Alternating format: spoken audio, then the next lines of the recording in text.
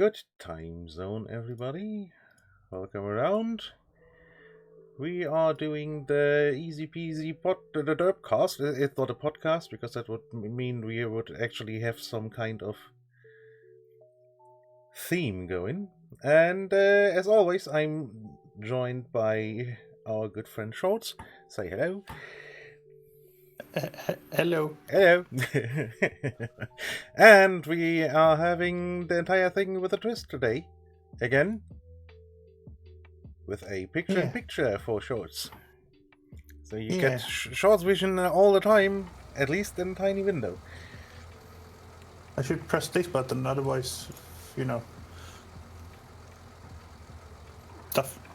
Maybe it comes through to you. I don't know. I'm currently sitting in the tractor, so I'm having loud noises anyway. No, I mean, I meant I should host your channel. Maybe it already was auto-hosting. I don't know. I don't. I have no clue. I think it was auto-hosting because I didn't see a notification pop up. Huh. Yeah, I guess it was. Oh well. Well, thank you for the host anyway.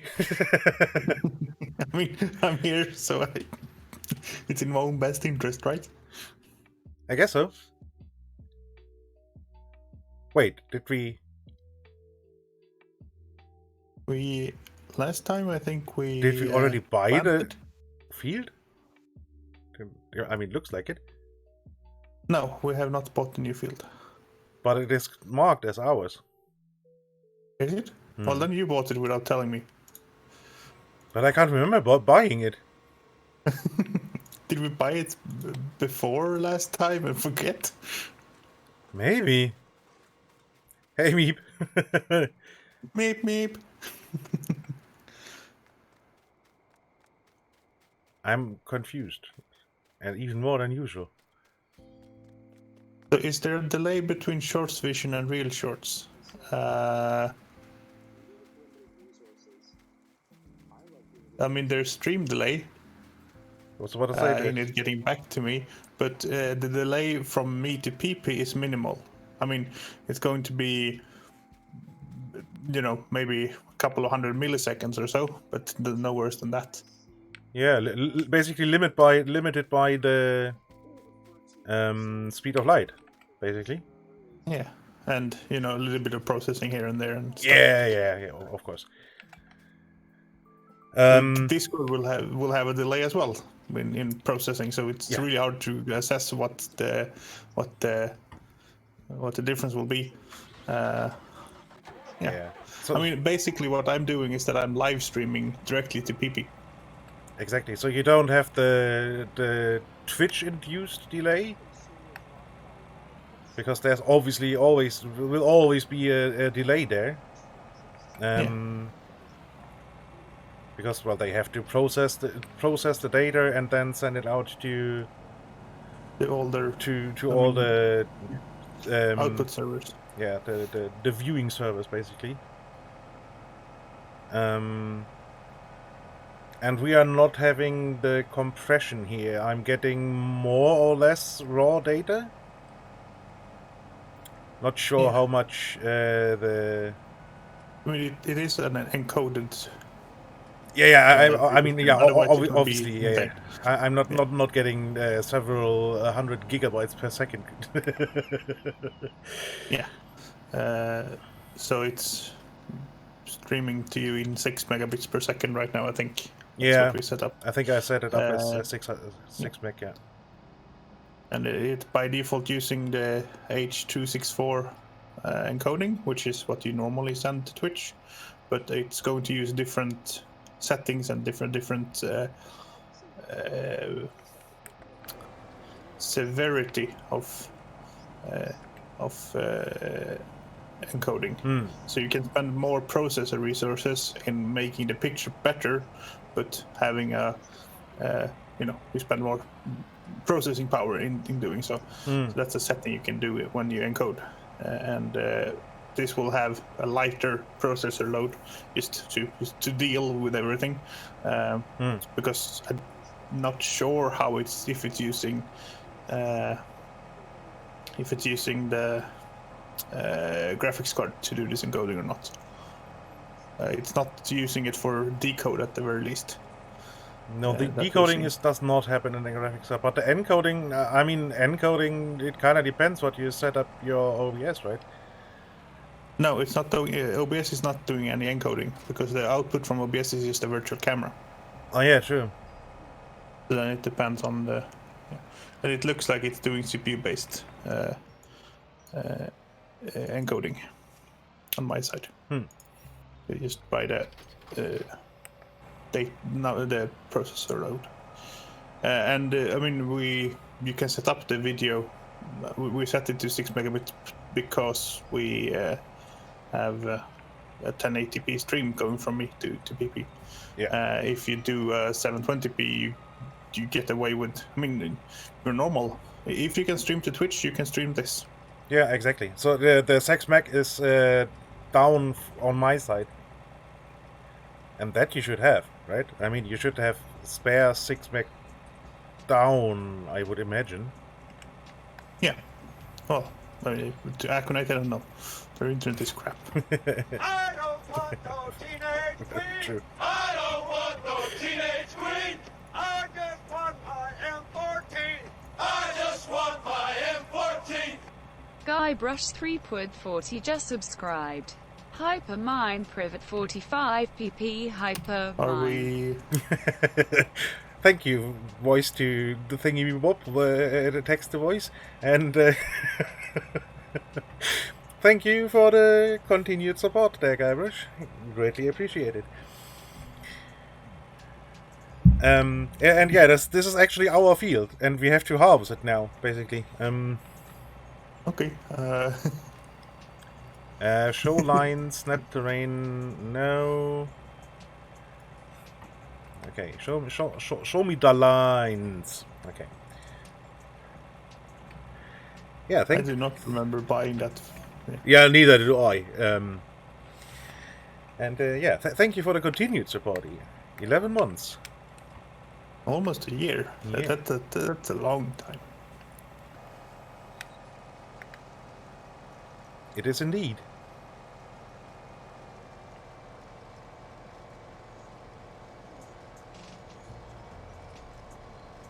Yeah, but I can't.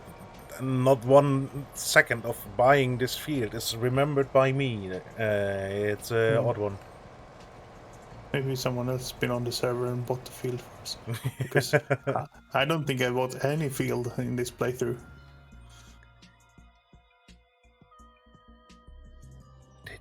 But yeah. Do we have a loan or something? No, we don't even have a loan. Hey, Svea.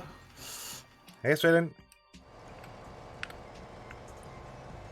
I am having an okay day. I just didn't want to deal with streaming. So I'm streaming, but not really. Yeah, on a semi-streaming, basically. Oh, Shorts is doing the high-speed logging again. Yeah. Yeah. I mean, I need to get the unload vehicle to you. Yeah. Although there's... I mean, not... yeah. The yield's gonna be... Although garbage, the yield isn't too bad by the looks of it. Wait. I'm trying to remember. I think we have fertilized this once. Did we? I think we bought it 2 sessions ago.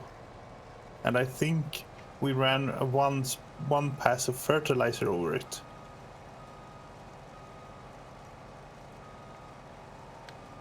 Maybe. I mean, obviously it's ours. But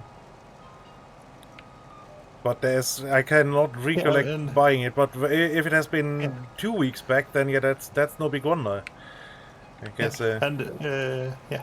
The second proof that it's ours and it was ours when we did something to other field is that we have destroyed crops in it, which you don't do if it's someone else's field. True. But we must have forgotten it, because we wouldn't have driven into our own field and destroyed crops if we remembered it. No, obviously, so, yeah. Last time we didn't know we had it. Boy, we such pro gamers, huh? Holy shit, man! Brain work good. Yeah, totally. Yeah. Pro gamers. Yeah. Hey, Ras. Indeed, Ras. Indeed. I hope everyone is doing okay today. How is everyone doing? Yeah. I mean, I'm a bit under the weather because the weather is going completely batshit crazy at the moment. There's 15 degrees today and up to 19 on Wednesday. And a week ago you had snow. And minus 20 at night, yes. Yeah. But that's fun.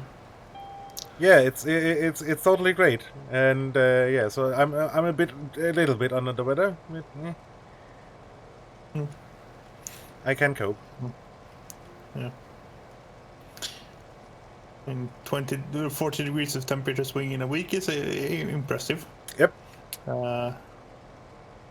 I've told you this story before, I think, but I've seen 40 degree of temperature swing in a day.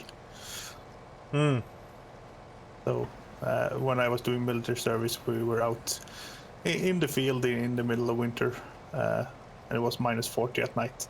The next day, the sun was out. This was in March, so the sun was out, was heating everything up, and it was about 0 during the day. So that's it's a little crazy. Your body doesn't really know what to do with itself. You just, I mean, when it's minus 40 out and you're, living in a tent, your body just decides, okay, we're gonna produce warmth because it's bloody cold. Yeah, makes sense. That continues during the day. Yeah, So because it's emergency mode. It's bloody cold. Let's make heat. Let's make it warm. So we were all sitting in shirt sleeves. It's 0 degree weather, sure, but the sun was shining, so it wasn't that cold anyway. But yeah, we were sitting in shirt sleeves. Everyone just having casual lunch. And then the next night, down to minus 30 or something again, because no clouds means no temperature storage. And yeah, and the ground didn't really have a chance to heat up at all. Yeah. Oh no way. There's a meter of snow everywhere, so that's just a great insulator and just reflects all the heat back. Mm-hmm.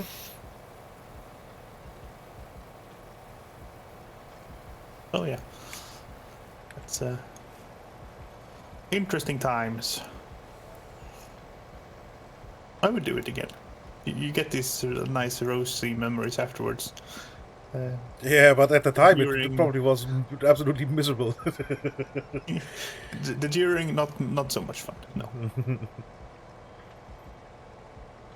But even knowing that, I would do it again because the memories afterward are worth it.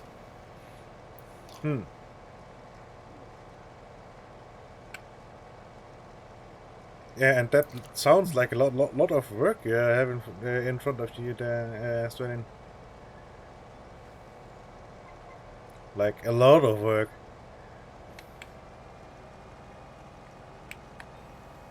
Yeah, it's scanning in random papers is always annoying as all hell. Yeah, you need. I saw the Gutenberg project. So they have an automatic book scanner, which is basically a V-shaped plastic frame, and then they take a photo of the page of the book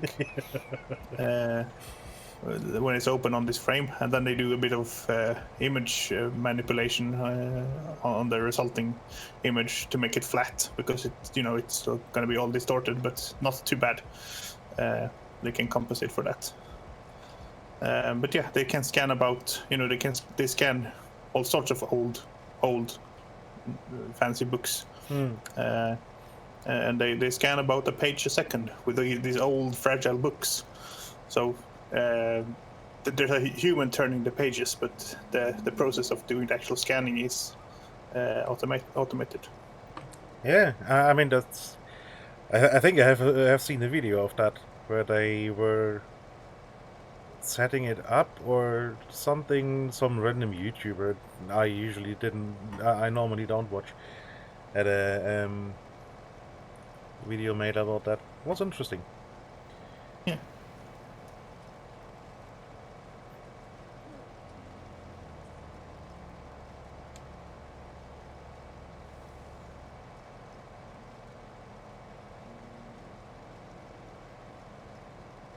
I mean, yeah, fair enough, I guess. But that means you have to at least look at each and every one of them to figure out if it's old enough to warrant throwing out, huh? Yeah. I have a big box of old papers. That's my filing system. There are two, and this is actually really interesting. I read an interesting book 2 summers ago about algorithms and how our brains work. So they were drawing parallels between computer science and the way, how you can think and how your brain works, and trying to be helpful in that sense, I guess. But there are two major schools of thought when it comes to information. Either you spend a lot of time categorizing it, and then if you need to find something, it's very easy to find. So what Svelin is doing right now is doing all the legwork, and then if you want to be really fancy, you put tags on each thing you scan, and you can easily find it in the future. I mean, with Svelin being German, I'm assuming that's what's happening anyway.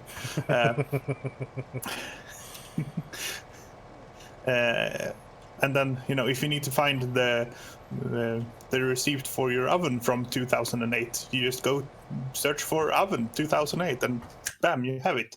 Yeah. But it takes a lot of time setting it up. The other option is that you spend all your time searching instead. So you don't do anything up front, but when you get to, we need to find a receipt for the oven in 2008, then you start going through the pile and try and find receipt for the oven in 2008. And the more efficient option depends on how often you need to search. Yeah, obviously, yeah. If you're never going to need to find the receipt for your oven from 2008, then you're all the time you're wasting making that fancy making the index, making the fancy index is wasted. Yeah. But if you need to find something, if there's something you need to find every week, of course it makes sense having it nice, easy to find. Yeah, obviously, yeah. So that's something that I try to think about when I need to sort stuff. Is that if is it something I have to find often? Yeah, okay, then I'll spend effort and time and try and make it reasonable. Is it something I will likely never look at again, or look at once? It goes in the pile. Yeah. Yeah, sounds quite reasonable, yeah. Yeah, I mean, yeah, that's lying around. That's a different thing. I don't mind the boxes of paper lying around because I stuff them in my other room that I never go in and just never think about it. So it's perfectly fine. And that's a matter of how you were raised and how you view things, I guess. What's important to you? How How clean do you keep your home? I don't. I mean, I keep it so semi-clean, but not my I need to clean threshold is a lot lower than, or higher. less. Yeah, the need to clean thing doesn't trigger as often. No. I mean, compared to my parents who would vacuum the whole house every week. There's no point. There's nothing, nothing to vacuum up yet. I'll do it every month, okay? Yeah. I mean, in the office, it obviously is different, but we have a cleaning lady that comes in twice a week and cleans the floors and the toilets. But it's an office building, so we have, I mean, with working from home and all the stuff, we are currently having, I don't know, 8 people in the office instead of the usually 18 or 20. So there's a little bit less dirt.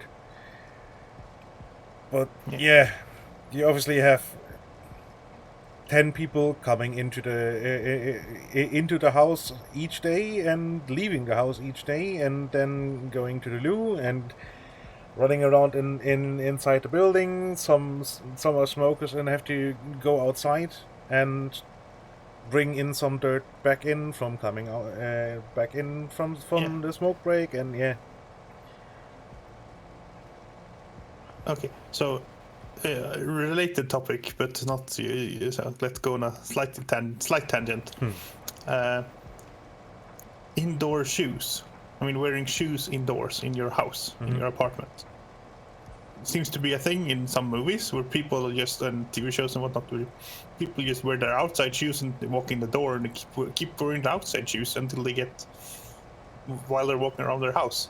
And that's not a thing here. You always take off your shoes when you step in the door. Maybe not in an office environment, but definitely in a home. In an office environment, it depends a little bit more. Yeah, in an office environment, well, it kind of depends on how your boss sees things.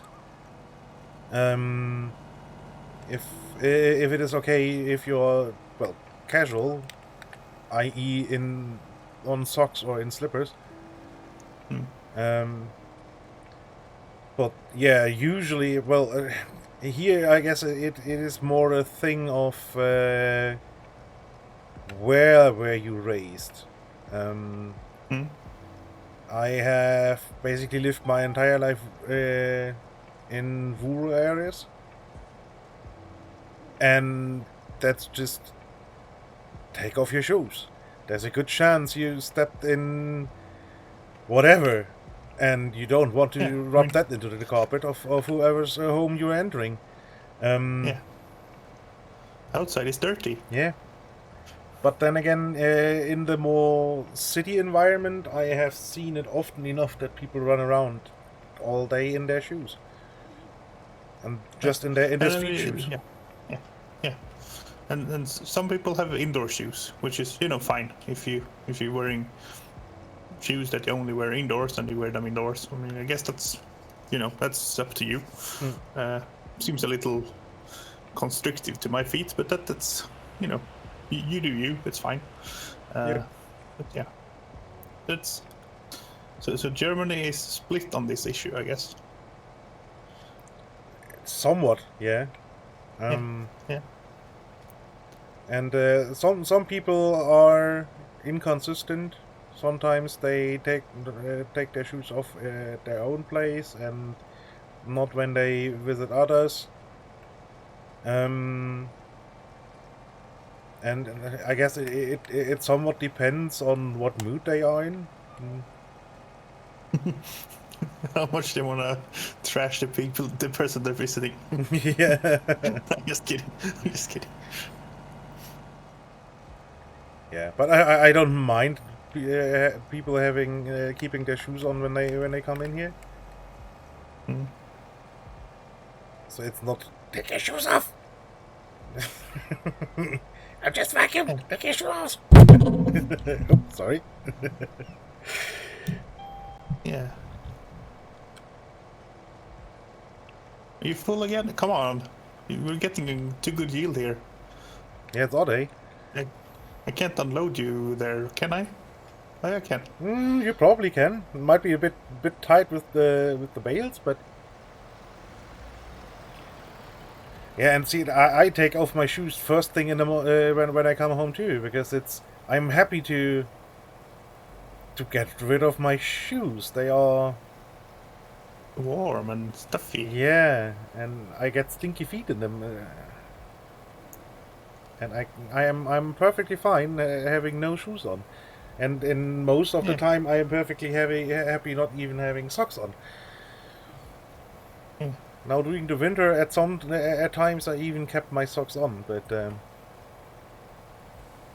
yeah. So sometime around May, I figure out that hey, I don't have to have socks on anymore, and then I can just, like a Saturday when I haven't gone out yet, and just woke up. Didn't put on socks in the morning. That's just a thing, and then that's a thing. But normally in the winter time, I have either socks or I got a lovely pair of warm slippers. Yeah, see, I don't even wear slippers. That's too warm for me. Even in winter, it's just a no-no for me.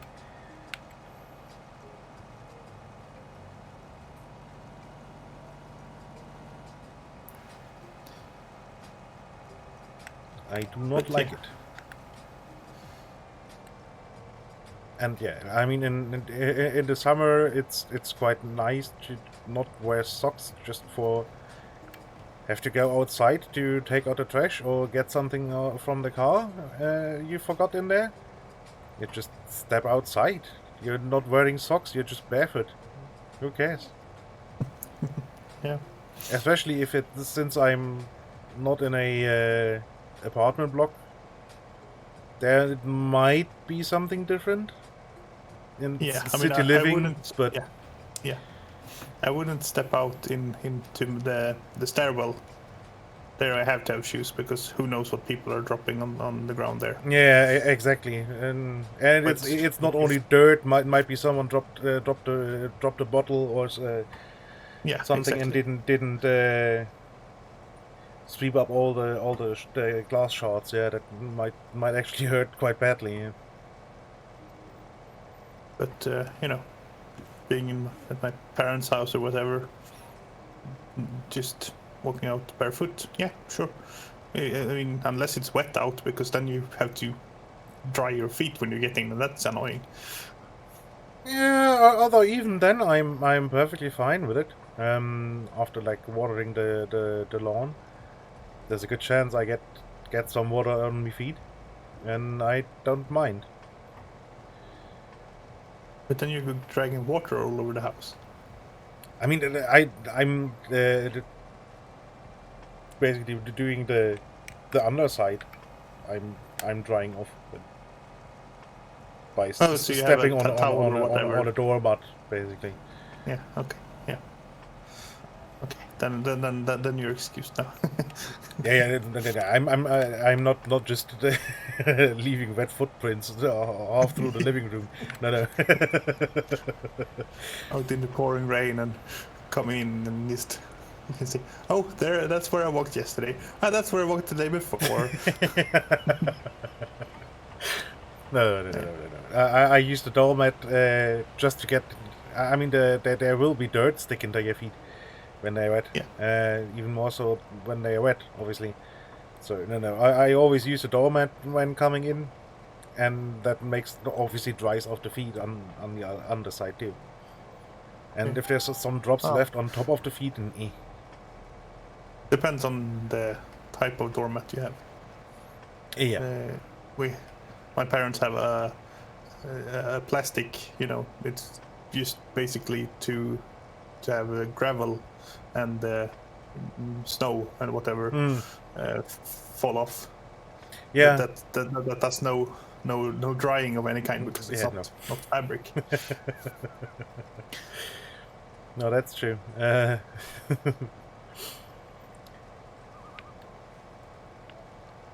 So there's a trailer here for you to drop off your stuff in. Go pick up the hay bale picker-upper. Remember to not run through the the other field. I just barely remembered, and I only clipped the other field with the back tires. But I clipped it.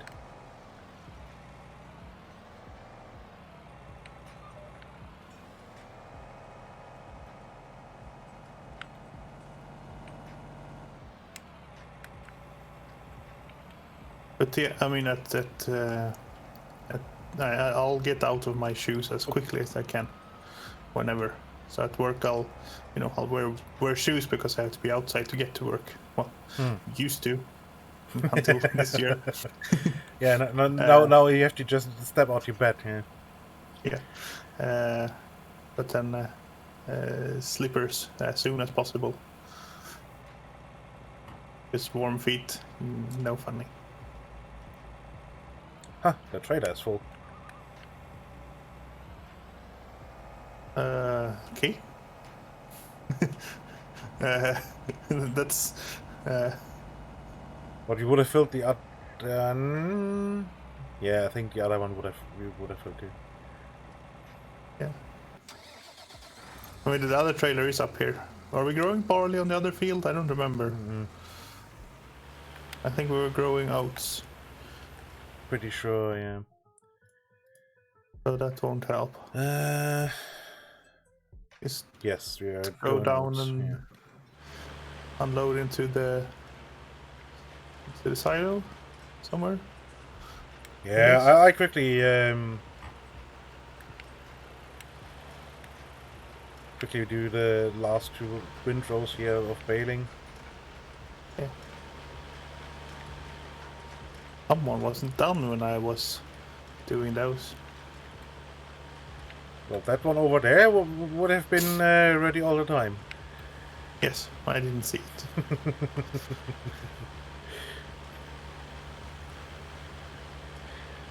And I was somewhat related to thinking earlier that it might be a good idea to get a loading wagon and fill that with straw just to eliminate the weird process of having to put the bales into a shredder. Then we can just park the loading wagon there and hook up a tractor to it when we need to add more straw. Sounds like a plan.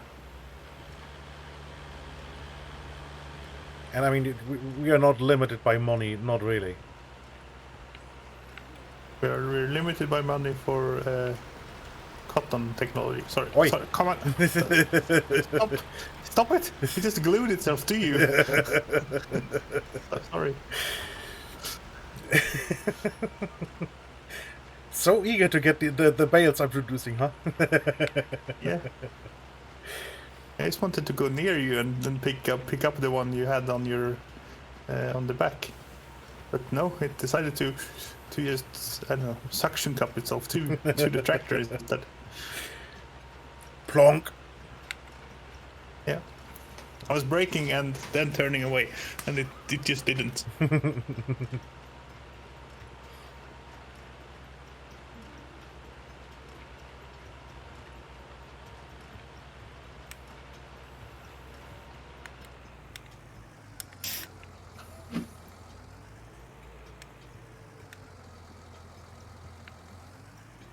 Okay.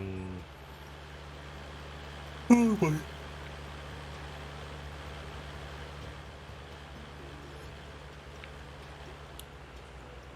So, let's park the tractor out of the way.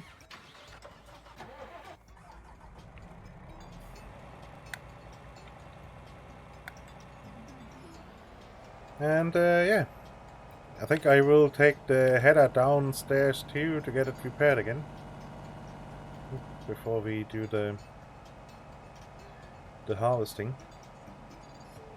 Yeah.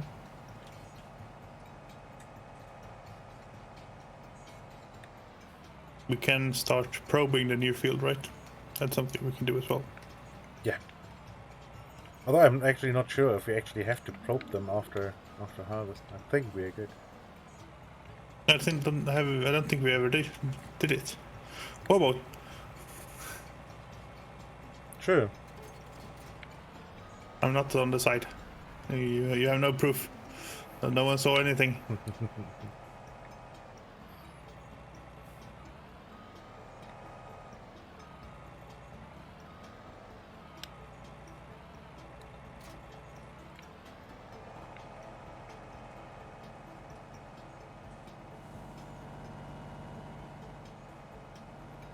Doop, doop, doop, doop, doop.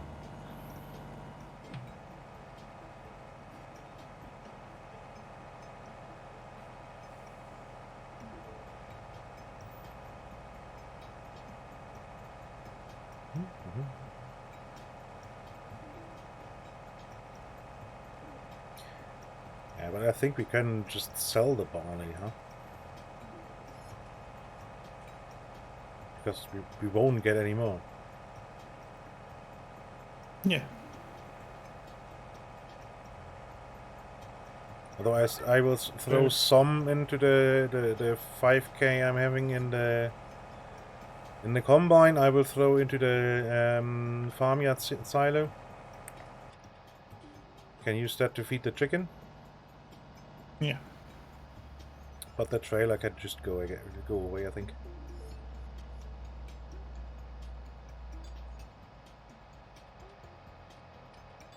Yeah, if there's a good price, then of course. Yeah, obviously, yeah. Otherwise, it will have to be stored somewhere too.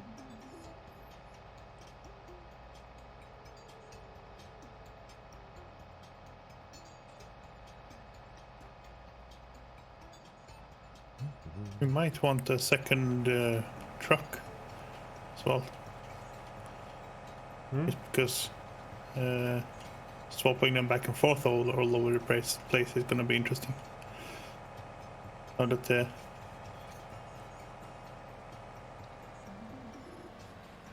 I suppose I don't have to drive the bales with the truck, but it's just so much faster. Yeah, that's true.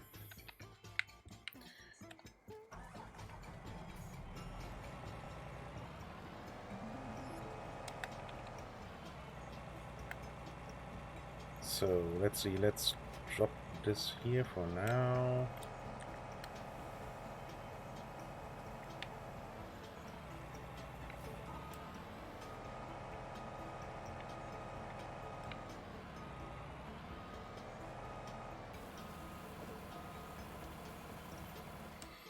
So then barley prices. Ranch with 700 is a decent price, I guess.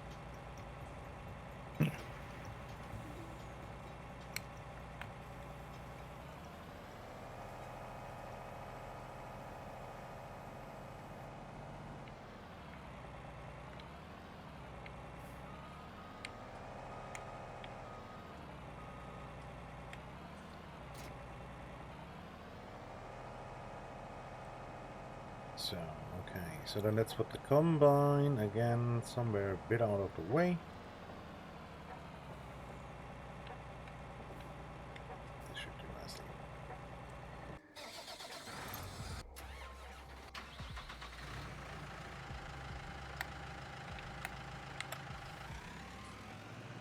Cute little New Holland can do some probing, I guess.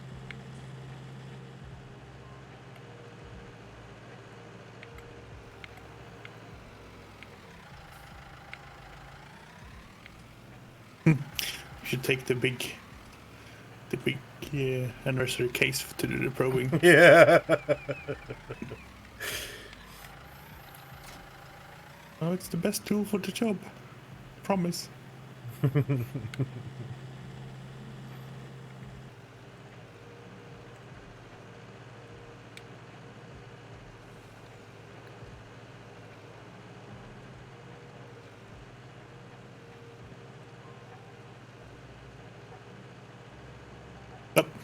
Why are you so flippy? Come on. No sleeping on, laying down on the job and sleeping. Not allowed.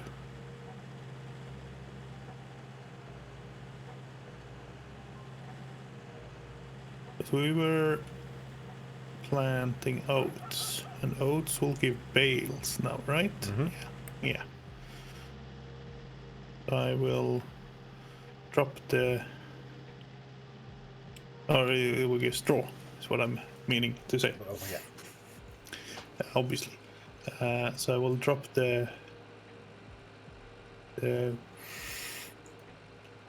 trailer of bales off here when it's half full. Yep. Because then we can fill it up later. Makes sense. Bales. Where were we selling the stuff? Central Grain? Ranch. Ranch. That's annoying. We are right next to Central Grain now. But Yeah. I mean, what's the price? Central Grain. No, that's the worst. Or almost one of the worst prices. yeah.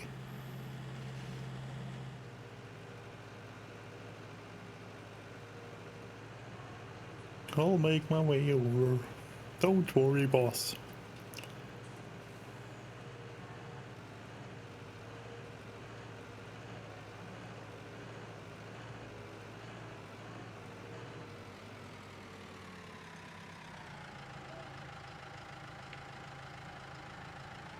Yeah, actually. Yeah,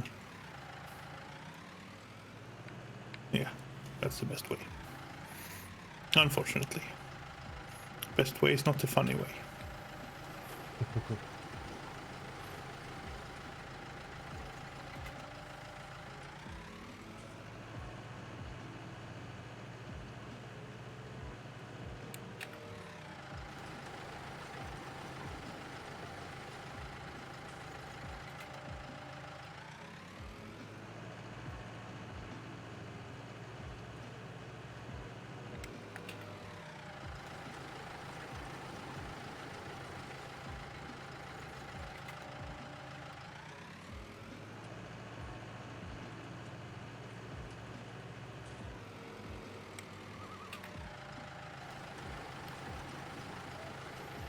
It's quite a big field. I mean, obviously, you got about how much stuff is in that trailer? 59. 59,000. Yeah, so we got 64,000 and odd barley off of it. Yeah. With maybe not the best conditions. Yeah, because we definitely didn't weed this. Yeah.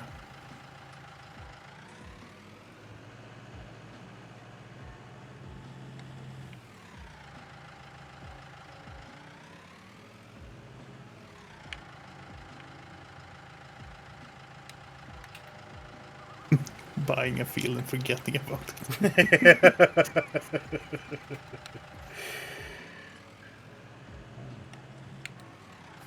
Oh, here comes some barley for the horses.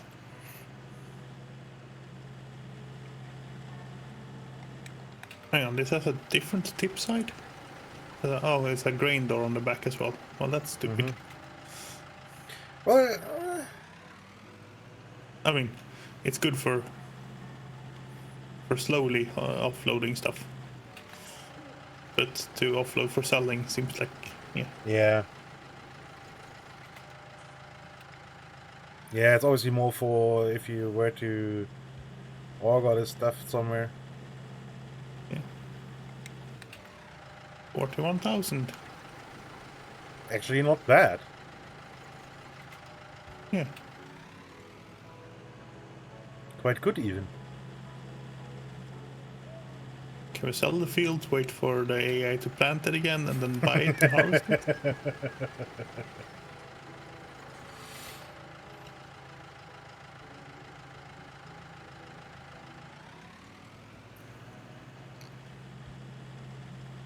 Brains. I mean, technically it would work. Yeah.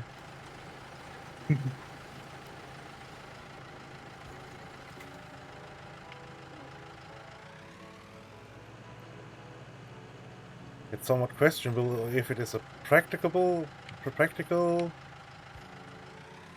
workable solution. Yeah. But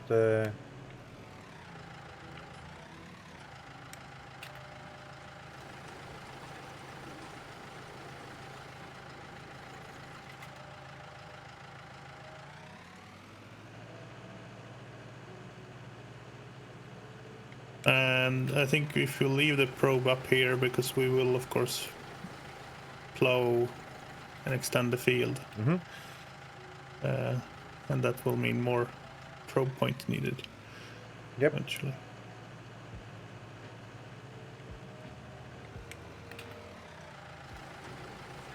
I wonder how much does the two different. Oh, so the new one holds 59,000. The old one held 60,000. So they're the same. Would have been. yeah, it doesn't make much of a difference now. Where the difference comes in, there's this road train like double trailer combo.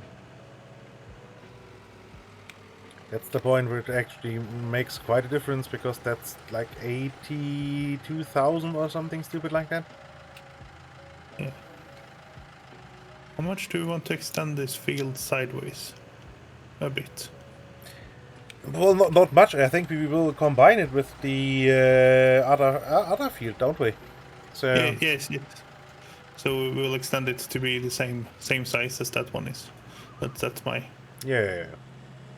I mean, we can my question, make it a bit longer to the south, near the north. Yeah. This is the north corner.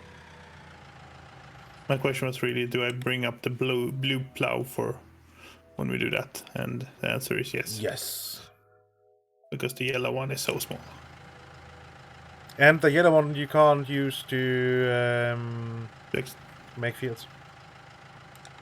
You can't? I don't think so. Wait, why am I bringing the yellow one?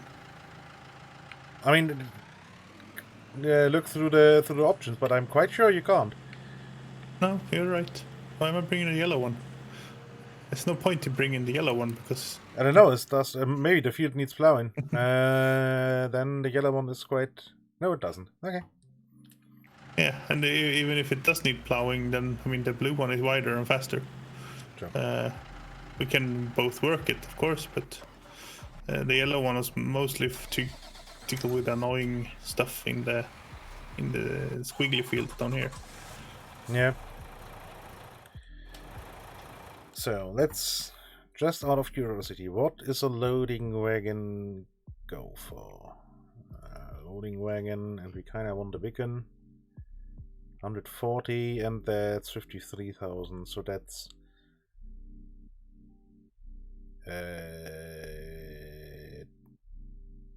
13 and some bales.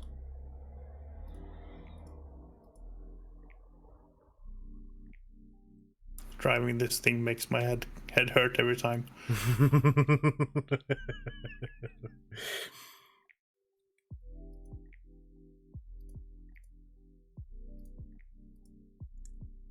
So apparently loading wagons are quite expensive.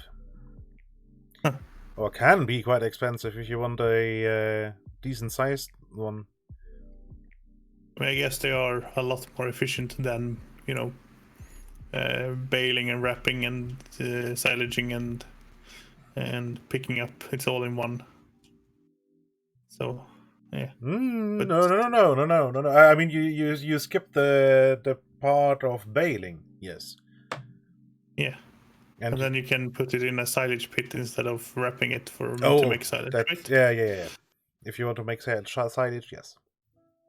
Yeah.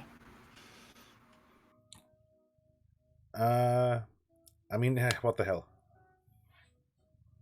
Yeah. Configuration standard. Ooh, extension. Yes, please. Who put the railroad crossing here? Oh, makes it longer. Nice. Makes it a bit longer. Makes it 56,500. You're never gonna fill that up. Well, We will fill it once, and then we just put it at the at the cow farm, and then we're good. I mean, can you sell unwrapped bales? I guess you can. Well, you can. Because there's nothing in. We'll have to force science it, of course, but I don't. There's nothing inherently, Yeah, I mean the bales are just more compact, really. Yeah.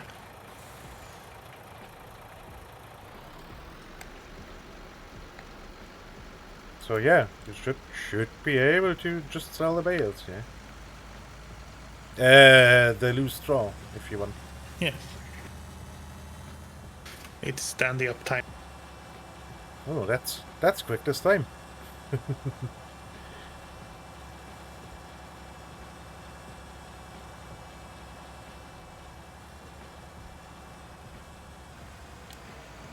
Oh boy, this thing is huge.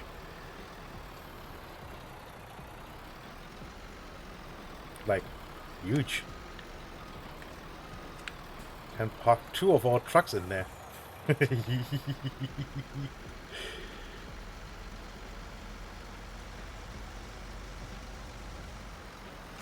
I mean, obviously that's what she said. I'm disappointed that you didn't do that yourself.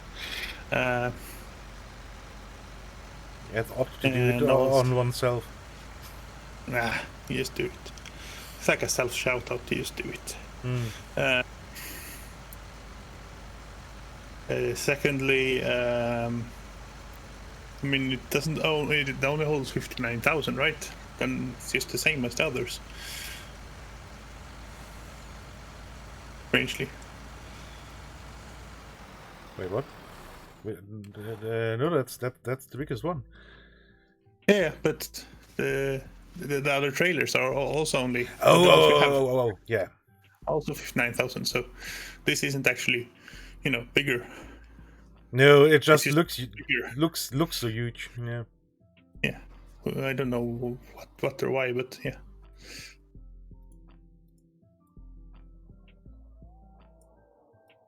Oh, you can get a fancy cover for the Krone one.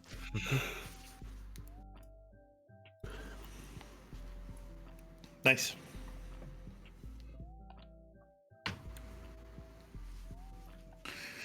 Okay. So I can start plowing. I mean, yeah, you can start on the north side. Yeah. Make it a bit So wider. 4.9 wide with an offset of 0.6.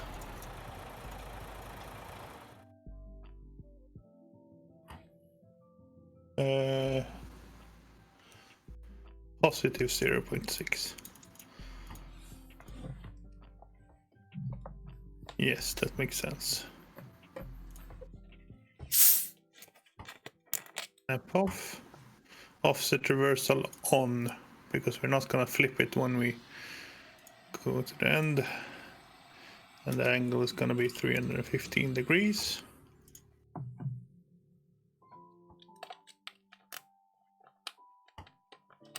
And I'm just going to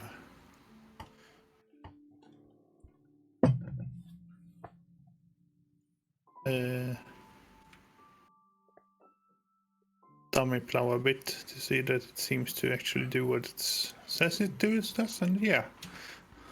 Holy smokes! For the first time, didn't have to spend 18 hours figuring this out. Not bad. I think a big part of that was leaving the plow unfolded. Probably. Because then we didn't have to figure out how the hell to unfold the bloody thing. Yeah, if it was folded or unfolded or what was going on. So I think I will use that as the mark. So apparently we pulled out all the nitrogen out of that field. Interesting. Yeah. Like all of That's it. no, that's normal when you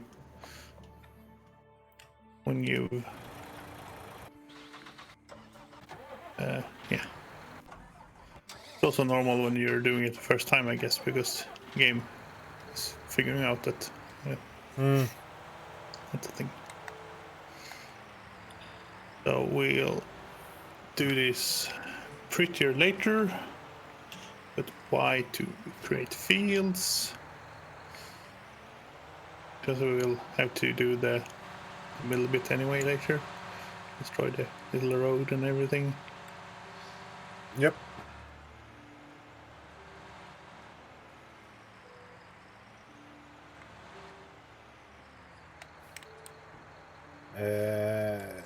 Open cover. And I will deliberately make this too big when I plow, and then we can roller it into shape. Yep, makes sense. That's so much easier.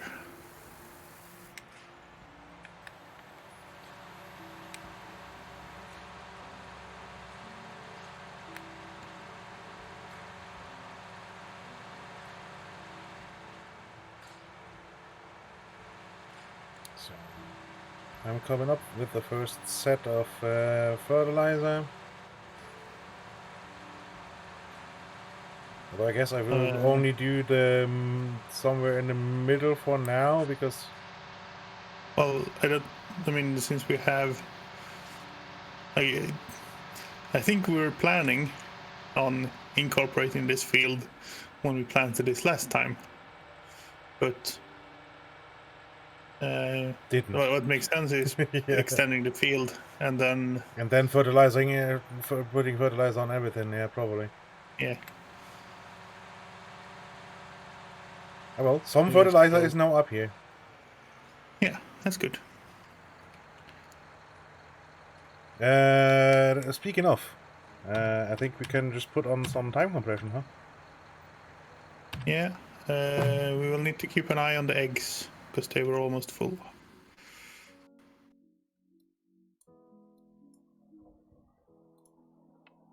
I think they were almost full.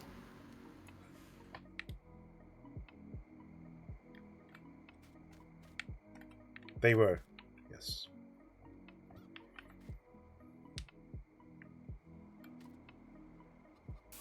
And you'll need to bring a truck down, of course, or that truck down to sell them. Well, or any vehicle, really, but yeah. Yeah, because you can hook that one up to a tractor, right? I forgot. Yep. But that's lower, so yeah. Yeah, obviously.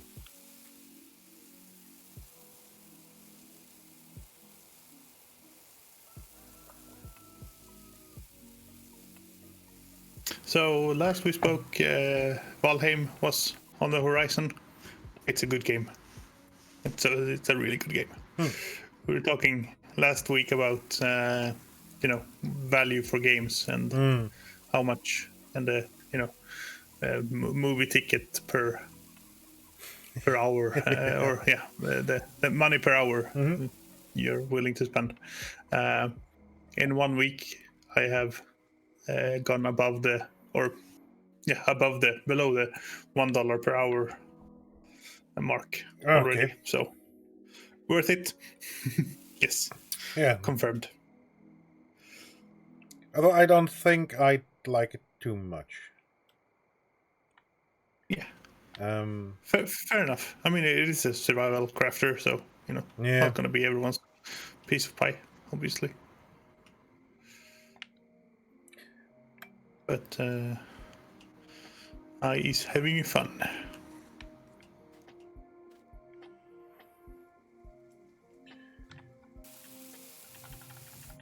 We were TTK rated Nuts the other day, who was playing it, and he's played too much, so I didn't want to stick around, because then I would spoiler myself. There's still more to do in the game than I have done, much more, which is good and fun. Yeah, what I found irritating that there apparently is bosses in there too. Like what? Yeah. Like boss battles? That's just Yes. yeah. I mean, I would be fine with the survival crafter bit, I guess. Depending on how survivally the crafting is. Um, Yeah. So yeah, not at all actually. You don't have to. I mean, you don't need food to survive, but you need food to. Food gives you hit points instead of, just yeah. So you always have a base 25 hit points, and if you eat food right now, I can get to 120 hit points, which is of course gonna be a lot better. And it also gives you stamina, so you can run faster and do more and fight better.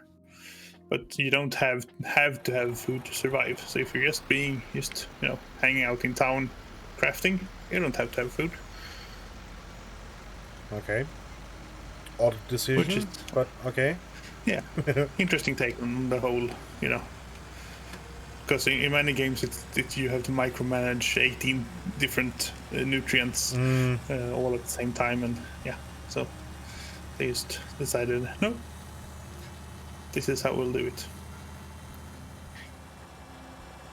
I mean, the micromanaging of the nutrients was fine in Eco. Yeah. But that's But that was just 1 meter you had to keep track of, basically. Someone's whoop, way too fast. Someone's parked a tractor here on the side of the field. Yeah. And this time I know it wasn't me because I didn't do the last bits of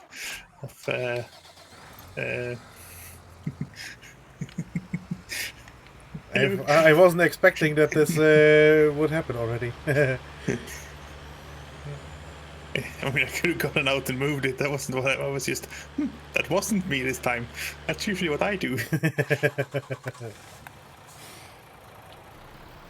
Aha! So this field butts up against the road, so we'll have to do a funny thing at the end here. That's okay. I was about to say that's perfectly fine, really. I will plow up until, not too close to the road, but fairly close to the road. Yeah, and then just get it diagonal over, and then we could.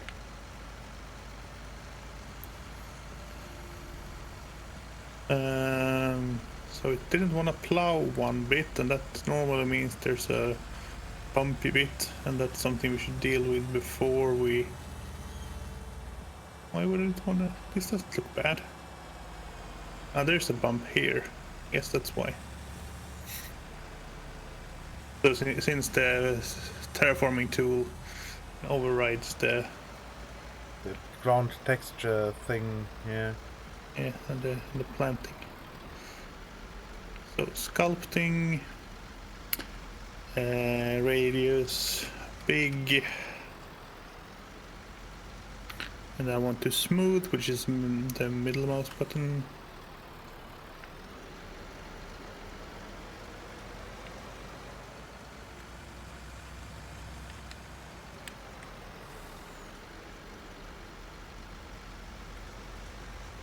You don't want a field that has these annoying bumps in them. Oh no, definitely not. Been there, done that, got the t-shirt. It's not comfortable.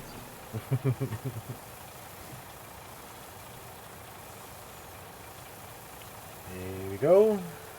Selling the eggs. That should be good money. Looks like it.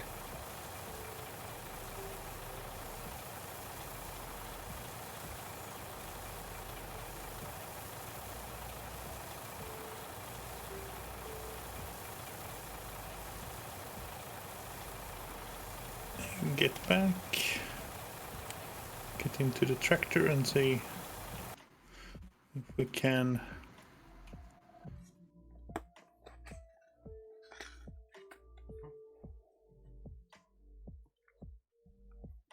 much better this time.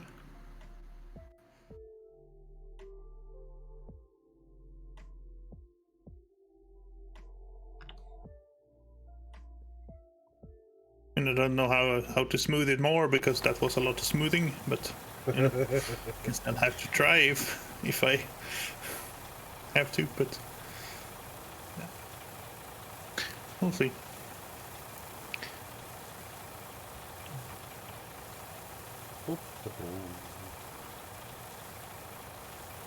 That 80,000 or something we will end up with. Nice. They're still selling, oh boy. Mm-hmm. Yeah, there's some good chicken. Yeah, 56,000. Nice. Yeah. Easily worth it. Oh yeah. It's annoying with the water thingy. Yeah. Is it possible to remove that and reinstall it? Don't think so.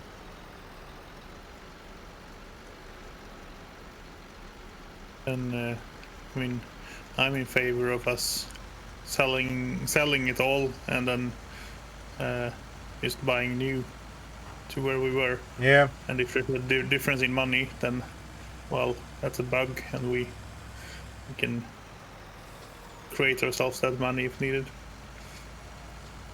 Oh yeah.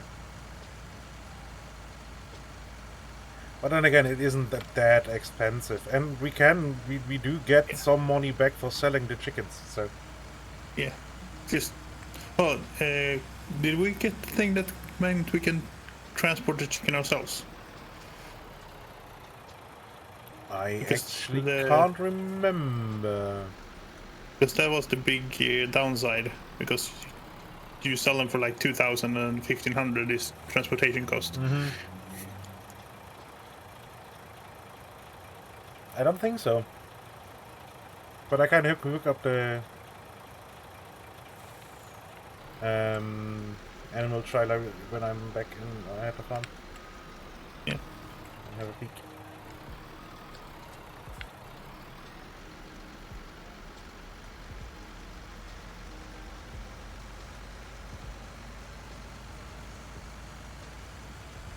Refuel the truck.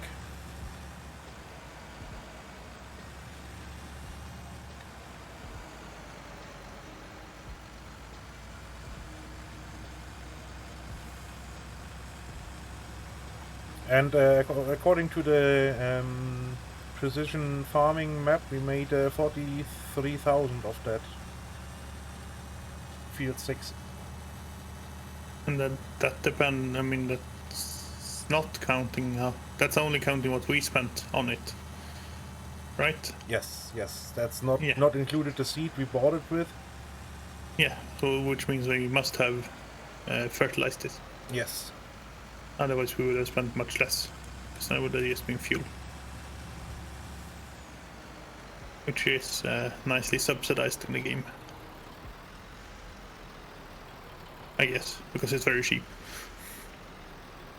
Yeah. Drop off container.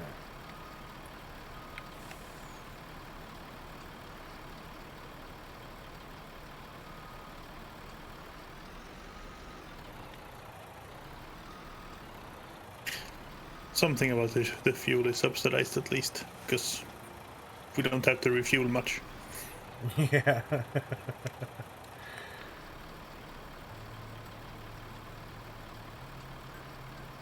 I guess maybe it's the fact that the field sizes are smaller, the time is compressed, so you're not spending that much time out in the field.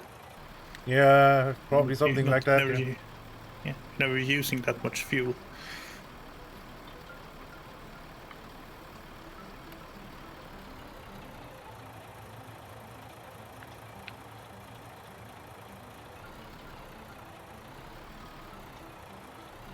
Don't plow the road because that's bad times.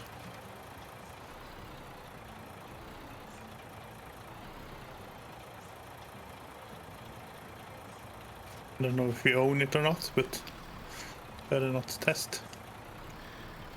Yeah, you probably can just pull up the road, yeah. Because in the end, it's just ground. It's just ground, just a different texture, yeah. I'm not sure if this worked. Let's put on a bit of time compression and see if the game complains. Yep, works. Okay.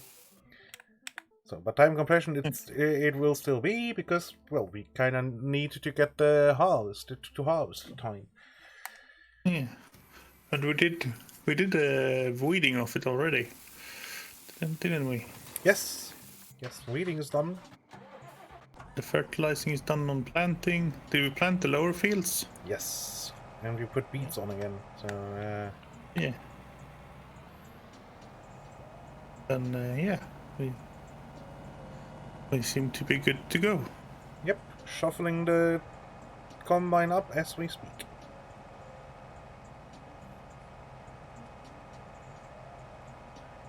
Don't go closer. So when we finish this up, I'll have to move the plow over because it's one furrow wider. But that's fine. That's just run once down the edge here. Yeah.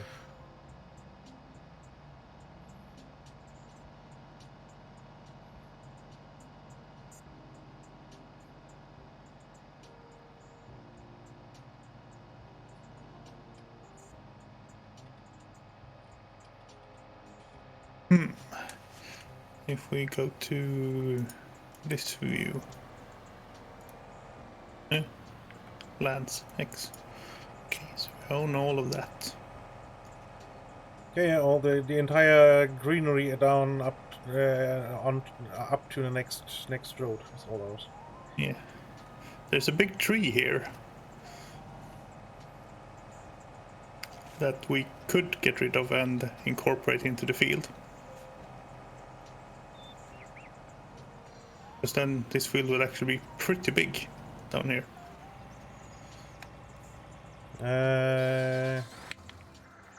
Let's see.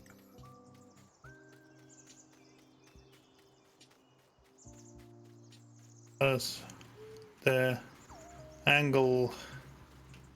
Oh, run. So if we take one angle on the field here, it will just run basically down here. Tree is on the inside, but we can keep going all the way at least down here with some smoothing. Yeah. The field, which is a lot of space. It is a lot of space. And we have the sawmill right next to us, don't we? Yep.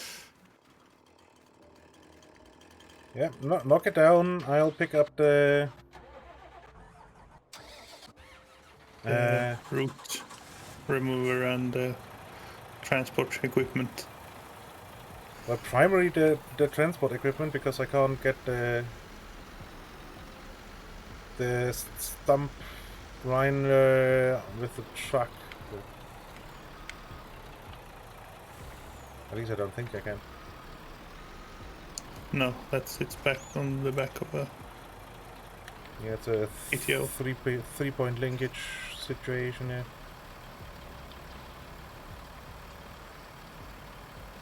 Okay, so that didn't take the limb, but took the main trunk. Fine. I haven't used the chainsaw in a bit. I need to chop it up anyway, so... Yeah. All good. Yeah, that's one of those stupid decorative trees. Yep.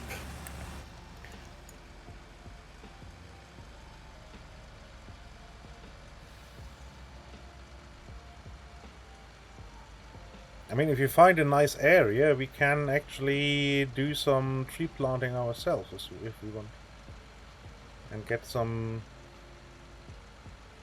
serious logging equipment. Yeah. Like that fancy treehouse, the machine thingy that's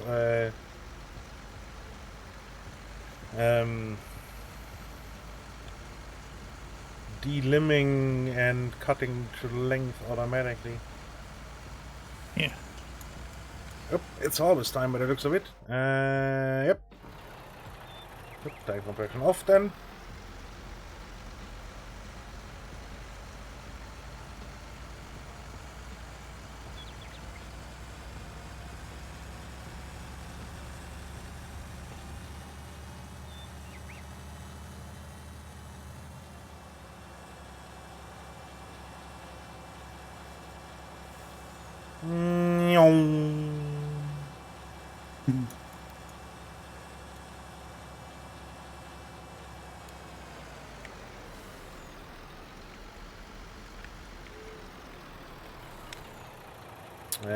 Drop off.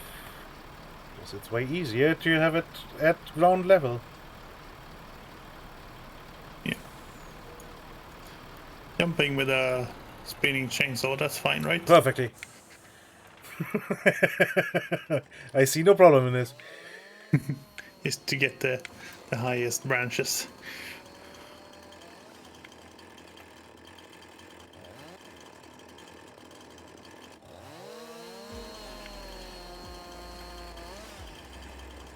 Wait, how? Why you know? Ah.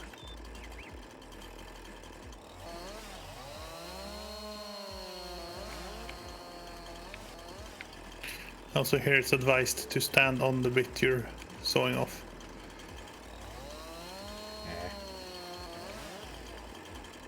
No saying about chopping down the or sawing off the tree limb you're sitting on.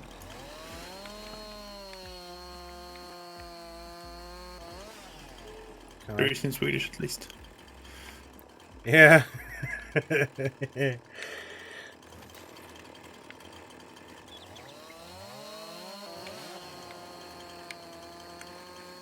Can I carry these? Yes.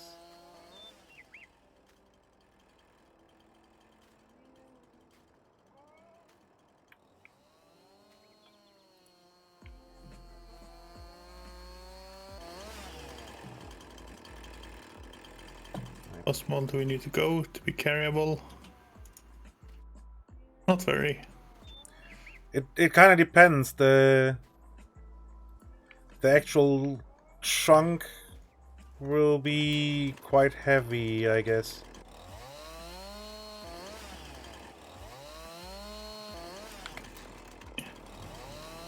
Don't have to go far though. No.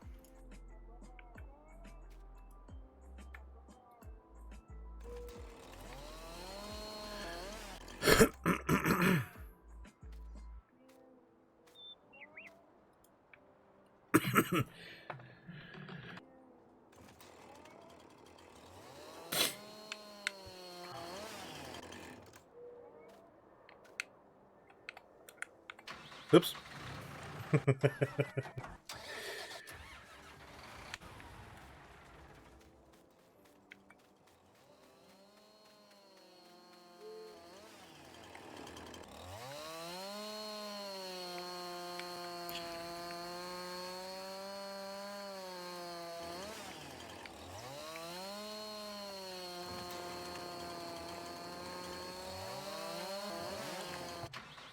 God damn it!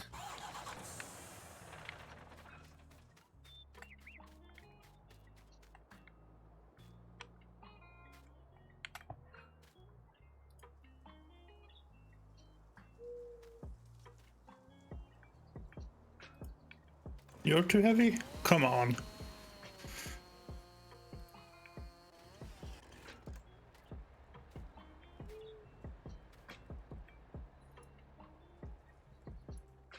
You're still too heavy? That's just ridiculous. God damn it! I think I really need a new controller. Told you, broken. Because it's when I try to put the chainsaw away again with pressing the D-pad up, I apparently keep also triggering the D-pad to the side, which is switch vehicle. or switch to a vehicle. Oh, Which that's is annoying. ultra annoying. Okay, so this bit is bugged because it's super heavy. Yeah, somewhere here around, I was running somewhere up. Yeah, so here in front of me there's two. Yeah. The bits that seem to be. Well, parts of the game have forgotten them, Yeah. like it does. Yeah, this is clearly the ironwood, yeah.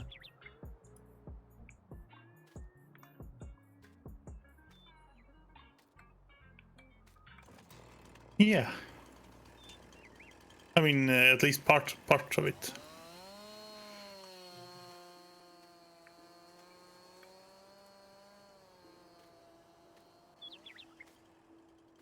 Wasn't ironwood supposed to be as strong as iron but as heavy as wood? Which is lighter than iron. I don't remember. Haconite, give us the lore.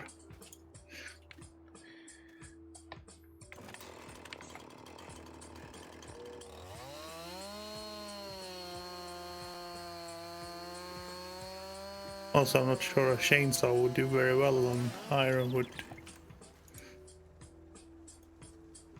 Your here is working with TTK. Okay. Ironwood from PNP. My memory of it is that it was as strong as iron but had a weight of wood. I might be wrong. That's why I'm asking.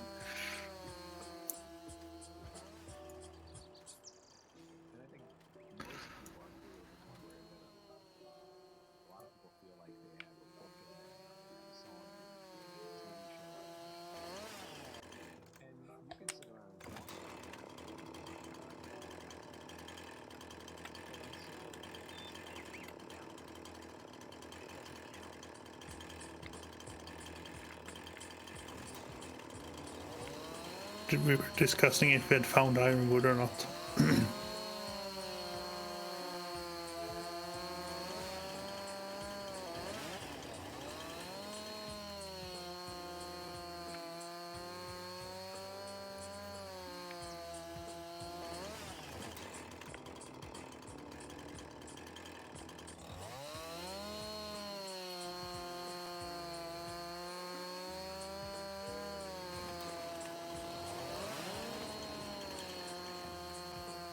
And I'll remember again why we used the Loader thingy. yeah, and the Wood chipper. wood chipper last time.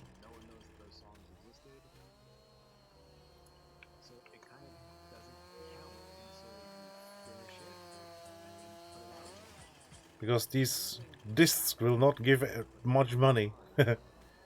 No.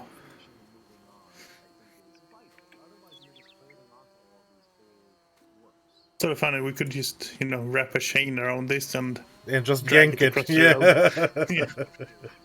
With a tractor. Easy. But no.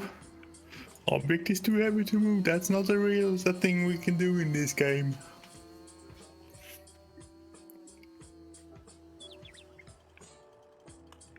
Okay, this is about to tip. I'm going to quickly try and get rid of what we have right now. Yeah.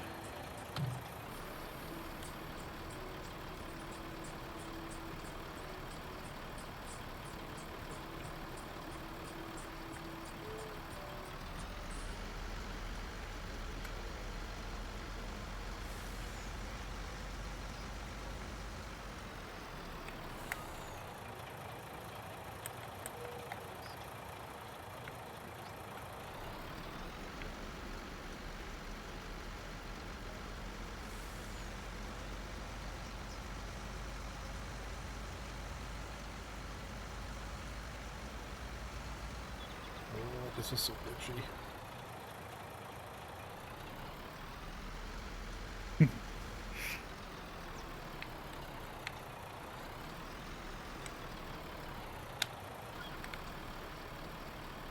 Working, indeed. Well, when TTK is involved, you never know.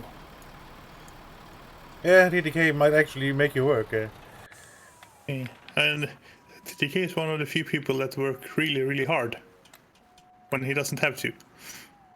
Mm-hmm. So if there's some trolling going on, he's one of the hardest workers out there. He's still paying for a domain name for a joke from 10 years ago. Yep. That's, yeah. Yeah, but as long as there's trolling to be had, you can bet that TTK will be putting in all his power. Yeah.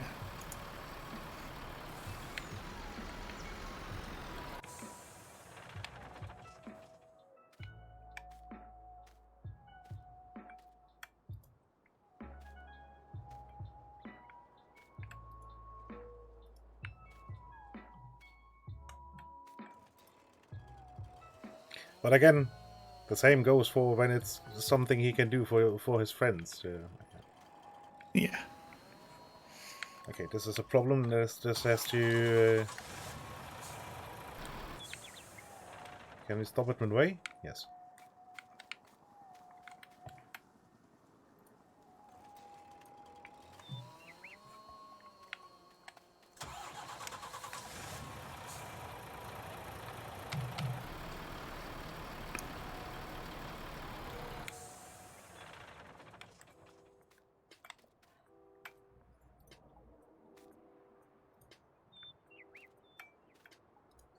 There's a lot of green bits left on it.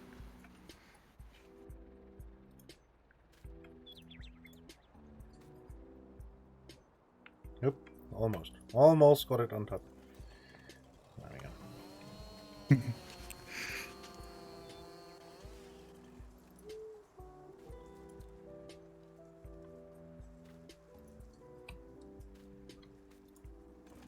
You're not bugged as well, are you? Of course you are. Why wouldn't you be? Yeah, I think we have to run around with a stump grider running quite a bit and destroy all of the wood that's left. Yeah. I hope I'm used to that. Sneezed. Big time. Well, yeah, no, that's... Huh? What you saying? Yeah.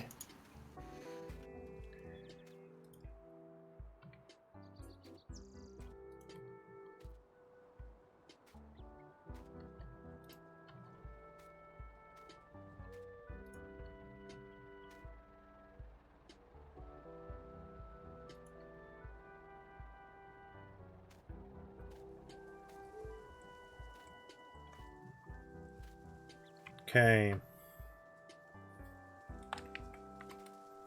And these two bits are forgotten and broken. And that's the actual stump.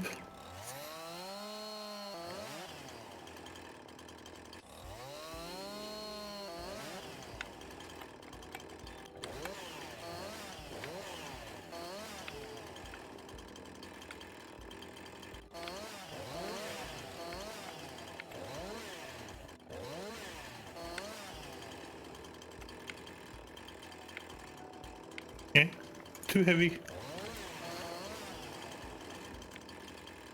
Still too heavy.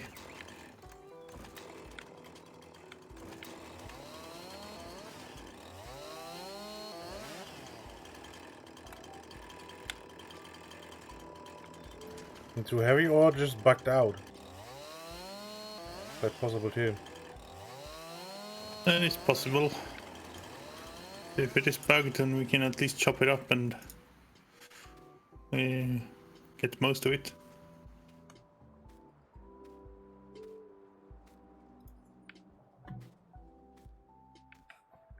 There we go. Now it's not too heavy anymore. Somehow the long green one was possible to lift, but not that small one. Hmm. And now I remember why I don't like trees in this game. It's just these decorative ones that are a pain in the ass.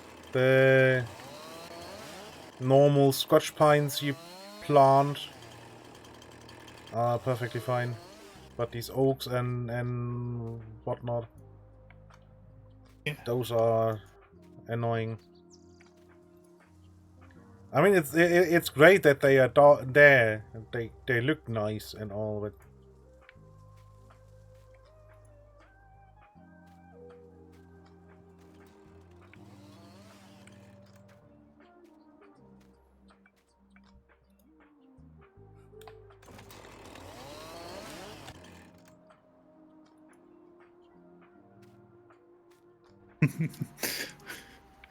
Not sure what happened, but it ended up on the trailer, so I'm not gonna question it, and then just grab the next piece.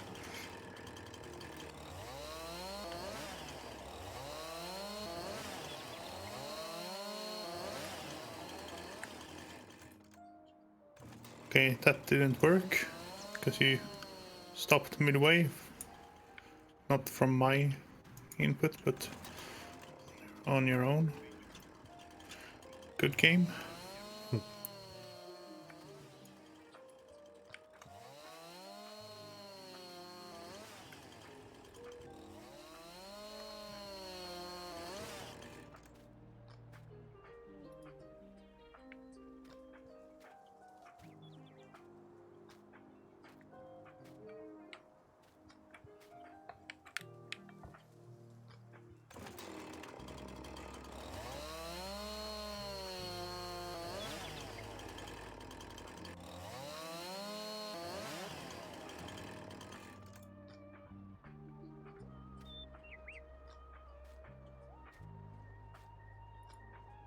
Okay.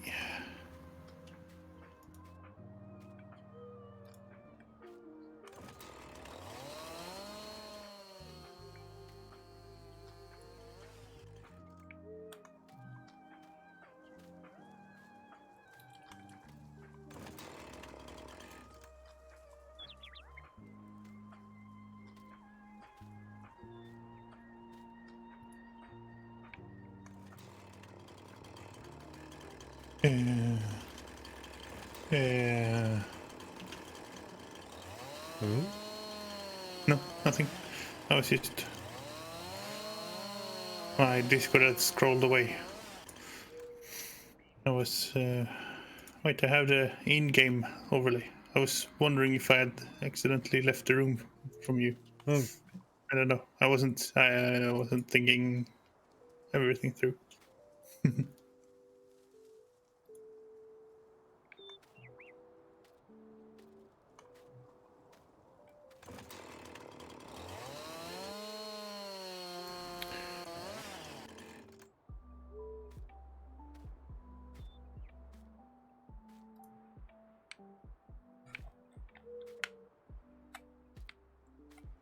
nope. Okay, just looked like I flung one over the top. Last little bits.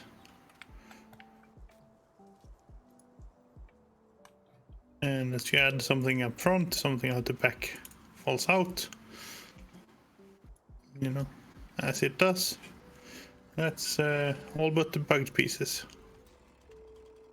That's good.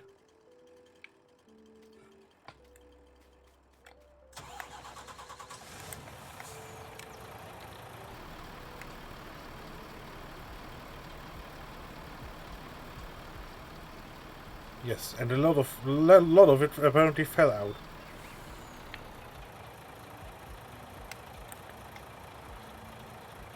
Oh, yeah, a lot of it, yes. Didn't you?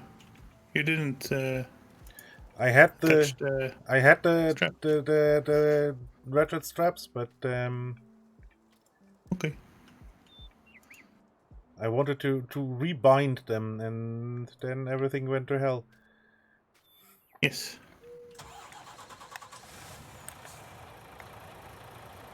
You dropped the piece here as well. Hang on.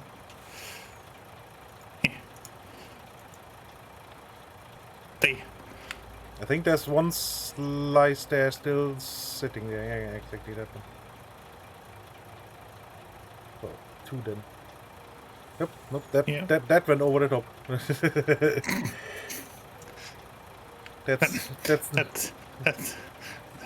That dropped another piece off.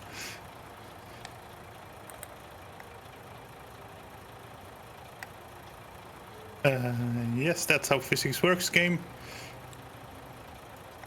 And that dropped this piece off instead. Hold on, let me just bring this everything that's on here. Let me sell that real quick. Yeah. And spray a lot of wood I just deposited all over the place.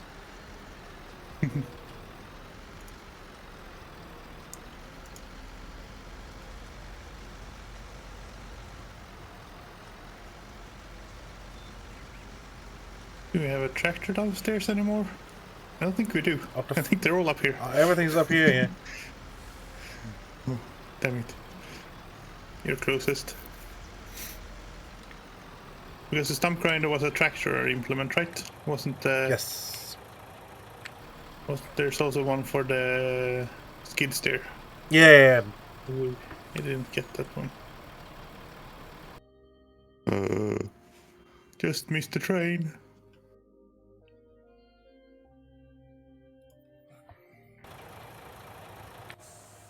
If I had hit the brakes, I would have stopped on the middle of the tracks, which is bad. So I kept going.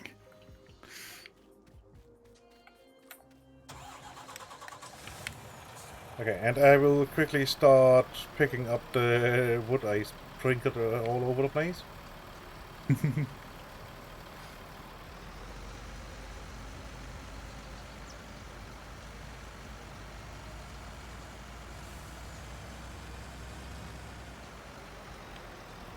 Now, where would we have put the stump grinder? I think next to the chicken coop. Yes, there's something suspiciously red up there.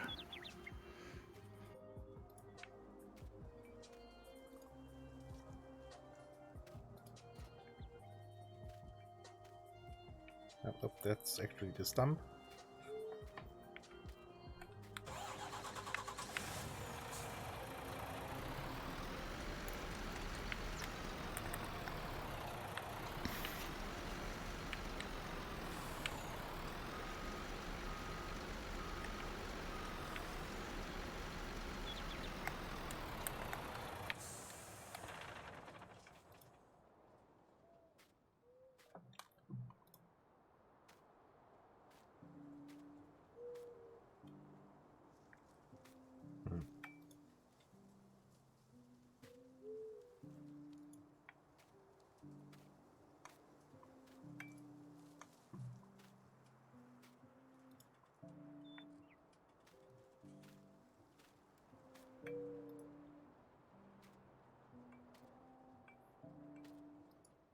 I'm quite surprised that the magic ratchet straps didn't work so well this time. Usually they work quite good.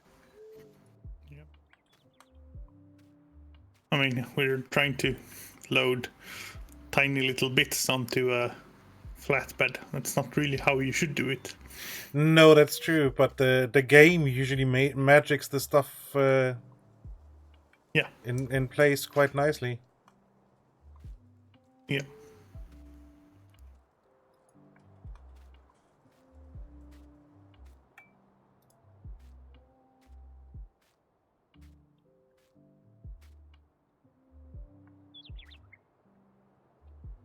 Zoom, zoom, zoom.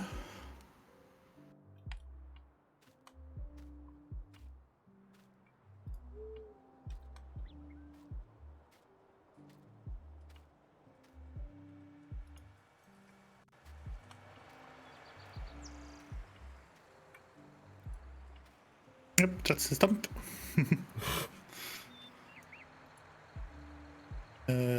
B to turn on.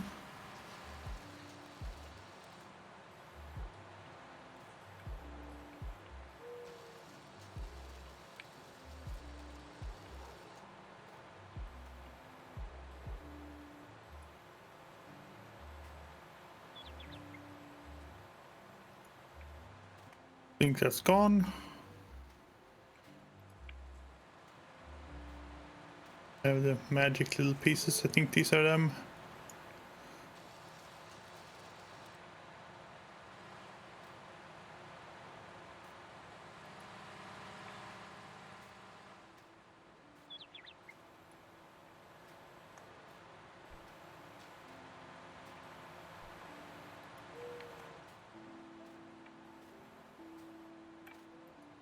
Yeah, some of these pieces are just bigger than others.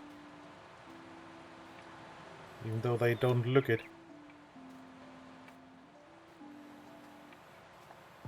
So, let's see, let's get a bird's eye view. I think I got everything this time. There was something left over here somewhere. Oh, yeah, just spotted it.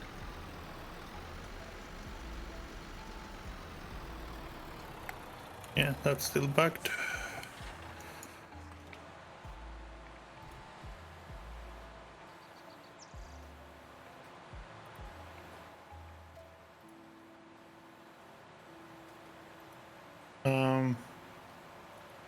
It is also moving and not being ground. Yes, it isn't ground up. It is interesting.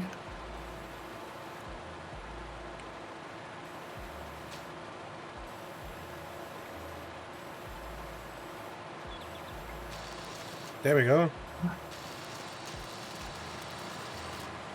Yeah, now it's gone.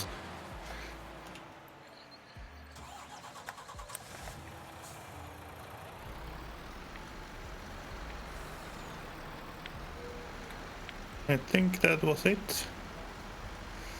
Let's Yeah, don't bring it away yet. You will yeah, potentially find more.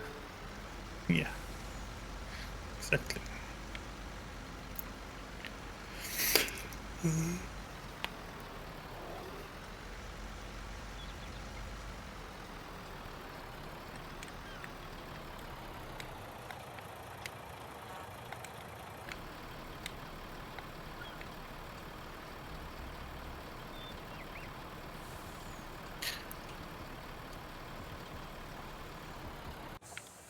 Okay, there we go. That's that. Sell it. Yeah, I mean You should. that wasn't actually worth it, but It was some money. yeah, but in combination with the time we had to invest. Yeah, not worth it.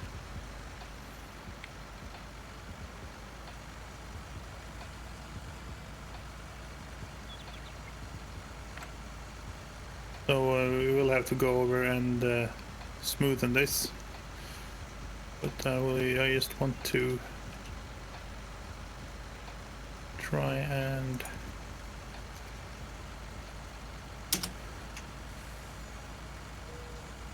oh, that goes too close to the road. 340. That diverges from the road. That's good.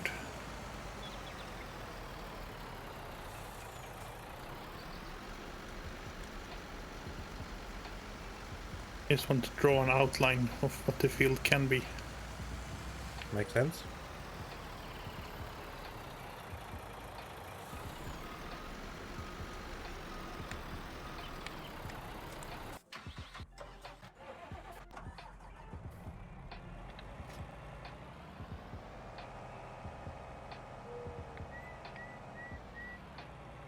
Okay, and I will quickly kick off the actual harvest.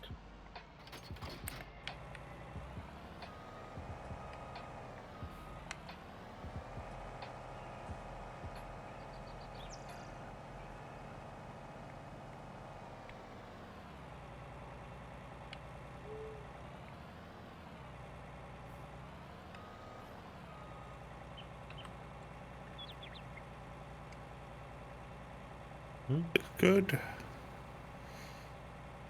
Can take it one over.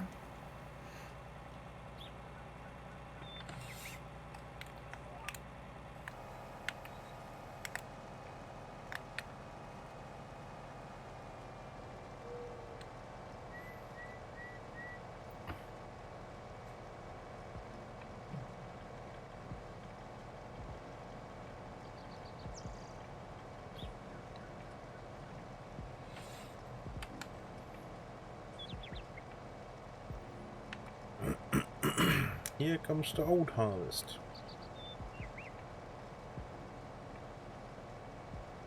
Ooh, this is a nice bright color. I'm happy. Ooh, nice. That's good. That's 125. Woo! Yay. Game is not completely buggy.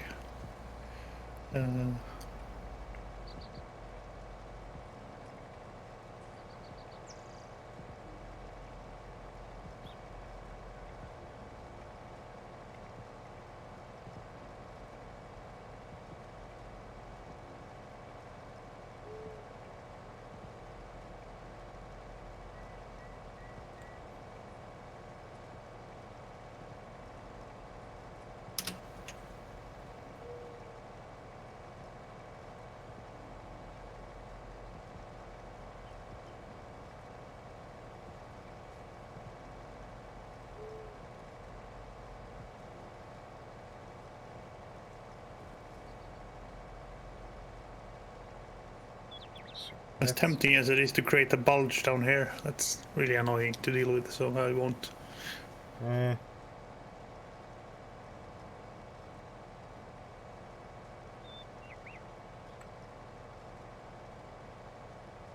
I thought I lifted you, plow. Well, I didn't. More to roll. That's okay. Holy shit. Third full already. From one. Yeah. After one pass.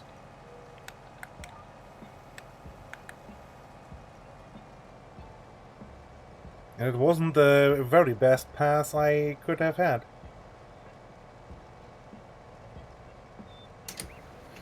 Nice. Although the...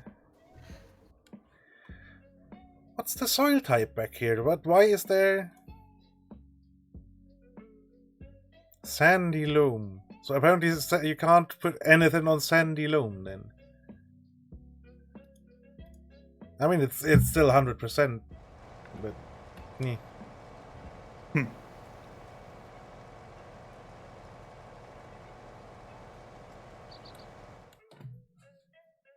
Because that looks about... Yeah, where the sandy loam starts. And that's a lot of sandy loam on the new field too. That's unfortunate. You're also hidden by me, what you're showing, because of how the map works. Oh yeah. So, there, now it should be. Yeah. So here's the sandy, the turquoise stuff is the sandy loam, and our yield looks to be cut off there. The extremely good one. Yeah. But I'm still happy with 100% because that's basically what you get when you did the...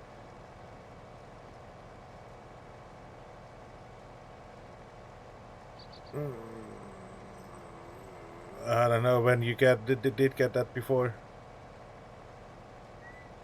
Yeah, I don't know either. How it's 100%. It's... Yeah. Well, it's 100% of what's in theory expected, I guess. Yeah. And how are we exceeding expectations?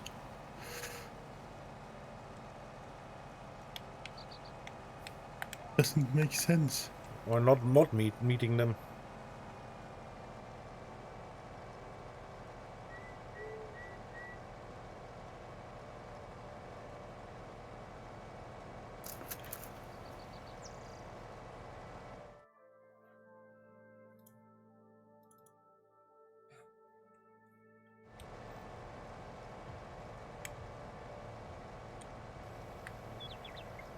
Okay.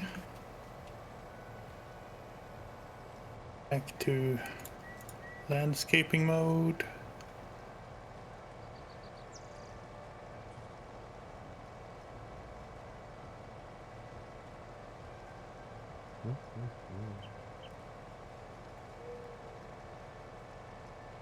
Yeah, it looks to have a few nasty bumps in there.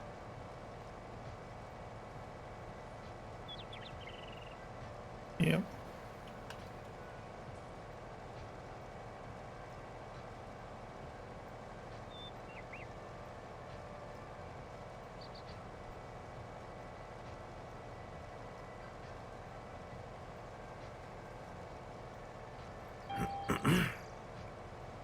I mean, a few slight undulations isn't too bad.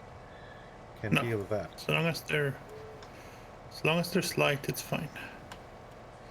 Which is why the smooth tool is so useful. It takes the big one and makes them smaller.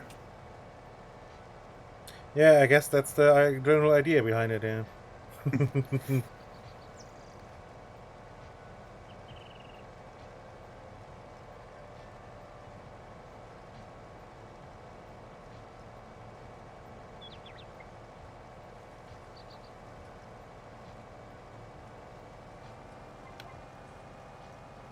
This looks maybe flat enough. Should I chance it? No, probably not.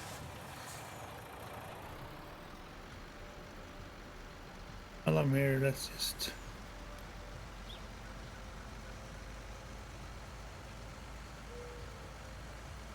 run it all over once.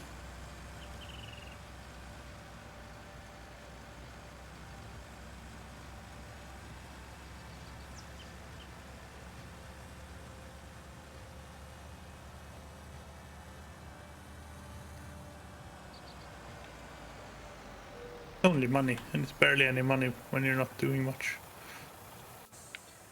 Yeah, and I mean, if you somehow actually manage to burn all our 215,000, I think that's the point where you can get a pat on the shoulder.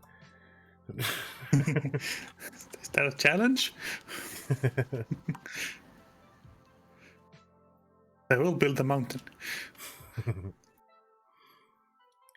Yeah, and loamy sand is absolutely garbage. Yield-wise, that's only 80%. So there's a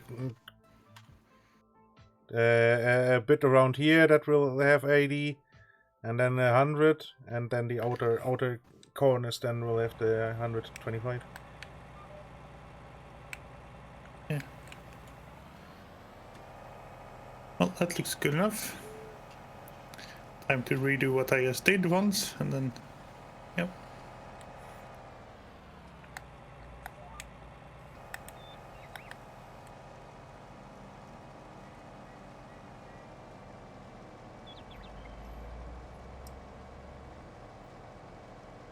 So if I remember right, I was using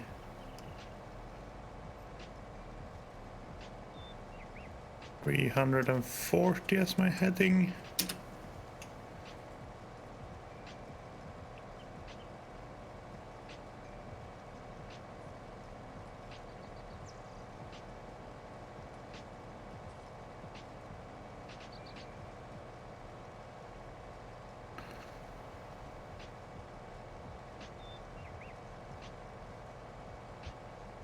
Still a bit bumpy down here, but Yeah, plow a bit bumpy is goes okay. through.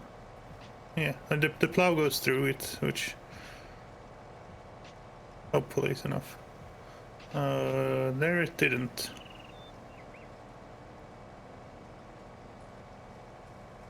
And that's in the bit that I didn't smooth, because why would I need to smooth the bit that's, you know, right next to the field? I have to smooth that as well. Probably right into the actual field. Yeah.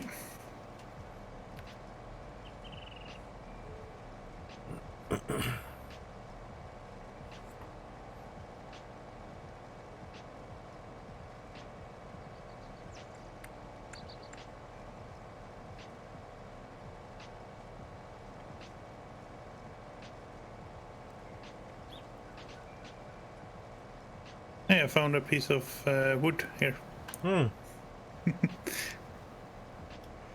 Wonder where that came from, huh? Yep. Range.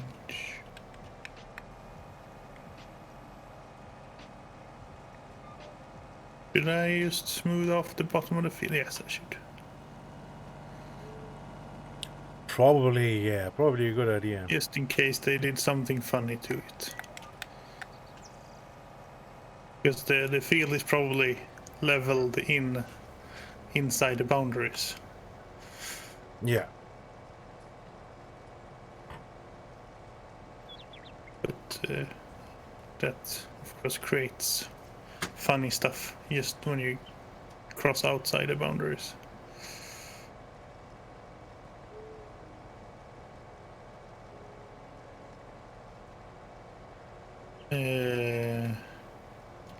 Blow up.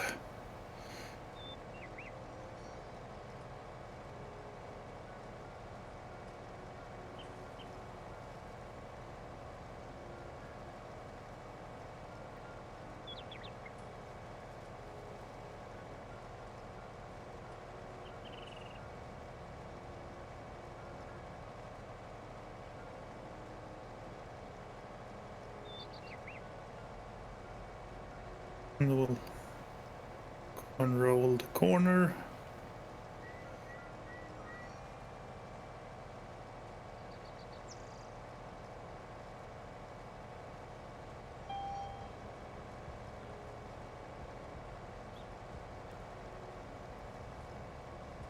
Don't do it that much.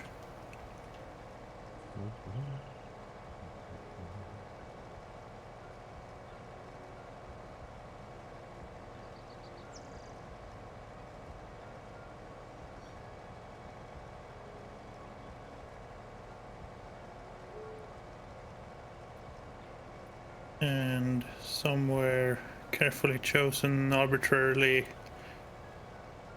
here. Yeah. Probably. And We'll then change to a 22-degree heading.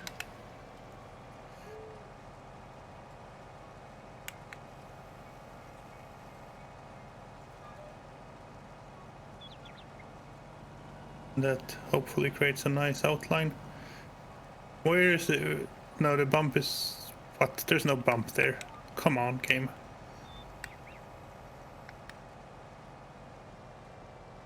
I did that so nicely. Come on. I mean, if it's really just a small... Yeah, we'll have to live with it. Yeah. Hey, you boy TV. Hello, you boy. What did you say at the same time? I don't know. It's bad. Training. No one knows what we... Yeah. No one knows what they said because... yeah. Simultaneous.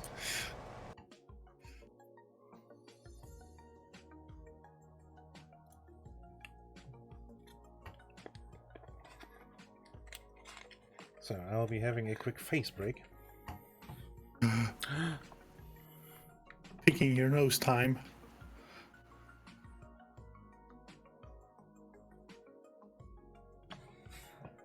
Let's go with yes.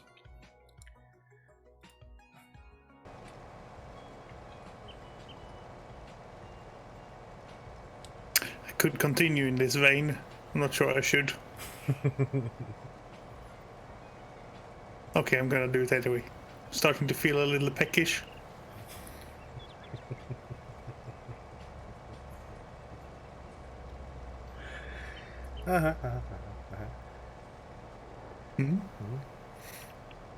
I'll be here all week. Well, no, not really. Hey, Shorts. You missed a bit. Yeah, Somehow, I know. Somehow that did. Why did the turnaround not work? I'm a bit irritated right now. Because, I mean... I somehow would have expected it would just work. Did you accidentally bump the width setting? What do you mean? Missed a bit. In between here? Or what do you mean? No, this isn't missed. This is the tire. Okay. This is the tire, the outer tire. It always does this.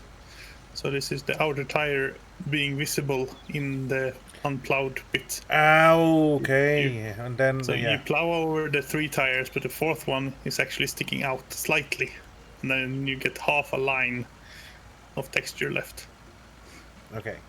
In the tiny screen, it looked like. Oh yeah, there was like one square. Yeah. Off the ground missing. Yeah. So that's not the worry. The worry here is that I drove just straight. There is a little dip here, but it's not much. It's very nice and very smooth. Yet the plow still missed it. I don't think it will be a problem with anything else, because I think it's just the rear tire of the plow and the tractor being long enough that it's lifting everything up, and the planter is shorter, and the combine is shorter. Yeah. So I don't think it will be a problem. If it is, we'll just have to replow this bit. Smooth it out and fix it. So be it. Then it's just a... Yeah. It's just a small thing we would have to replow then. So. Yeah.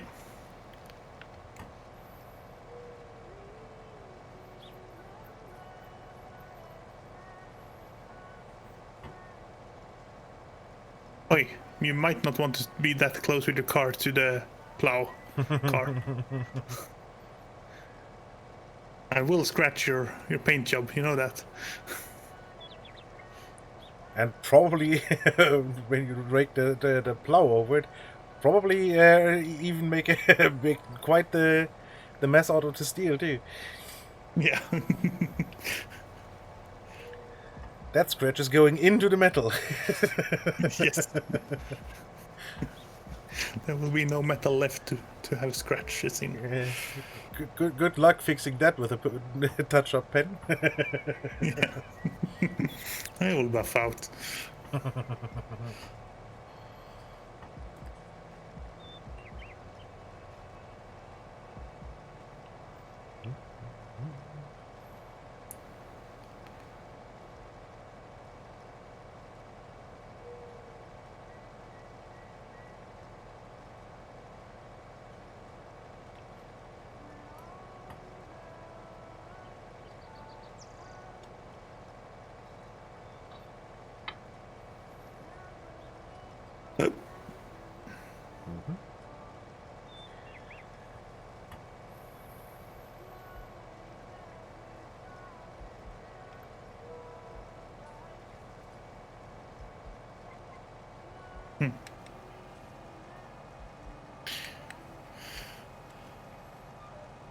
I don't need to go on this angle down here anymore. This.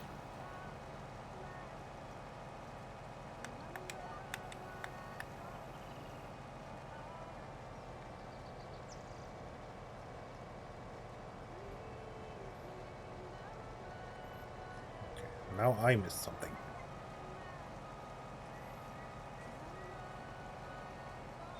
That's something unloading? No. A little bit. Like a couple of... Oh, okay. Of the plant.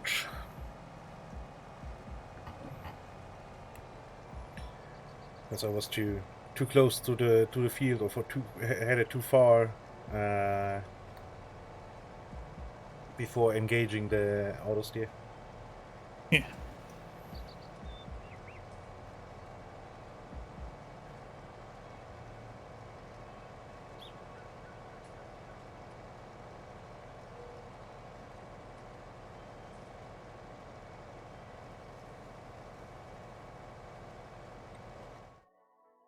I mean, the yield map looks okay. Could have been worse.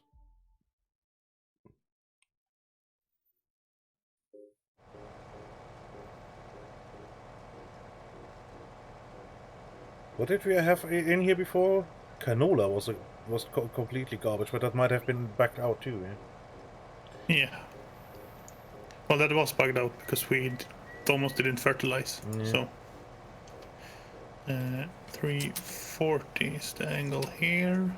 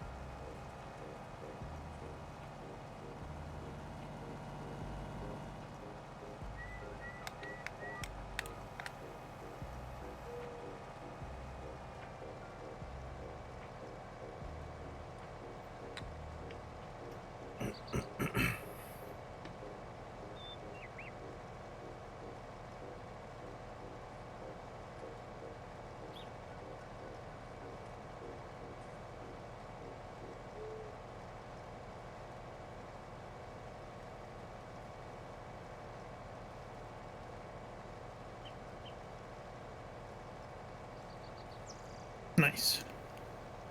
And this direction it perfectly plow the little annoying bits. Okay, that's good.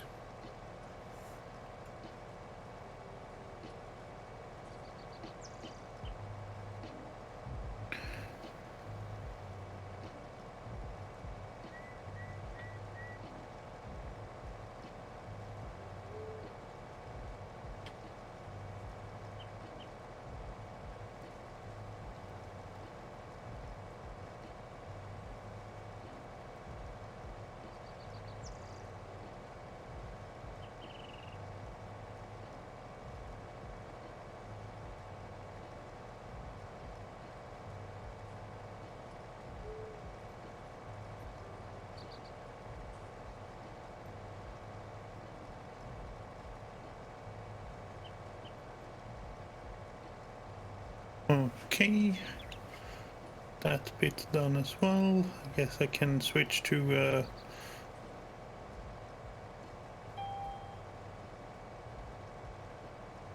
more logical heading. What's 3? Sorry, we're working 315 degrees. Yep. Which is 180 from 135. And what is 135 minus 90? That's 45, right? Yeah.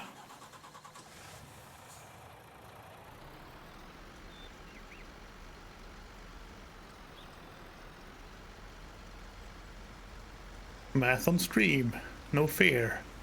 It only worked because I'm not actually the one streaming. Yeah, I mean, I didn't actually do math. I'm fine. Yeah.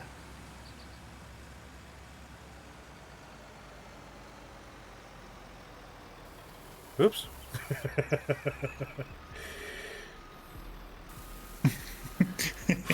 Little bit too fast.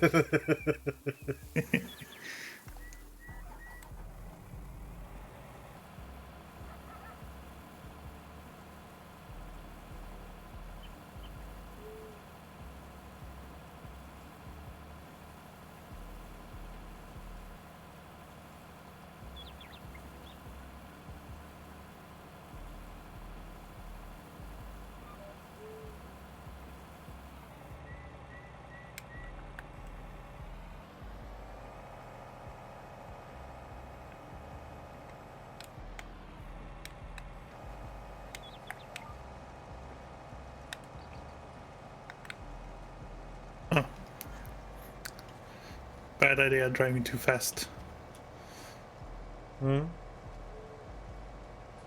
you lower the plow, it's not actually in the ground when you want it to be. needed to be. Yeah, which leads to quite odd situations, I guess. Oh, activating auto steer could also be a good idea, but now I didn't. So now I'm doing two.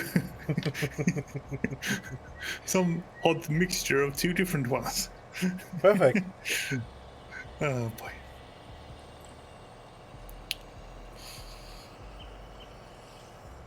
I shouldn't be allowed in a tractor.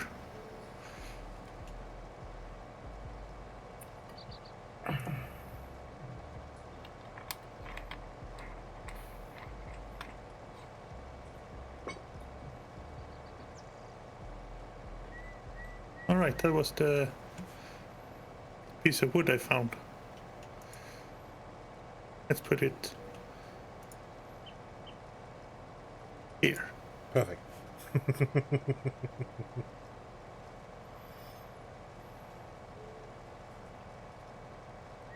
You're still following the track? Yes. Good. This is a lot of area we're adding to the field. Oh yeah. I mean that's about the area of, I don't know, field 23 or so. Well, the original 23. Yeah.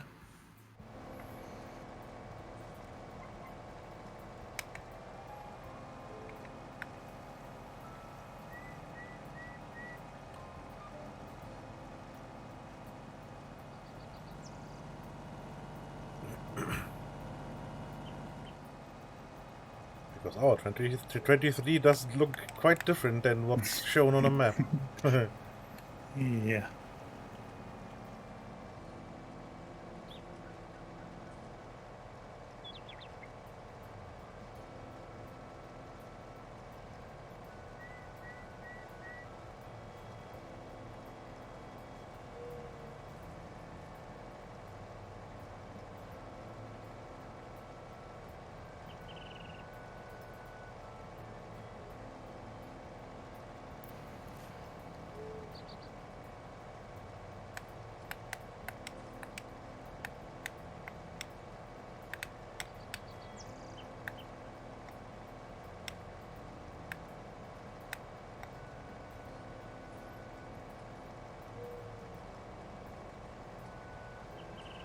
Just out of curiosity, can a helper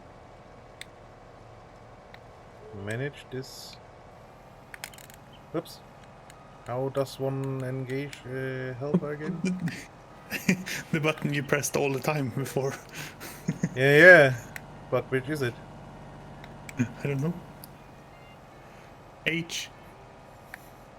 Yeah. I think. Yeah, I can't. But I don't have it in my thing now?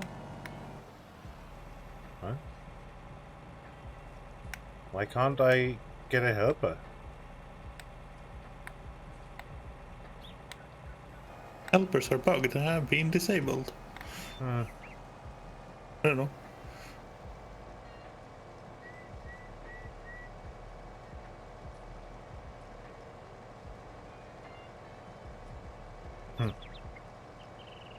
Yep. Weird. I agree with your. I mean, I am admin, am I not? Yeah, I can click save game. I don't think you need admin to hire helper even. Probably not, no.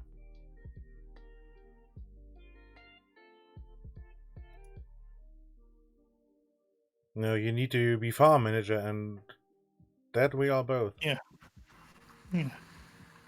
Weird. All the cars are stopped.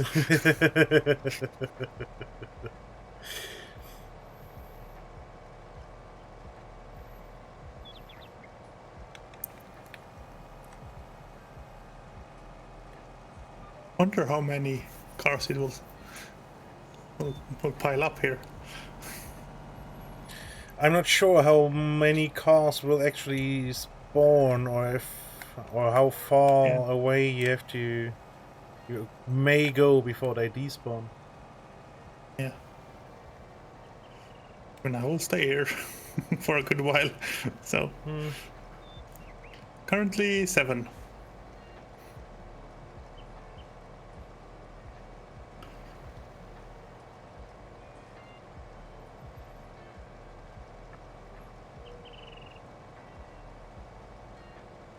Let's pile all the cars, teach me German. Lass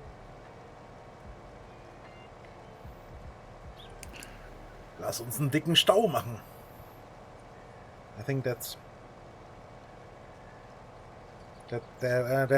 technically more a let's make a traffic jam, but we don't pile cars in German. Get no language, does it?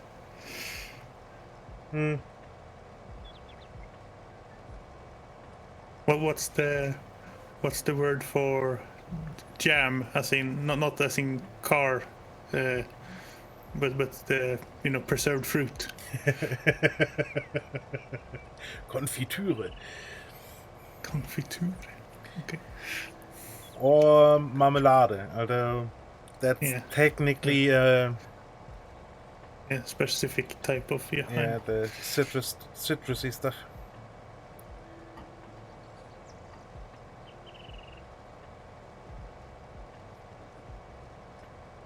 Every now and then it skips. That's a little funky.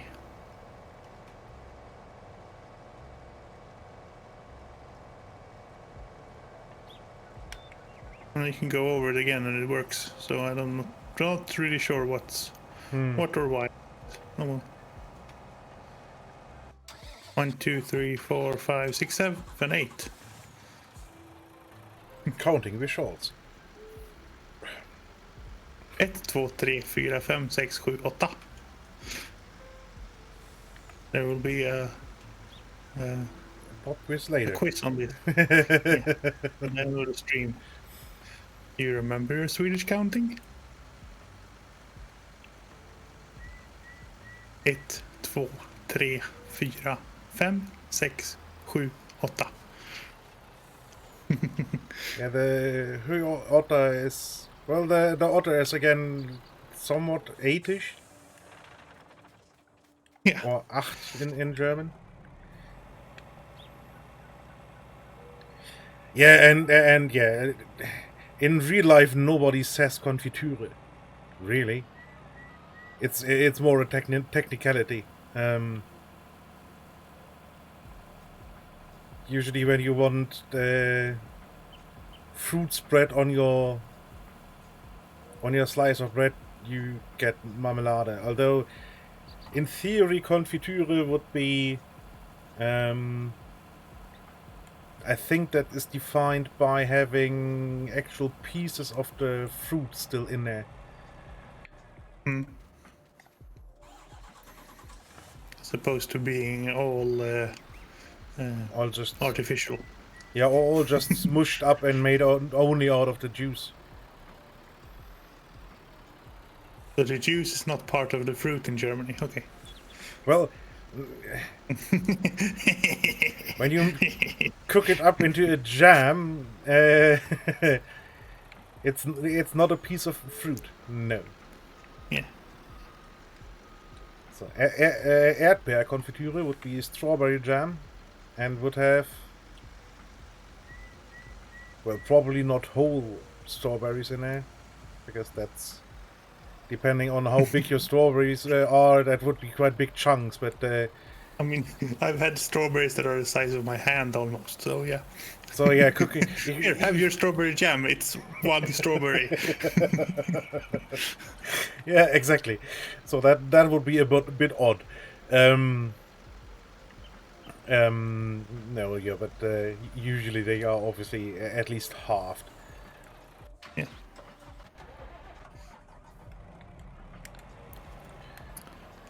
Speaking of strawberries, I saw someone who didn't like the kernels, the seeds on the strawberries. Mm-hmm.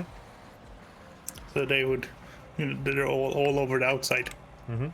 So they would chocolate dip the strawberries, and then peel off the chocolate. That way the seeds stick on the chocolate, and then they'd eat the strawberry and throw away the chocolate. Okay. Yeah. Feels like a waste of chocolate, if you ask me. Yes. It's not like these seeds are hard or anything. And they are they are hard, but they are tiny. So Yeah. I mean, I can understand if you don't want the slushy part of the inside of a tomato, because especially if the tomato is raw. I can understand scooping that out because there's not much taste in there anyway. Yeah. But yeah, that feels like such a waste of chocolate. We better don't tell Snow that somebody would do something like that. It leaves the chocolate looking really sketchy as well, with all these little seed pods clinging onto it.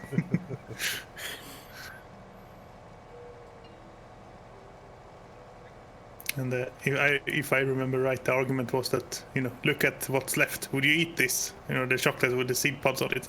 No, because it doesn't have the good parts of strawberry anymore. Yeah. At that point, you just have basically just have crunchy chocolate. Yeah.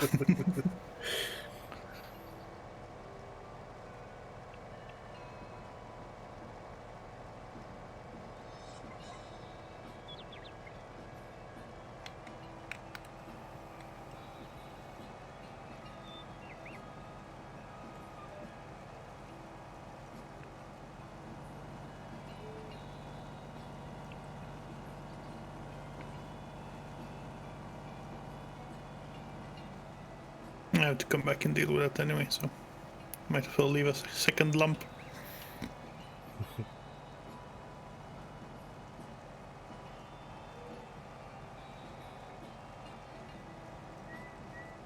I made myself a headlamp, but for some reason I didn't make it 2 plow widths wide.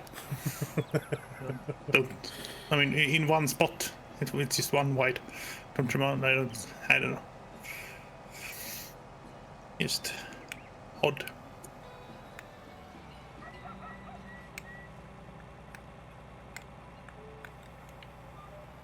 How is the harvesting going? Going good. Good. First field is done now. Well, the harvest of it.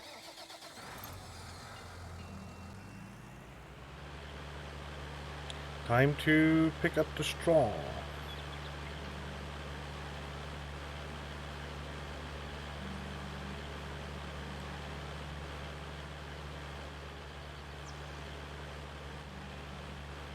With a fancy new machine. Yeah. No? You're just taking the... I mean, yeah, the baler does make sense to have the baler sitting down there in the corner. So I'm taking that with me, obviously. Oh. Right, we parked it here. Right, now I remember. Yeah. Yeah.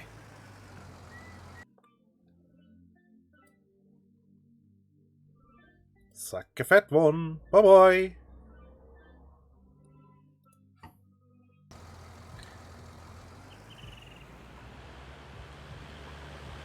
It takes a special kind of Yep. audacity. Especially if it's not even their own channel. Idiot.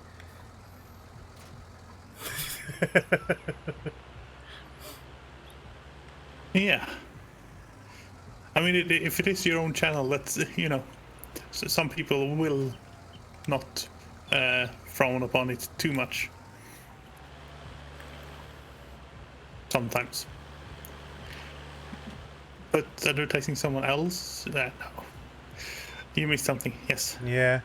Someone came in and decided that posting links to a random channel was a good interaction. Yeah, and I bet that's some kind of trying to get hate for that other channel. And nah.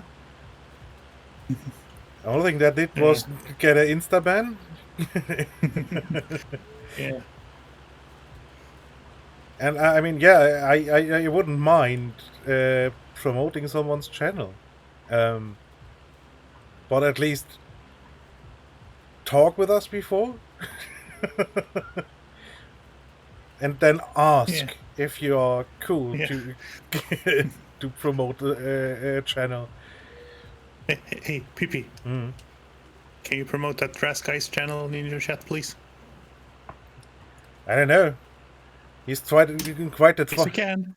So sometimes he's quite a threat. Yeah.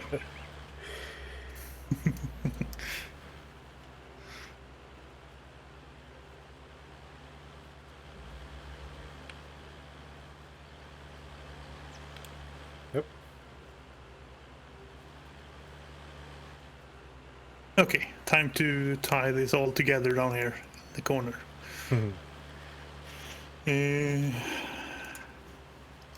I'll go to the 135 again.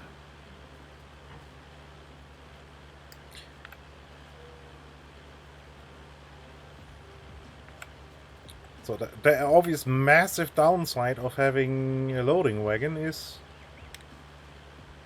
well, it's basically full now. We need more. Now it's completely full.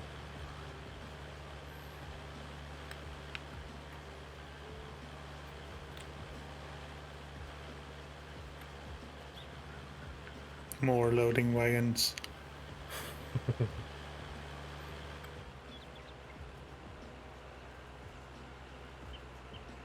And it holds way less straw than the bale trailer would.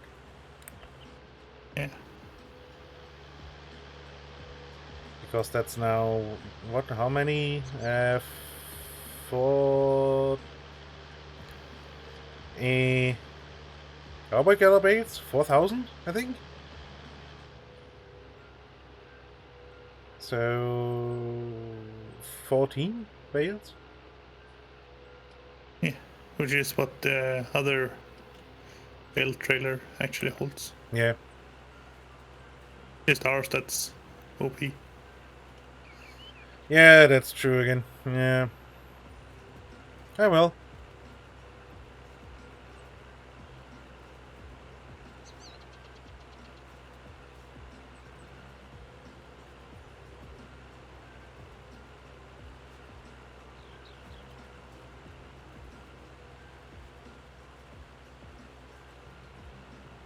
So first things first, let's see if we can actually use this to... I mean, it's classed just as straw, so it should probably work.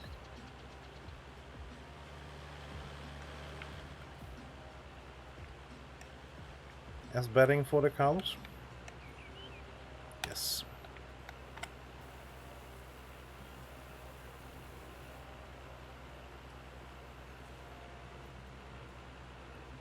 And they apparently didn't need much. So next thing testing, is it possible to just sell it? And I would think that yes, you can probably just sell it as loose straw.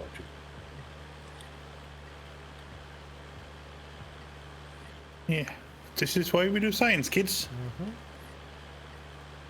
You figure stuff out. And speaking of science, Perseverance just landed on Mars another night. Yeah. That's cool.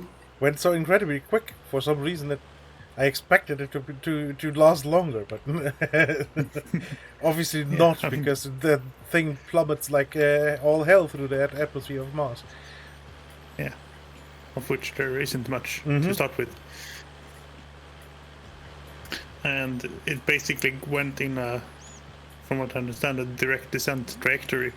So it never circularized around Mars because that's,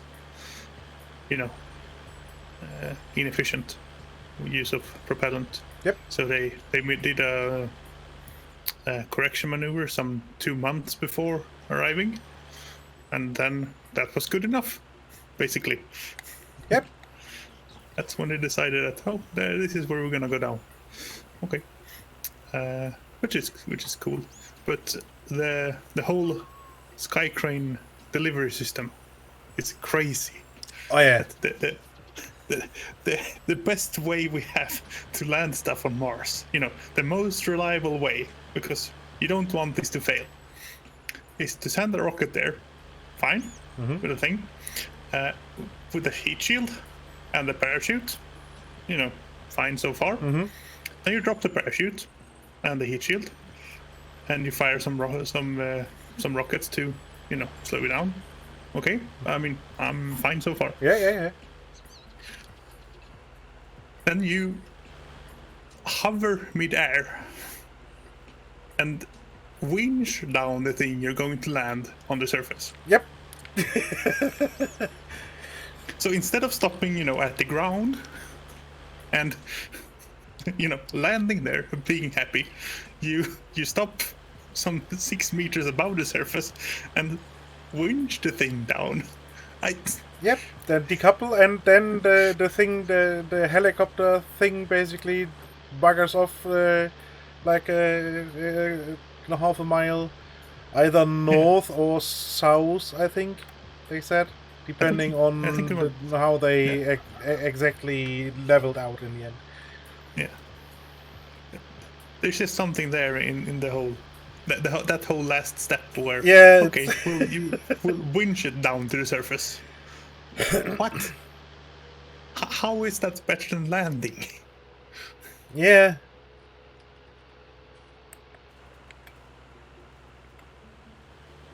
I mean, it obviously is because they're using it, but yeah, I know. Yeah, it seems so. I guess the idea behind it is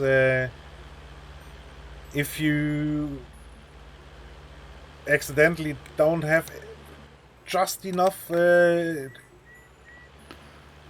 mistime the deceleration and end up like 5 meters above the ground, it isn't too big a problem, because well, you're still going to be able to winch the probe down. If you are miscalculating accidentally and don't stop at 0 meters but at -5,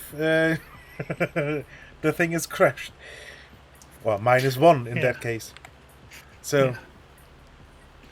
Yeah, but it still seems like a very complicated step to bring with you. Oh yeah, yeah, no doubt about that.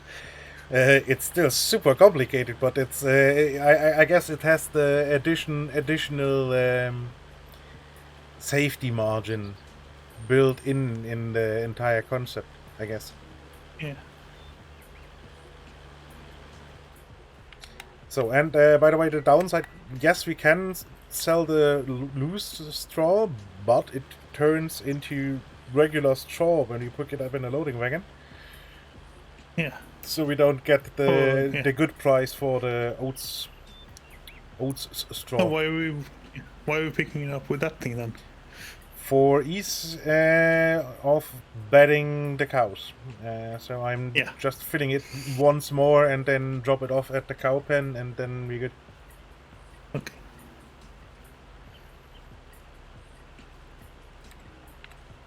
Because I filled the cow pen and sold the rest, but that was just sad little numbers.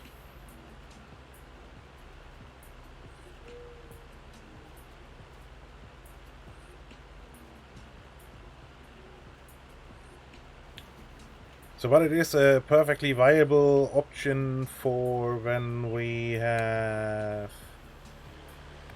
barley or wheat. Yes.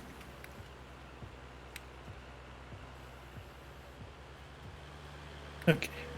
I need to get that little tiny sliver plowed. But lining this thing up from a distance. Hey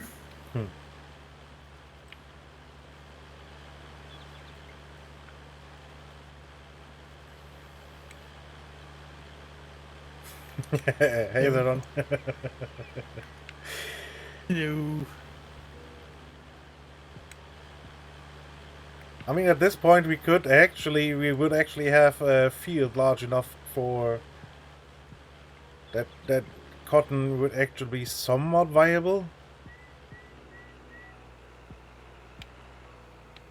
Because, well, I mean, we could obviously put it on 2 fields now that are somewhat large. It's so much upfront investment. Oh, yeah.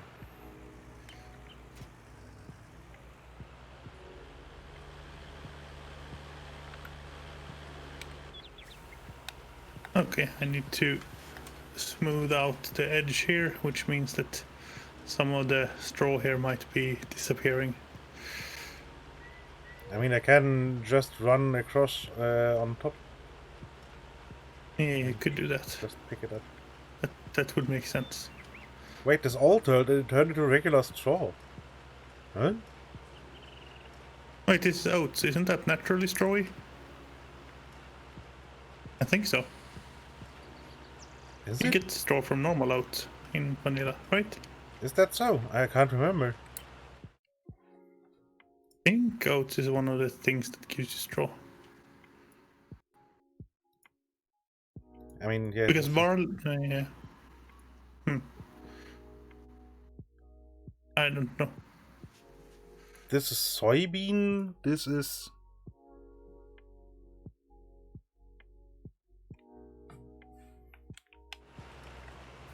I don't actually know. Yeah, so where do you want to taken off? Just the bottom. You just run once across at the bottom so I can... or twice. Yeah, across all the rows. So that I can actually run a smoothing tool across it. Mm-hmm.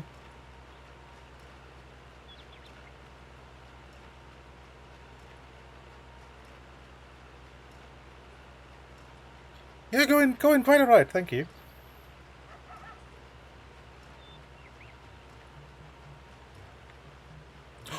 You plowed under Oh no, some that's straw. the race. Yeah, oh boy.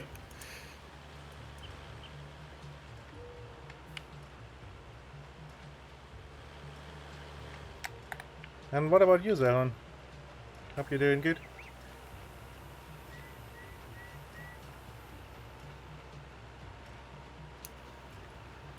Oh boy, I made a boo-boo. I clicked the wrong button.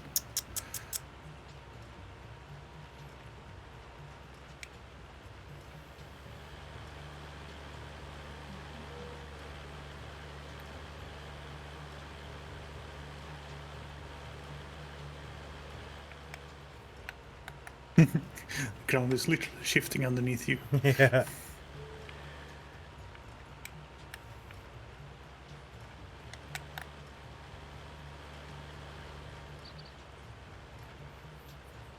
Well, I hope that smoothed it out.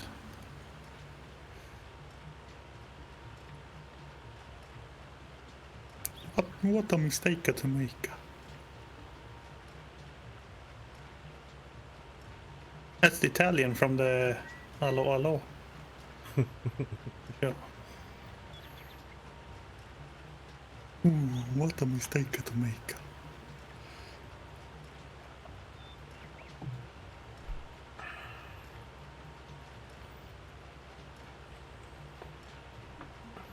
It's me, Mario. Different Italian. Mm-hmm.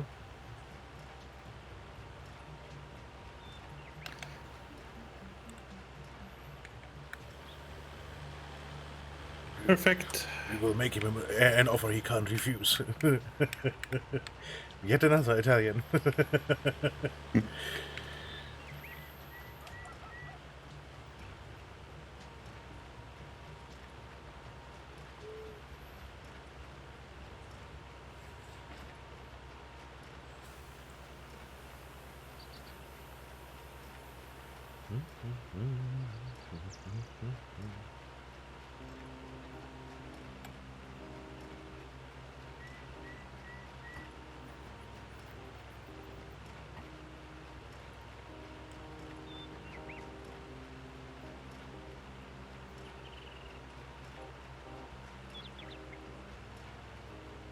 Okay, that's hopefully nice and flat now.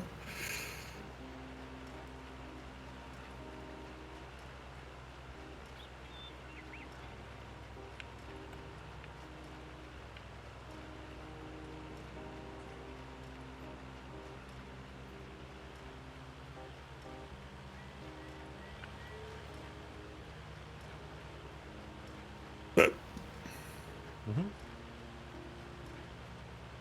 yes, there's some hiccups. Perfectly innocent. Yeah. I mean, obviously. Annoying at best. And only for the hiccupy.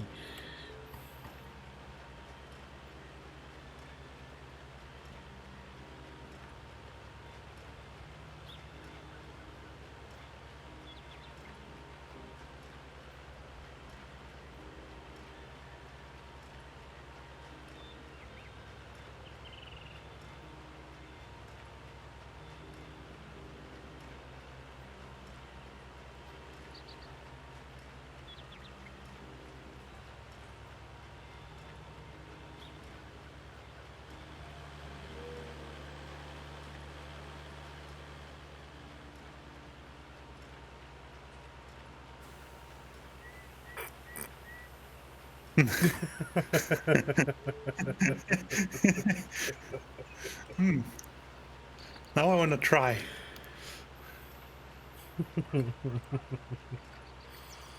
My mind stopped. I'll have to try and remember next time.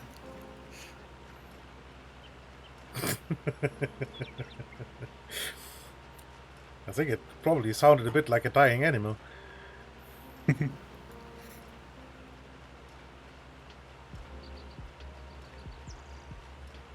Yes, Raz. Explain the sound to us in text.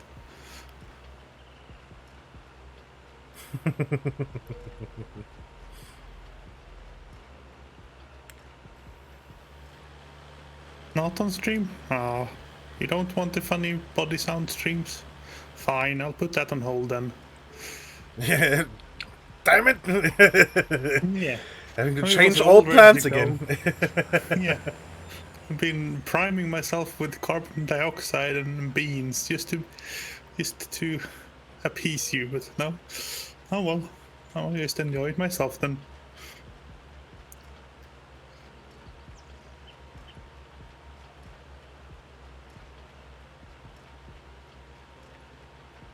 Okay, Raz, then you call up your mum and you have her describe it in words.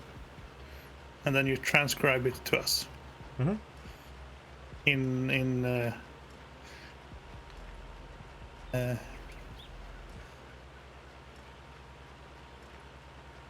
In Flemish and everything.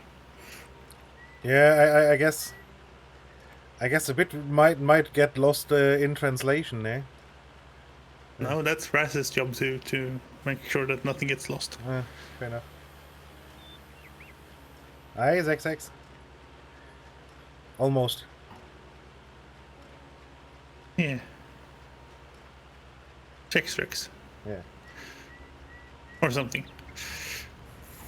Hello.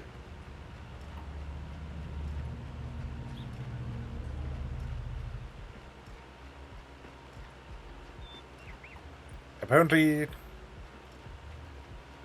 BF 109's just passed by the house. Judging by the sound.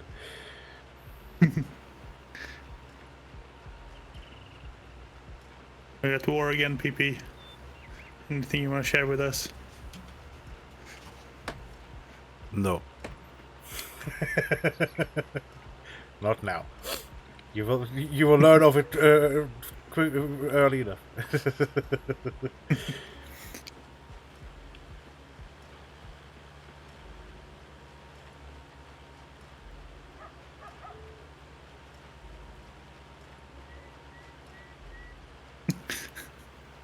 Yeah. You should stop building nice big forts then. We just went through Yeah. twice. Just visiting.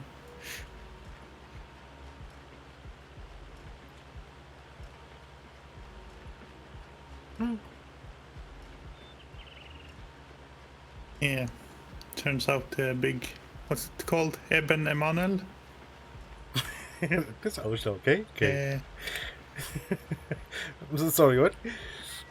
yeah, the big fort the Belgians built. I think it's the Eben Emanuel or something like that. Supposedly impregnable. Well, I guess in theory, if people don't land on top of it and if your guards are actually, awake and aware. Yeah. Just saying.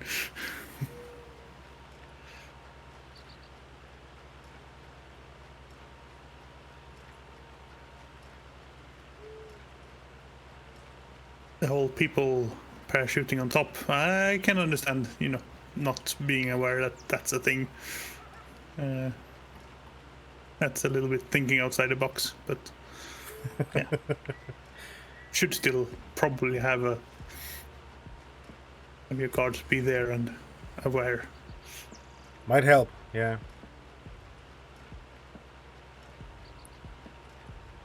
I mean, someone should have at least woken someone up when they heard the transport planes overhead. Yeah. That was the last last straw they had. But yeah, I mean, you're having a point there, Russ. Nobody knows if it's impenetrable or not, because nobody tried to get in as expected. So, Yeah. And Titanic was unsinkable. yeah. So why would you need lifeboats? Seems silly. Yeah, and I mean they had some, but why need more lifeboats for enough lifeboats for everyone? That's Yeah. Spare capacity in case some of the lifeboats don't work. Nah. And I mean, if the Titanic would have hit the iceberg front on, it would probably have not sunk. Yeah. So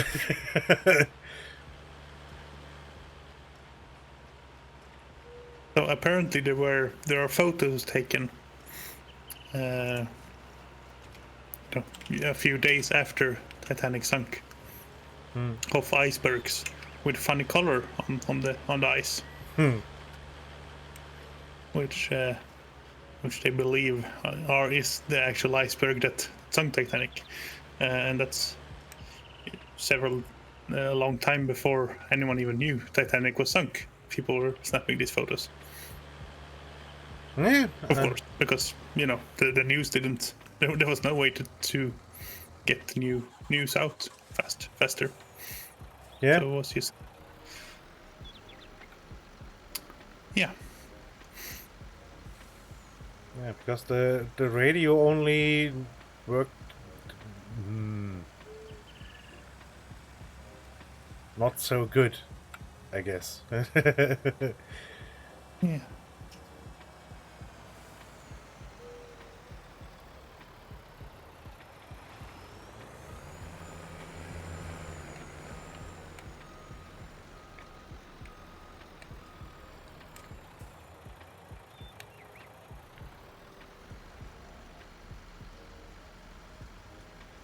I have been listening to No Such Thing as a Fish, which is the podcast by the fact finders where they show QI. Which is literally just them finding facts and sharing them and talking about them a little bit. Because I needed something more to listen to while I was out walking. So I'm out walking something like 5 hours a week, and Yeah. you go through stuff pretty quickly. Yep. This podcast, there's 300 or odd episodes. Yeah, They're that's 20 minutes long each, so there should be some to last me for a while, a month or two. I mean, there's always the Podquisition, Jim Sterling.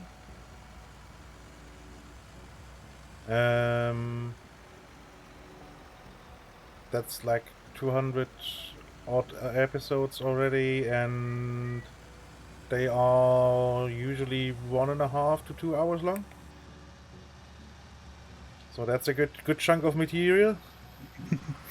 Yeah, has to be interesting as well. That's the problem. I mean, it's talking about computer games, so.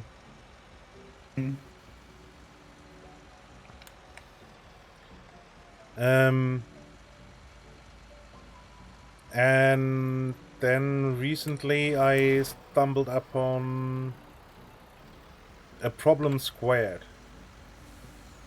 That's Matt Parker and Beck Hill, a British comedian, apparently. Didn't know her before. She does odd things with flip charts, apparently, in her shows.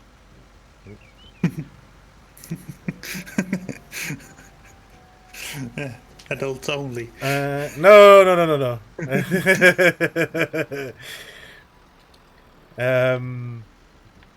No, mostly pun based, and then she's has drawn pictures and stuff like that on the. I want to unload bales. Yes. Move it over. Unload them here. Yes. Where they have 3 problems, basically, which they will try to solve in different different ways. So Matt as the mad scientist, basically, the maniac mathematician, will try to solve the problems with Mars, which is quite entertaining. I mean, he's good anyway, so. And then some odd stuff from Beck. It's quite entertaining.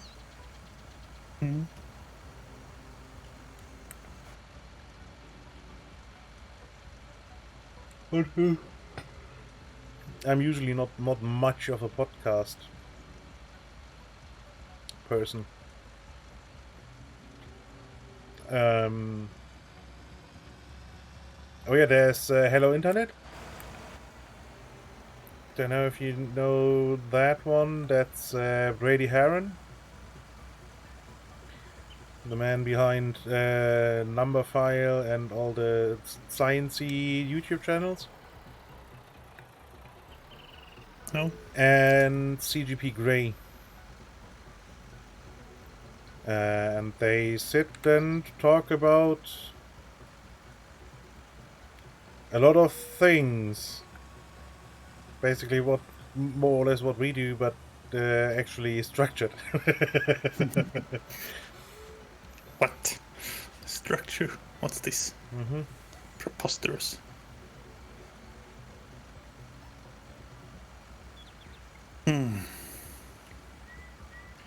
That's a lot of plowing done. Now I need to roll a few corners, I think. But I want a smaller tractor for that. Yeah, I mean the case is sitting right there.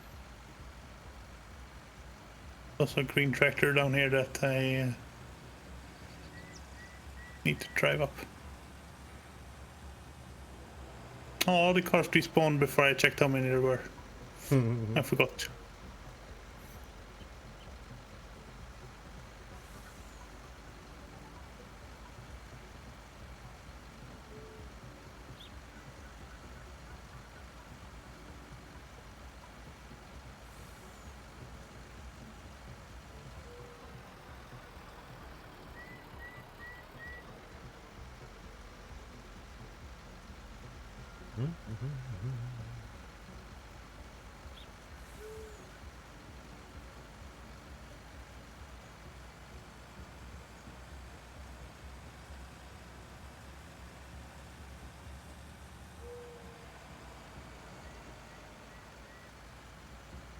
Wait, we have to do some probing now too. Now that we actually know how big the field will be. Yes.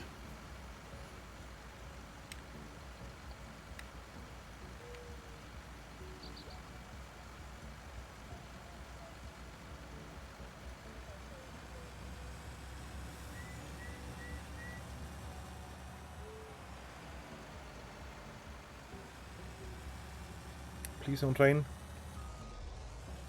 Thank you.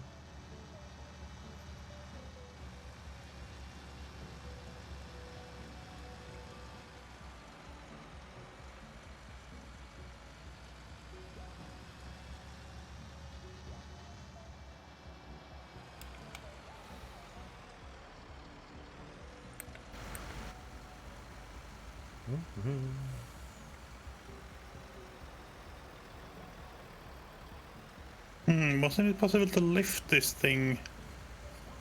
No. Well, yes and no. If you actually fold it up or unfold it, basically, no, fold it, and then hook onto the other one. Oh, and if you fold it, it does funny things. Right, that's what I was remembering. It goes faster if you actually fold it. In this configuration. Which is not stupid at all. Nah. I'll have you know.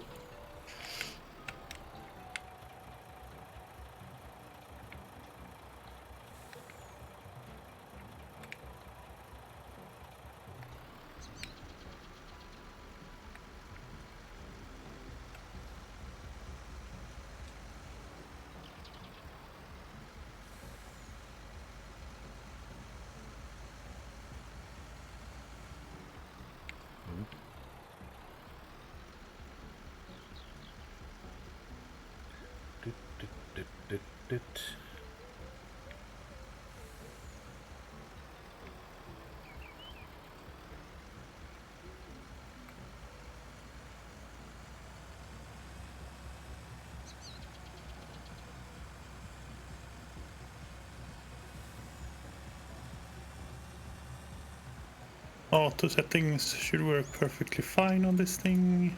Yeah.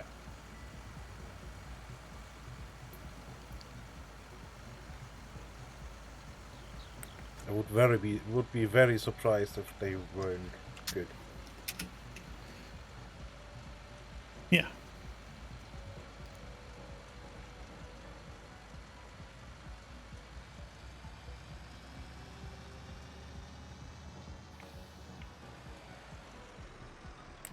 Move this over a little, but it's almost good.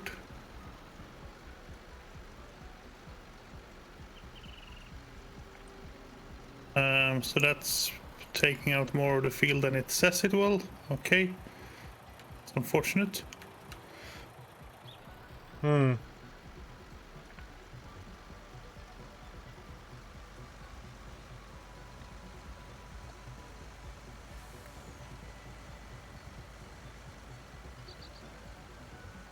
It's actually wider than 4 meters.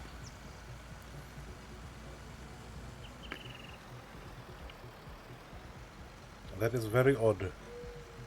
Yeah.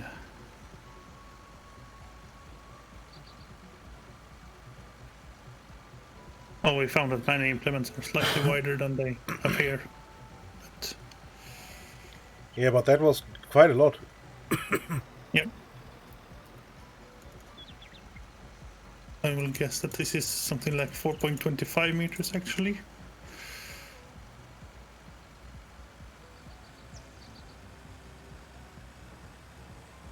Unfold you can. Oh well. You get a little bit of a strange shape here, it's fine.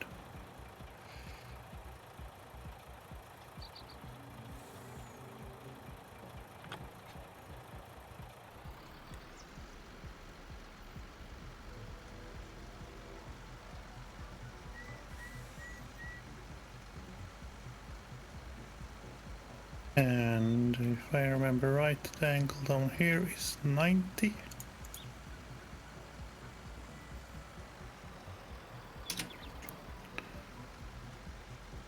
I do not remember right. No, 45 and 22.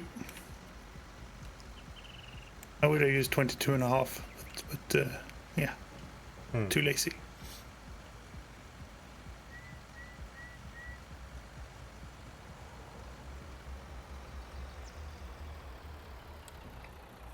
okay, so that's this done then.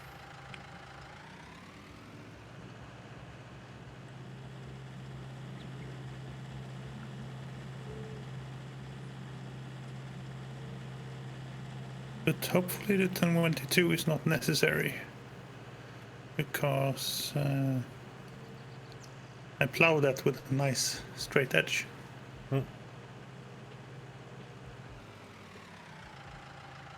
Yeah, that looks good.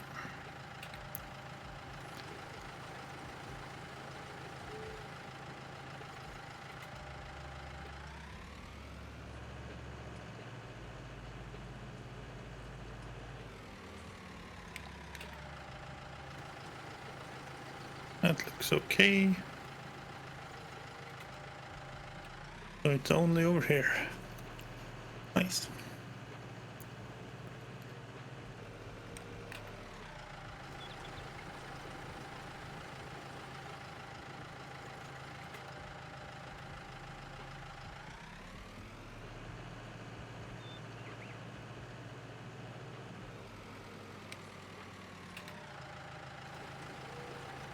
Oh, did you see? Diablo 2 will get a remake soon. TM. Interesting. Hopefully it's, decent. I mean, there was a video on the Twitter, and it looked okay. I mean, it can't actually judge how good it actually is in the end, but Yeah. Because, graphics was never what Diablo 2 was about. It was a very satisfying gameplay. yeah. And it's hard to judge the gameplay by just a 30-second video on Twitter, but Yeah. yeah. So yeah, I think so too, and I hope that it's really just updated graphics. Yeah. And basically actually making the game sort of needs. Yeah. Actually making it capable running on modern computers and stuff. There are a couple of interesting open source projects running on Diablo 2 clones, right? Already. Basically, yeah, reworking some of the balance and yeah, making it better. But I guess that explains why GOG never got the license for Diablo 2. Yeah.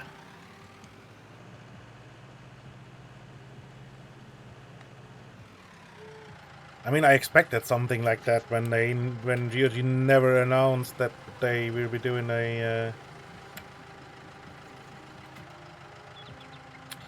I mean, the GOG games usually not actually a remake as such. Usually just a making it run on modern hardware again. Yeah. Before I bugger off completely back up north, or south, I should probably fill out this area down here.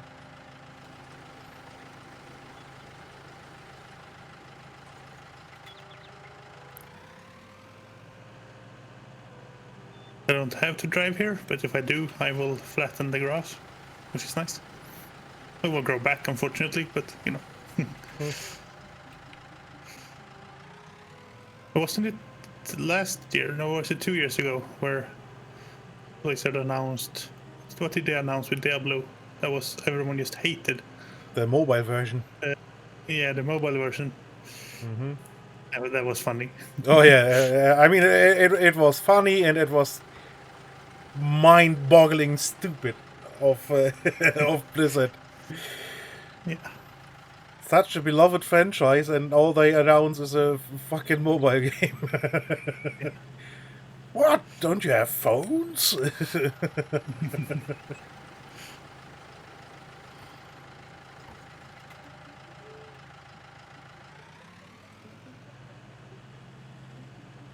I understand it was more for the Chinese market, but they presented it in English at the English event.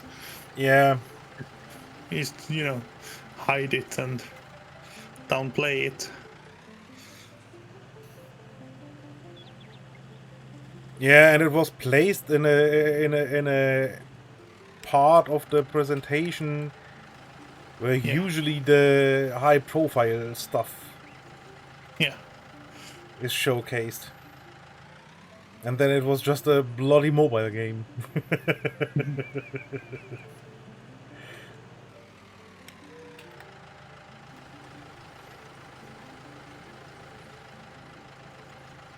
Nice.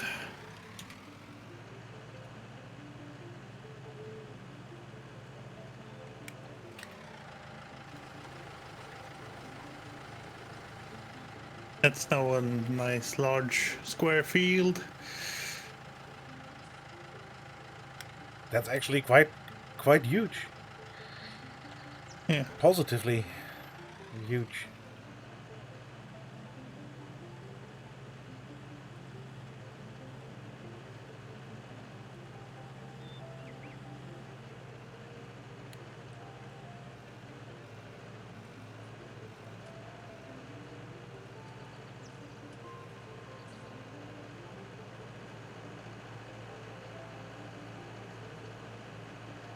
For some reason, turning with this thing is a little difficult. Don't understand why. It's only a 4-meter roll, wide roll.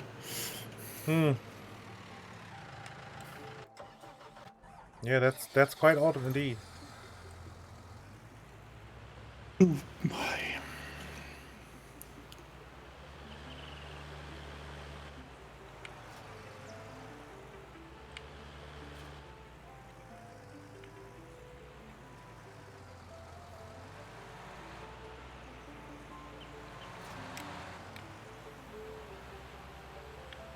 I shall sit down and also go get a snack.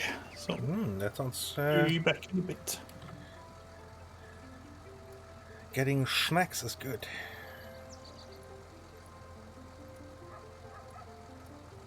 Uh, 3:15. Wait, why is there an offset in here? There you go.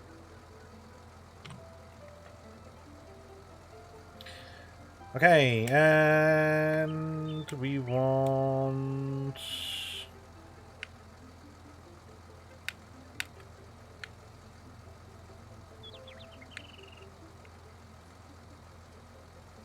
Wait, what? How much nitrogen is in here right now?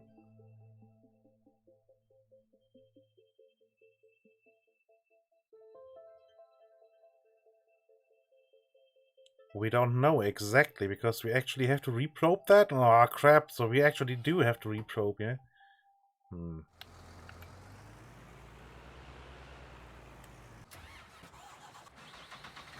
Oh well.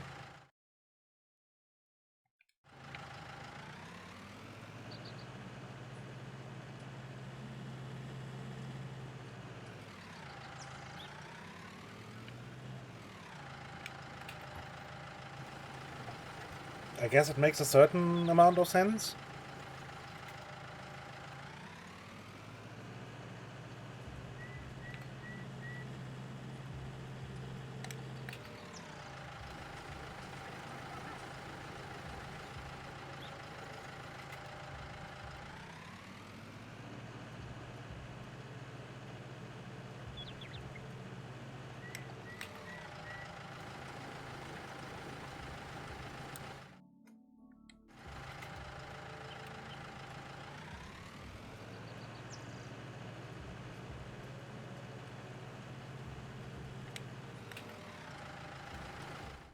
Oh, what soil types did we have here?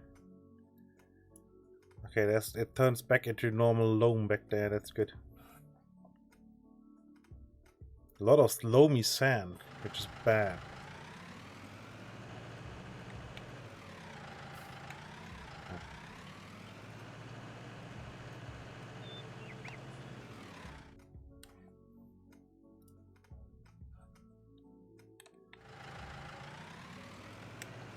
I could do well without, I must say.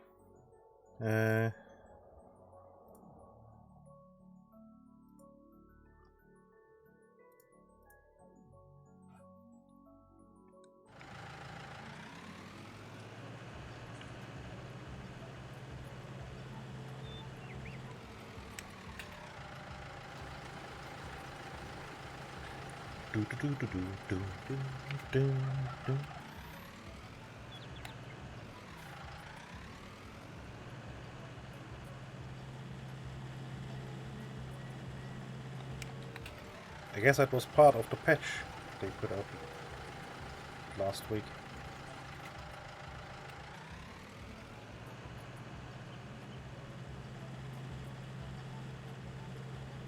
Yeah, like I said, it actually makes sense, because how else would you know what kind of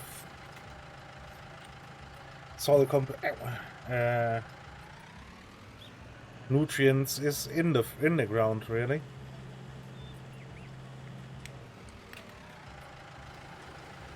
I mean, apart from the obvious, very obvious guesswork.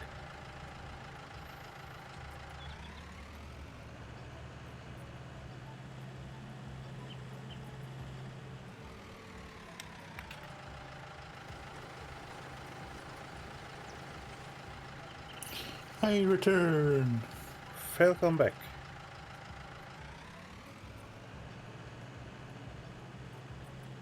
And I figured out we actually have to reprobe the fields after harvest.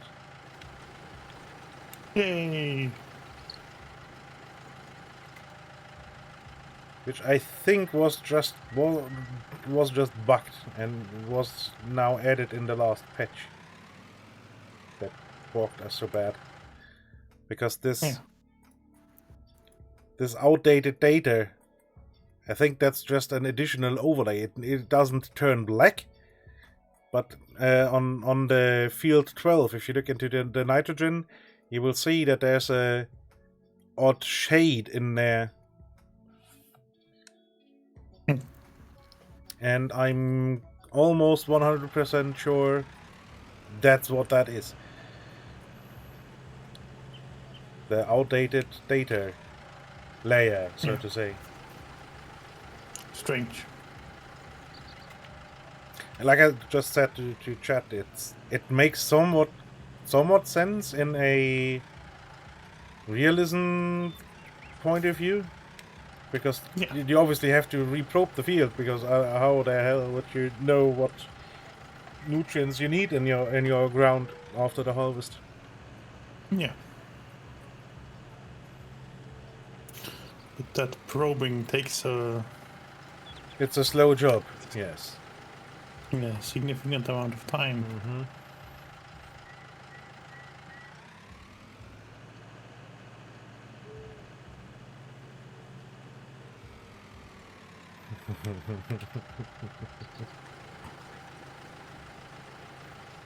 Speak for yourself, Raz.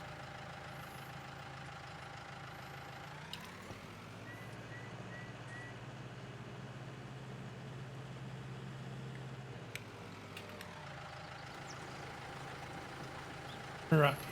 Next thing to... I guess I can drive the plow down as well. I mean, if you want, you can start the harvest on the other field. Yeah.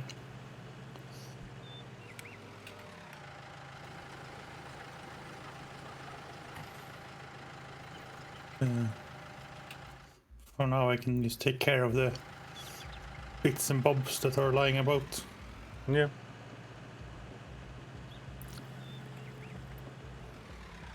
I mean, that needs doing anyway. Well, yeah. Yeah.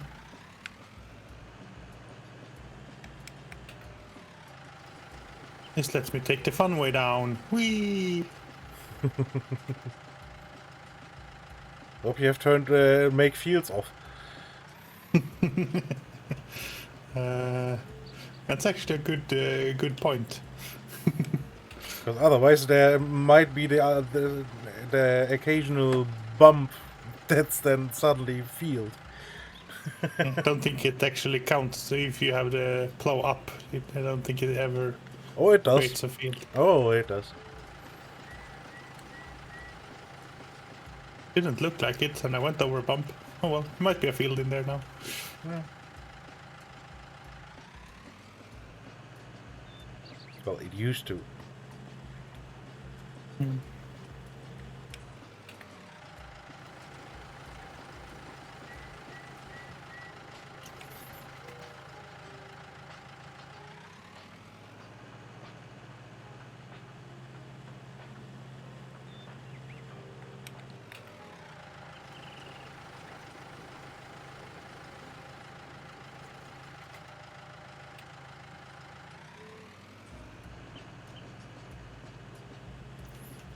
Much dirt.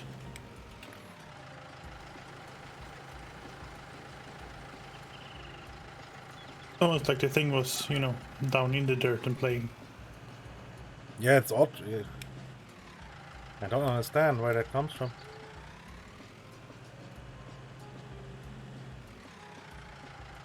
I remember maybe 10 years ago or so, they were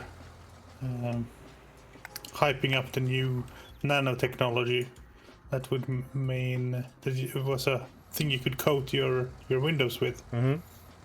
And whenever it rained, it would clean your windows. I never heard much more about that since. I mean, in general, it sounds quite sexy because Yeah. it obviously is quite nice. But on the other hand, you could probably just use car wax and put that on your window. Yeah, I don't know what or why happened with that. I know there are some, you know, miracle you can put on your car. Miracle windshield stuff. Mm-hmm. Means you don't have to run your wipers at all, and you shouldn't run your wipers because you will wipe this stuff off, which is counterproductive. And will smear like hell. I mean, to a certain degree, that happens when you drive to the car wash and get the hot wax applied. Yeah.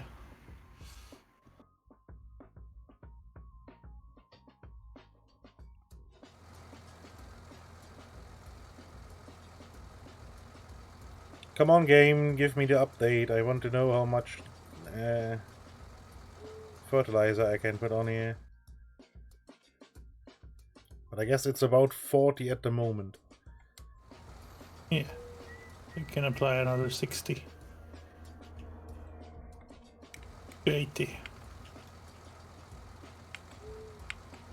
Yeah, the minimum I can do is 74. So. Strange. Well, kilograms per hectare. So.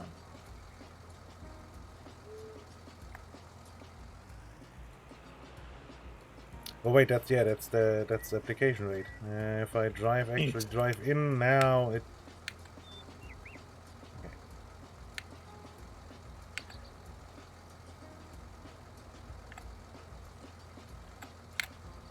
Oh, you can. Did you? Let's make 54.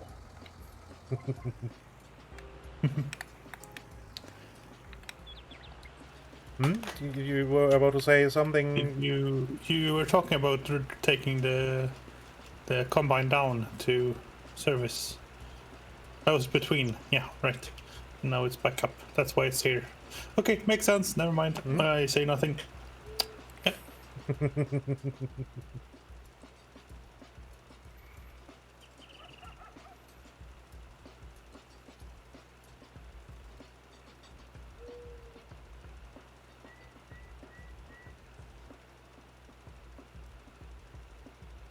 Oh boy.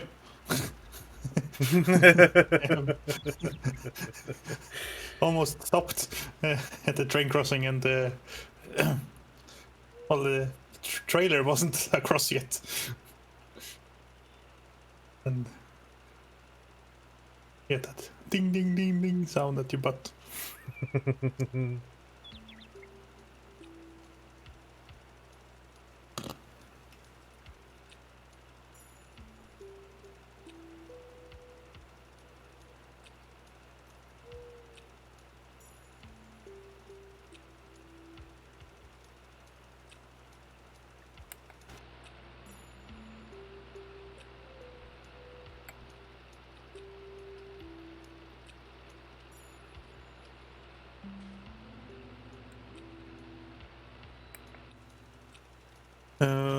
Okay. The 12.6 meters does sound right. Snap off, turn on, show lines, yes, off the shore, so this whatever. Angle here is 68. Stupid I don't remember this stuff. Could remember something useful like, you know, someone's birthday or something. No, I remember the angle of a field in a video game.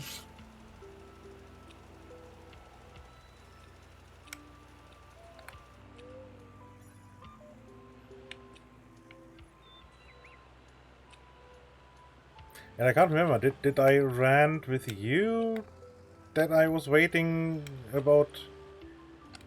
No, I think that I ranted with a colleague. About 3 weeks ago, I ordered a replacement SIM card from my provider. Yeah. I still haven't gotten it. That's a very difficult thing for them to deal with. It's not like they send those out every day. So, of course, it's going to take you some time. You have to expect this, man. Yeah, it's quite ridiculous. And I called in on Wednesday, I think. I finally called in the call center. And yeah, even though I did place the order online on their website with logged in with my login MacGuffins. Yeah. It never went through, apparently. Nice. She couldn't find anything. And yeah. Great fun. And currently I'm having 2 phones sitting on my desk. One with my old phone that cannot play any sounds anymore. Well, you can still. You need sounds on a phone. Yeah, you can. I mean, you can still use it as a telephone. That still works. The speaker you put your ear on is still working. But the big speaker that's used for ringtones and, well, the alarm function does not work anymore. But I can't put the SIM card I'm having into the other phone, so I have a second phone sitting here. That's now my alarm clock. Yeah, like you do. Yeah.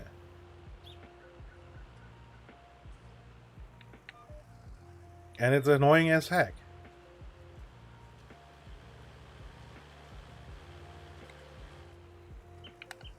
And getting a new SIM card was expensive enough. They actually want 25 euros for that.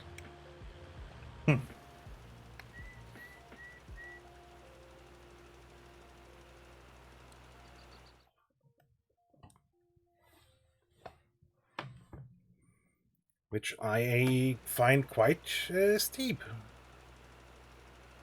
Not like it's a high-tech piece of kit.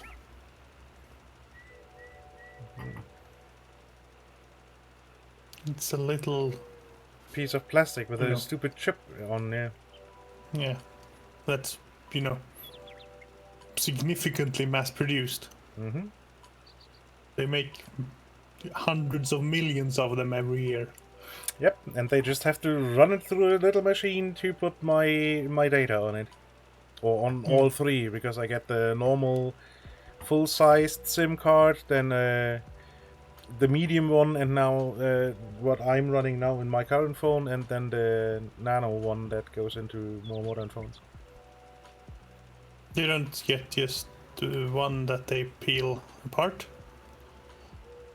Because that's what they do here. I don't know. Yeah.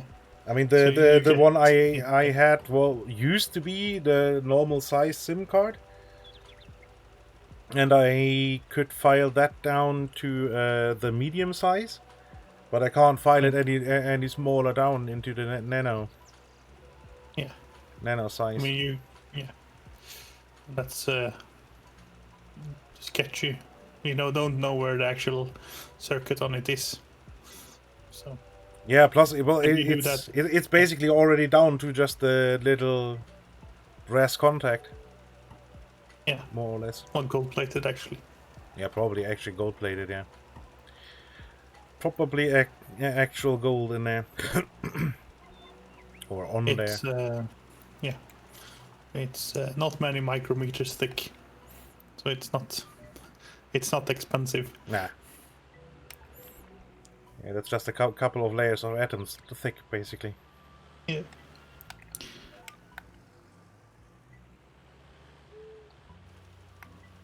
Hmm, 62%. I will not make it through again.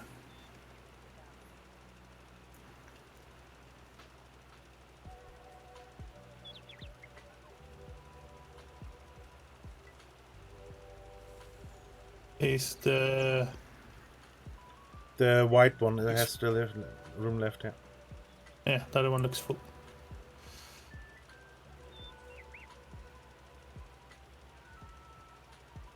No, the old full. I mean, the SIM cards have shrunk a little bit over years.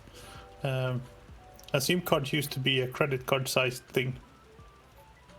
That's the full-sized SIM card. Yeah, okay, yeah, that's obviously not the one I mean. No. So that the first SIM cards were that size, and you at least here you use them as phone cards.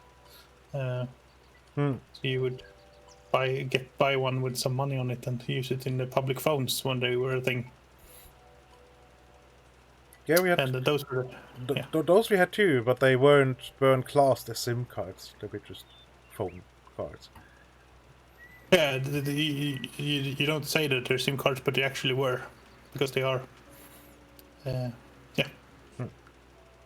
The form factor is a SIM card, and the technology in it is a SIM card, just how you use it. For the younger viewers, there used to be a time where there were little houses on the side of the road that had a phone in them.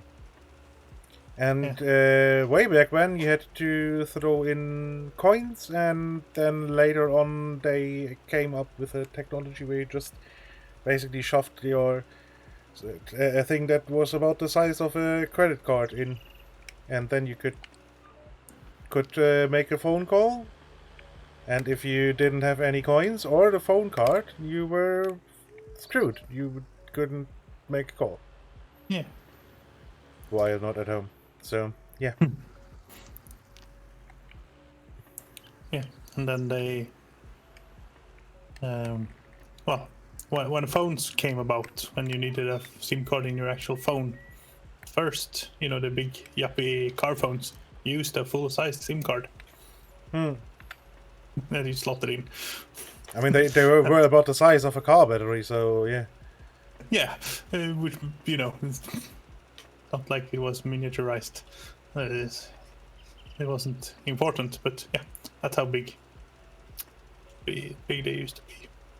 Then when phones were, became smaller and smaller, the SIM card became a limiting factor. So they introduced a mini SIM, which is it has a characteristic. One of the corners is 45 degrees. Mm-hmm. And then that became too big, and they introduced the micro SIM, which is slightly smaller. They cut off another millimeter or two around. Yep. That's basically just the chip basically left, no plastic around anymore. Yeah, just the contacts. Yeah. And at that point there were 8 contact pads. Well, actually there's 9 or 7 depending on how you count, but there's 2 rows of 4, and then there's one in the middle. 2 of these contact pads were never used. They were, we'll save these for the future when they made the standard, which is, the prudent thing to do. So when they next went to reduce the size of a SIM card even more, it's basically already as small as it's gonna be. What do you do? Well, you'll start cutting on the on the pins and pads. Mm-hmm. So, yeah, now there's 6 contacts on a normal SIM card. 7, I guess. 5. No, it's 6, 7, or actually 6. Because one of the edge ones is connected to the middle one.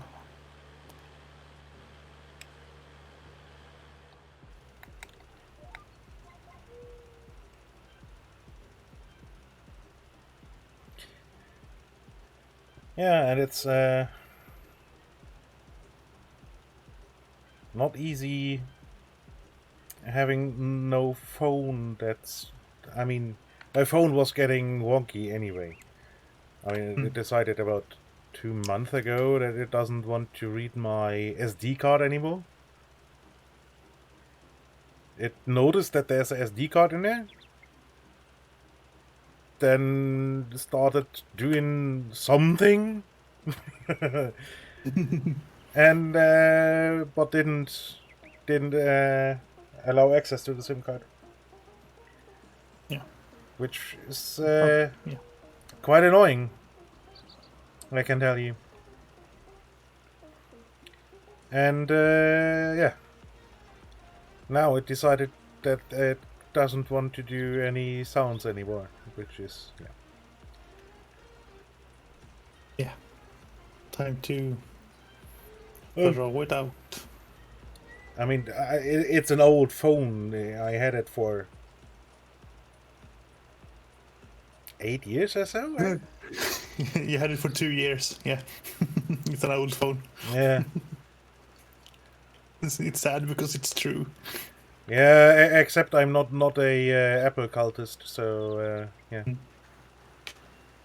I don't have to buy a new phone every 2 years, just because the chewed on fruits say so.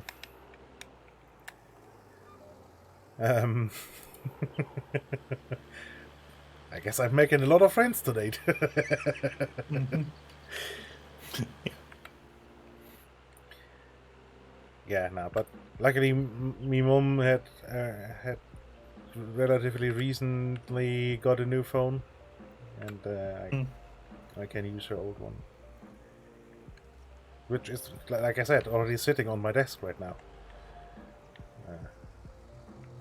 But it's not. It doesn't have much functionality at the moment.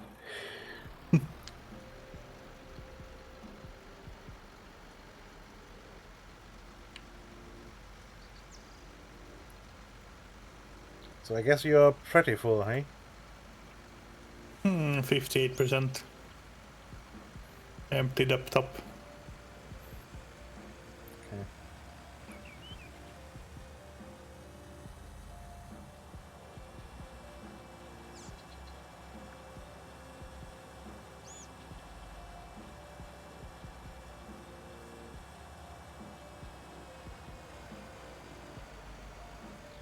I quickly pop by to unload anyway.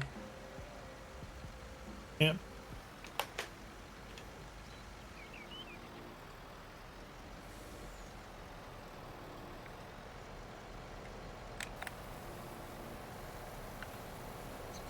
Because why not?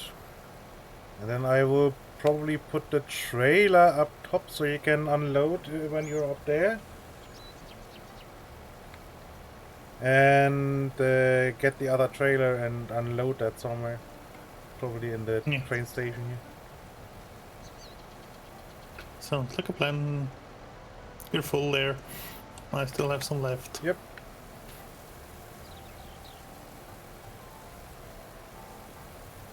Empty. And off we go.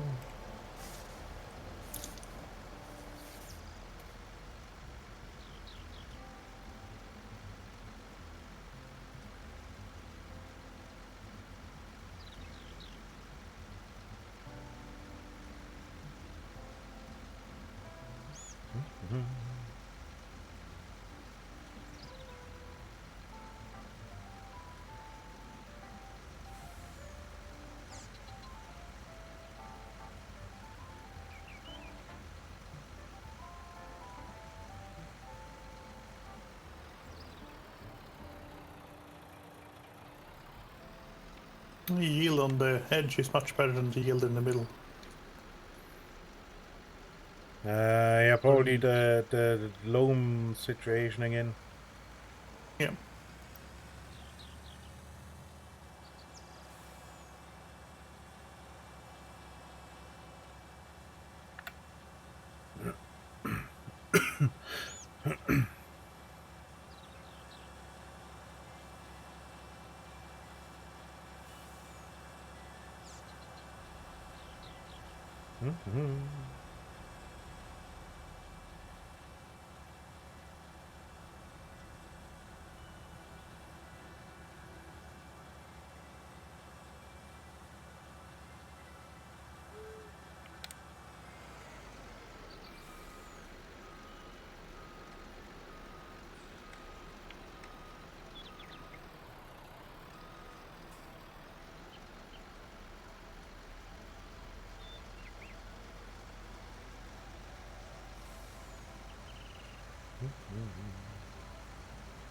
I'm always surprised how much our truck struggles getting going with these trailers. Yeah, it is pretty heavy though. Nah.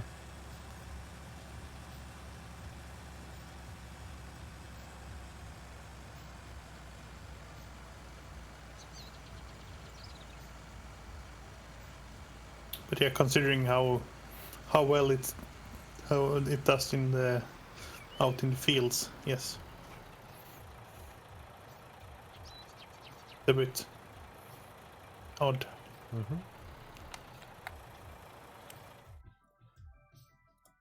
So let's have a quick look. Where would... Oh no, the oats price is completely garbage. Storing. Completely imploding right now. I mean, 900 is a good... or is a decent price for sure, but... the other prices are completely imploding right now.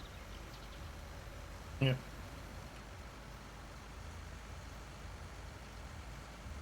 Then yes, it's a future profit. Save it for next year.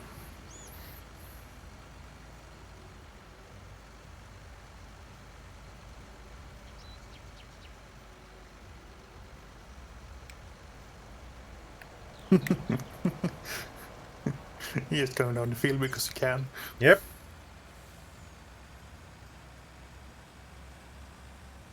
Pretty much.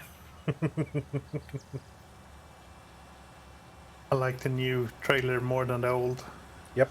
Because it's easier to empty when you empty it out. Yeah, and it's way faster to empty too.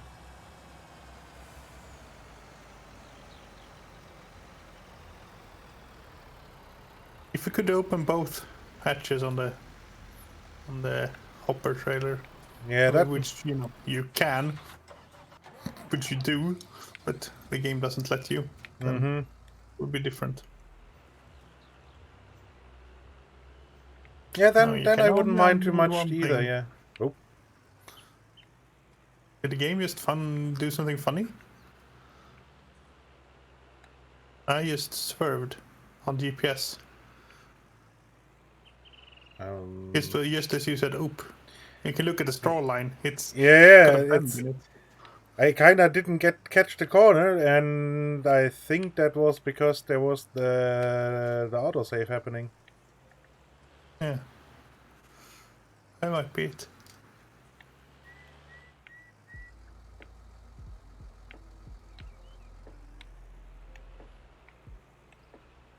Which actor would play us? Hang on.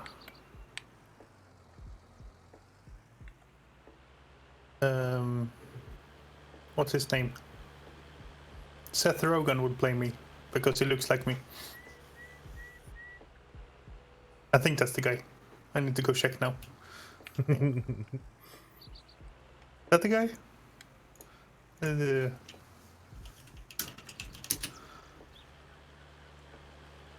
Yeah. That's the guy. Not because he's, anything like me or anything, I don't know. Don't know him, but yeah. It's the actor that looks most like me. Yeah, I don't know.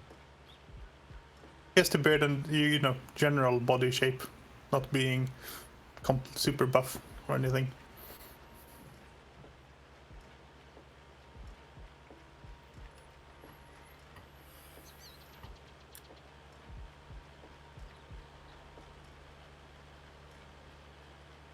It's a really good question, but why would anyone make a movie out of it?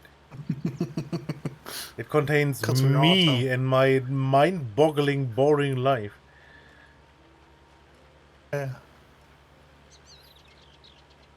But this is the backstory, where tomorrow you invent the algorithm that puts Google out of business. Then they make a movie of you.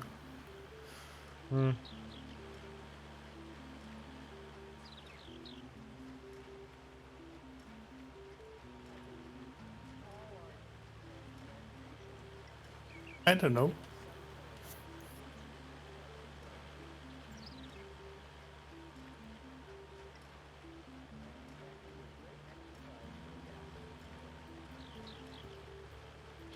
Who would play Raz?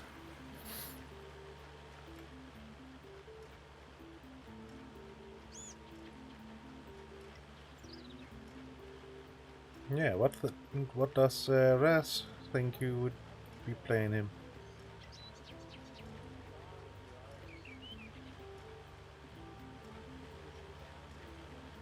Only 50% full, so no worries.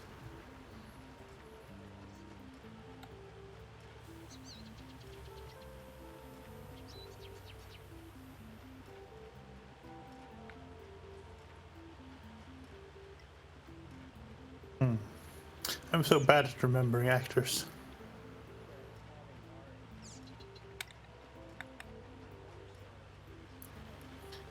When trying to recall them on demand. I just, if you mentioned it, and there's that guy. Oh yeah, of course, there's that guy as well. Yeah, I know him, but I'll never think of it myself.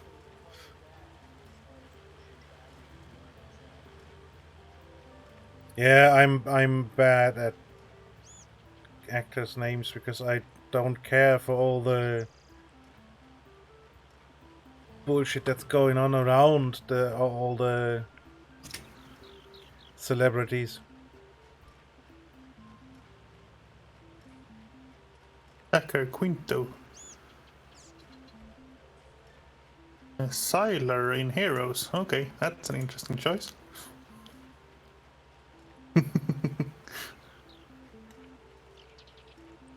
Yeah.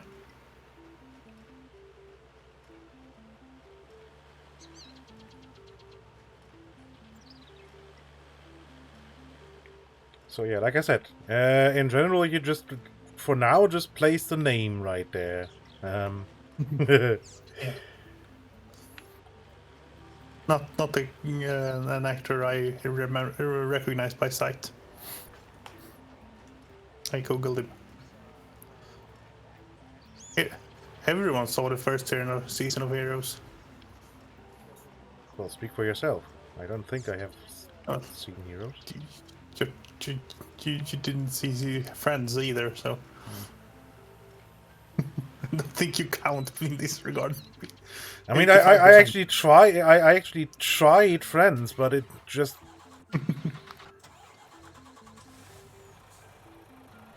I just found it incredibly boring for some reason.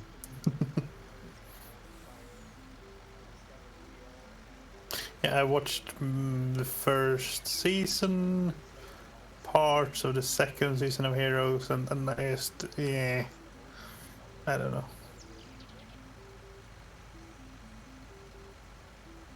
They saved the world, and then someone ran around and ate everyone's superpowers, and then it was just, yeah, what?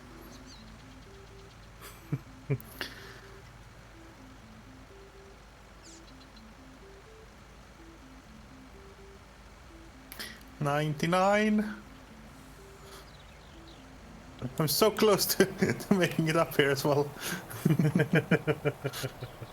I could have emptied myself in the trailer up ahead, but no. Just tiny bit too much. I just want to get the last. There we go.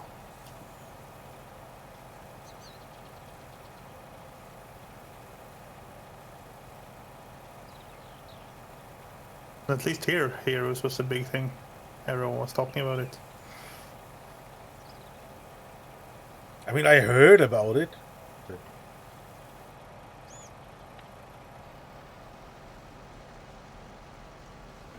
I've been.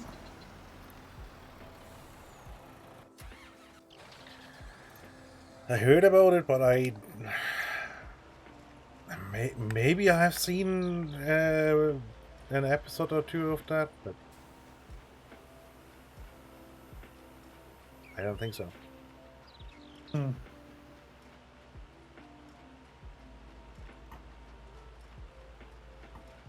But I'm generally not a superhero movie watcher, really. So. I mean, I enjoy the Batman movies, but Batman doesn't have superpowers. He has technology. A bit like Iron Man. So.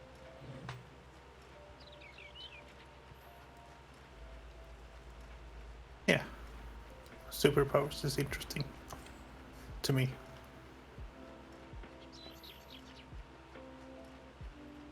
One of the things that was always on TV when I got home from school when I was 10, 11, whenever I go home from school alone and parents weren't home yet, would watch TV. And A-Team was on, and Lewis and Clark was on. That was staple TV watching early afternoon. Yeah, I mean, A-Team, I still like to watch A-Team now. So yeah, although MacGyver was A-Team turned weird once they were then run by that weird agency bloke. It was just odd. Yeah, no, those seasons, no, that doesn't exist. That was just bad.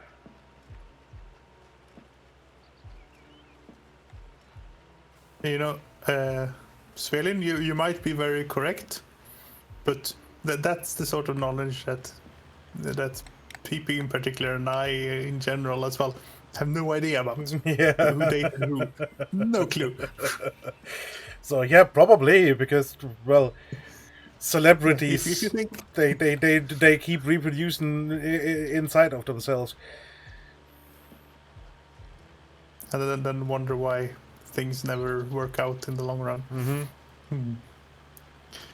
Yeah.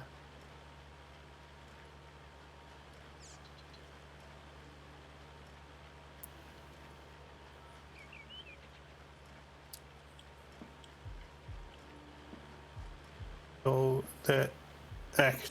I mean, yeah. What? Yeah. I'll start. I might return later.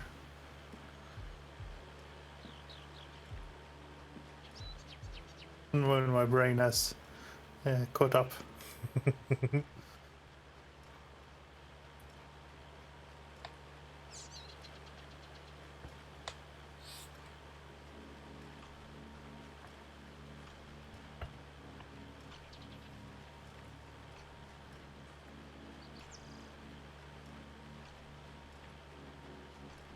Yeah, nah. I don't even remember somebody being a couple with somebody else. It's just...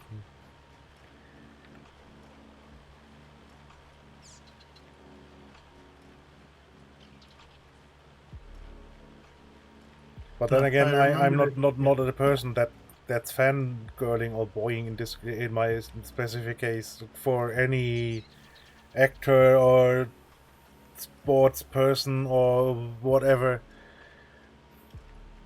It's just I don't give a toss. The cheerleader Hayden Panettiere, something. She has a funny last name. That's why I remember it.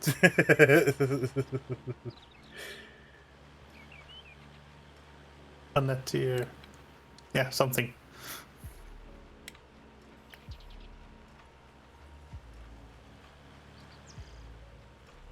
Yeah, and I mean the first season revolved around the cheerleader, so that's not unexpected. Oh, he's Spock in the Michael Bay movies. The new one, yeah, the new ones. Yeah, okay, yeah, I could get.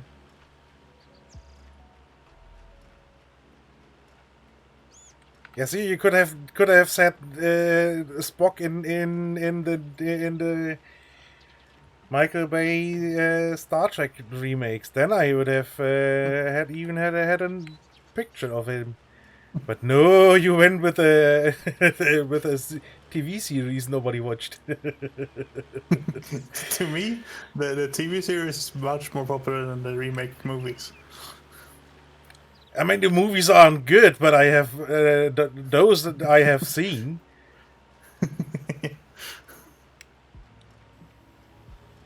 Ah, yeah, see, yeah, I could see him playing you. Yeah.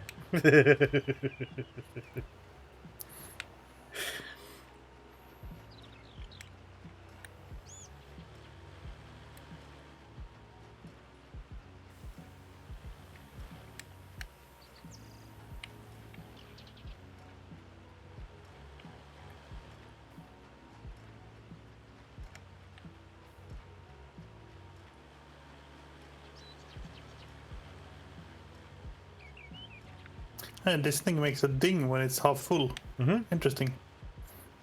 Haven't realized that before.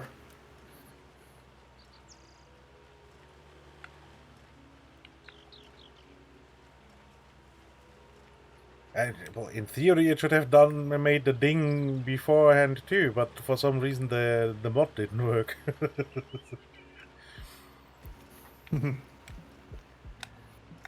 And it does another ding when you're at 80, I think 80.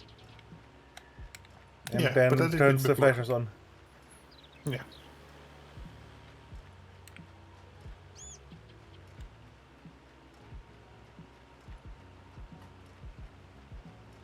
I probably should soon get moving and... 62%. I'll probably make it up, actually. Yeah, but I'm parked in a super stupid position. We can unload and go on the way back down. I can cut the middle strip. Actually makes more sense because I cannot... I did the corner already, so it's only the bulge left. Okay. If I make it up, we'll see. I think I will, because the yield is worse now. It was so close last time, but yeah, we'll see. Yeah, getting loamier here. Although no, that won't work good because there's the a row of bales already here. Yeah, but you can fit next to that. It's a little awkward, but it works. Does it? Yep.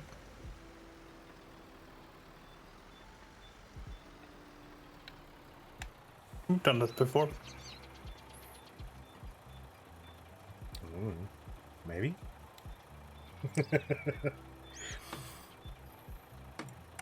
85. Yeah, it should work.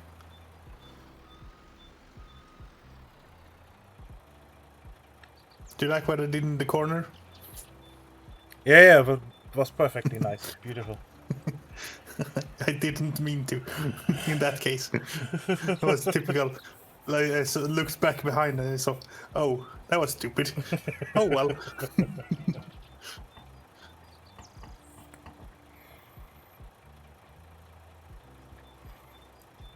Suddenly forgetting that you're spewing stuff out of back, huh?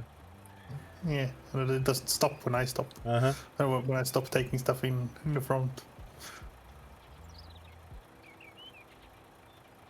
Yeah, 97%. No, 96%. Okay. That one was intentional.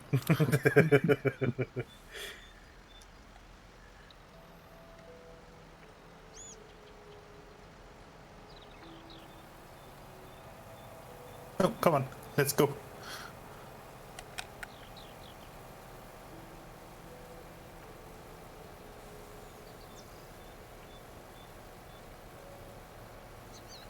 See? Perfectly okay.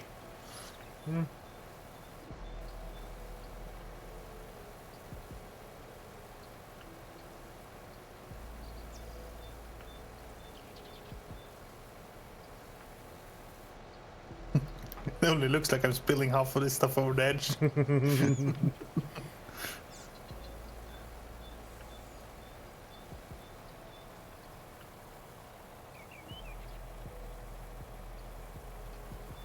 And empty.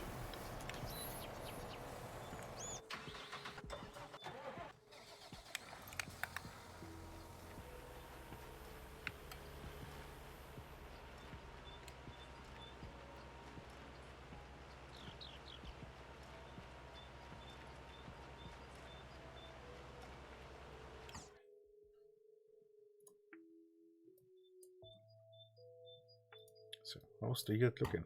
I mean, the yield looks... I think the yield is all in all better than on the field 12. Because there doesn't appear to be the... What's that, 80%? Yeah, 80% blob in there. Oops. I forgot I wasn't on auto steer.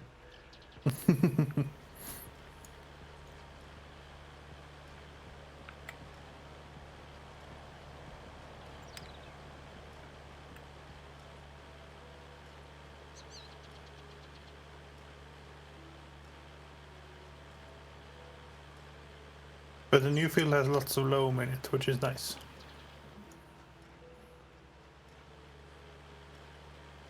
There's a little bit of loam in sand, which is bad, but the loam is the good stuff.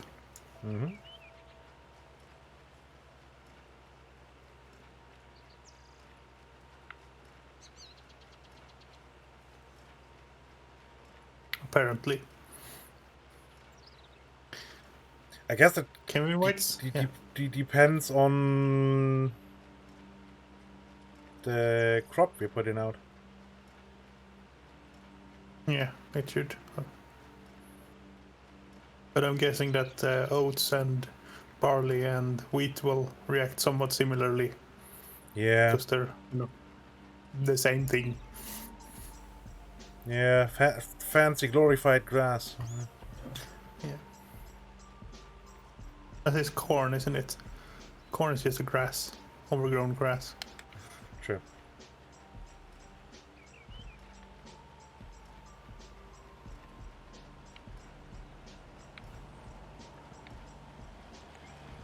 Oh, there's a tree there.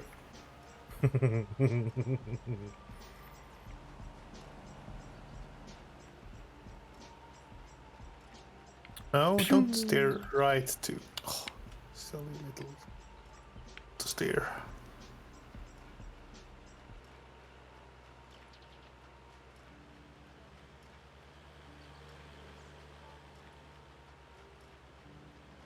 Oh, this is running heavy now.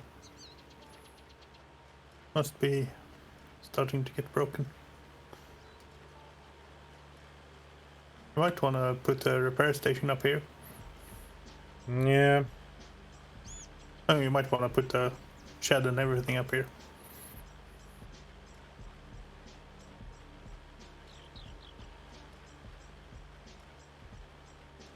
Yeah, it's a bit tedious trucking that thing down all the time. That's true. Yeah, and we don't use it downstairs, really. Yep.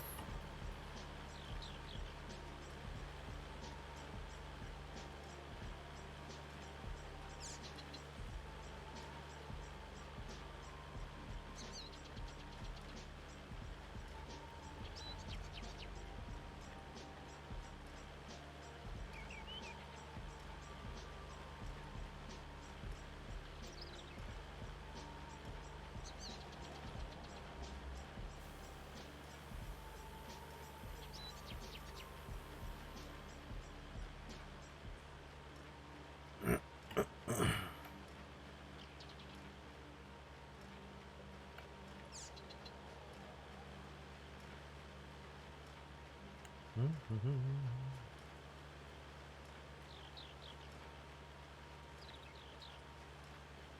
50% now, I'll fit that easy.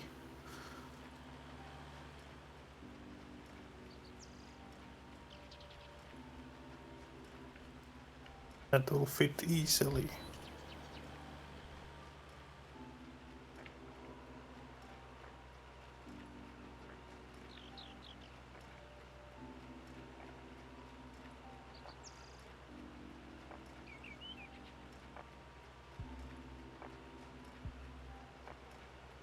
Yeah, well, sadly, it wasn't that much stuff in the end.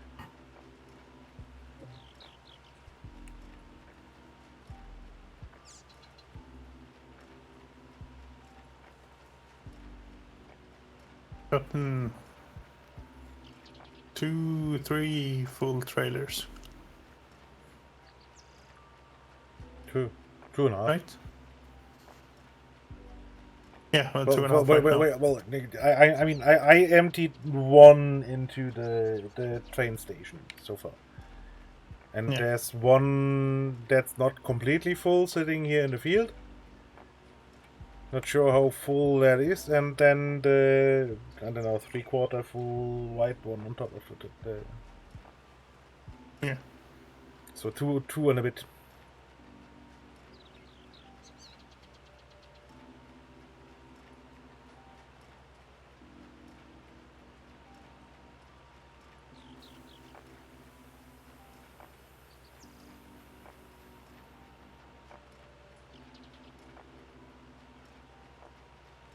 But I guess that's in general okay, because we get quite a bit more money. Well, so a bit more money per 1,000 liters. Yeah. Probably okay still.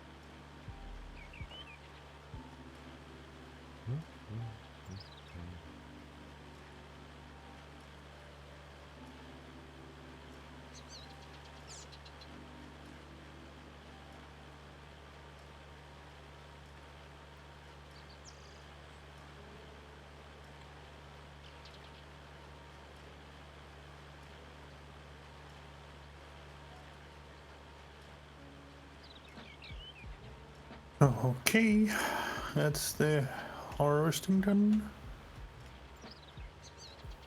Oh, there's a PP coming right here as well. Mm-hmm.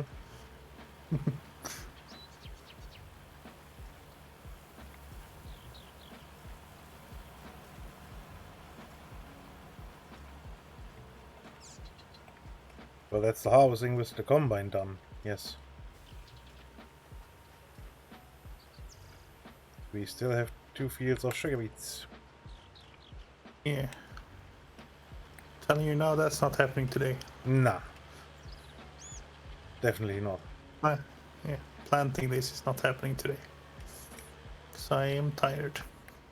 I mean, you can do it, but I won't be here. Yeah, neither would I. I mean, we are now 4 hours and some. So more or less pretty much 4 hours, I guess, because with the music in the beginning.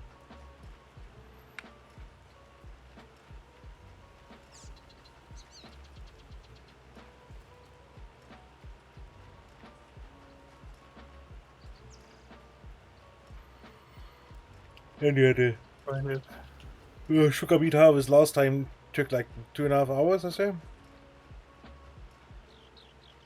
So. Oh, I don't think I parked this thing all the way over here in the forest. I think someone's been. Yeah, no, you didn't. playing I with it. I didn't catch the corner because the game had this micro lag that made you swerve too, and I crashed full front on into the thing.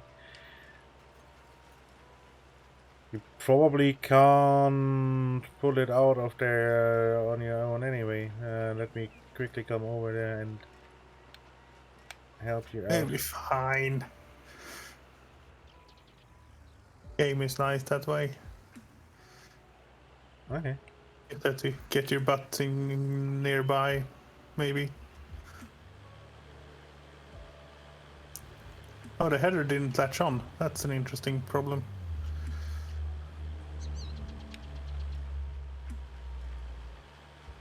No, it did. Driving away a little bit from it a little bit, let it think through its life choices, and yeah.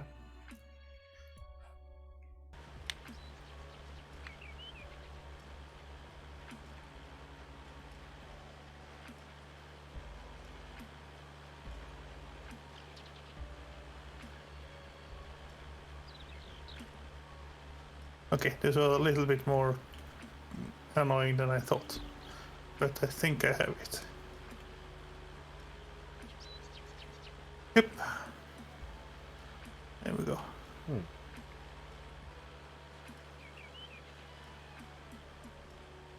Easy. Child's play. Well.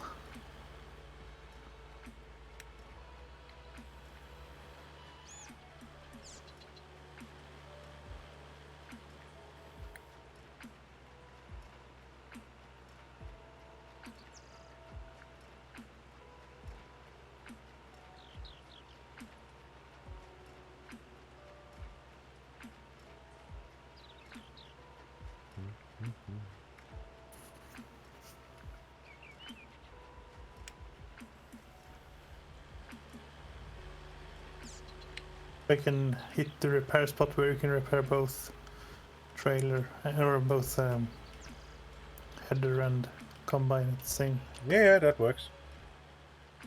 Yeah, you just have to stop at the right spot. That's not the right spot. It was impressive, and the header was only half damaged.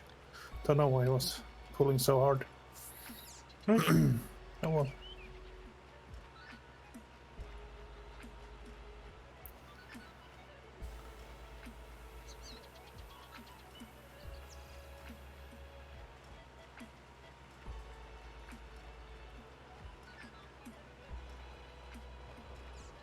How were all the animals doing? We ran a bit of time compression, didn't we? Yeah, they're probably... let's pick up unload baler. Probably had some table manners mess. Feel like animals. As they do. As if I've said it before, I'll say it again. It's like that's a really nice German word, fressen. Eating like an animal.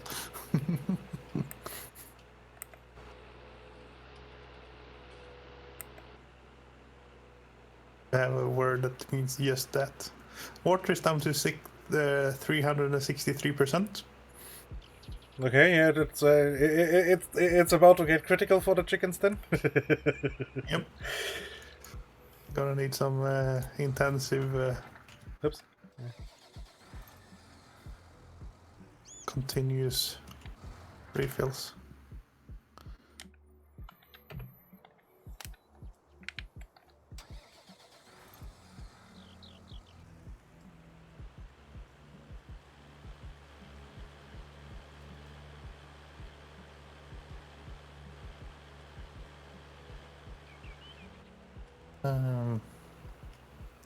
I'll just park the combine here. We can build a shed upstairs and drive it up.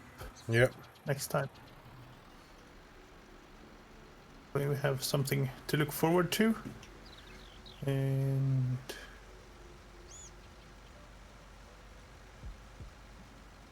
I'll jump around in all the vehicles, trying to find the one you're trying to find as well, I think.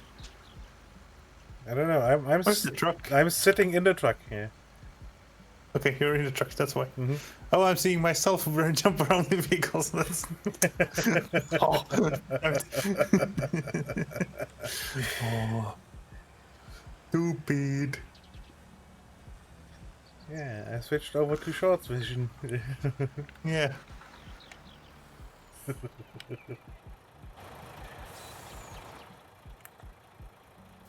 With the delay, I never saw myself in my vehicle at the time I...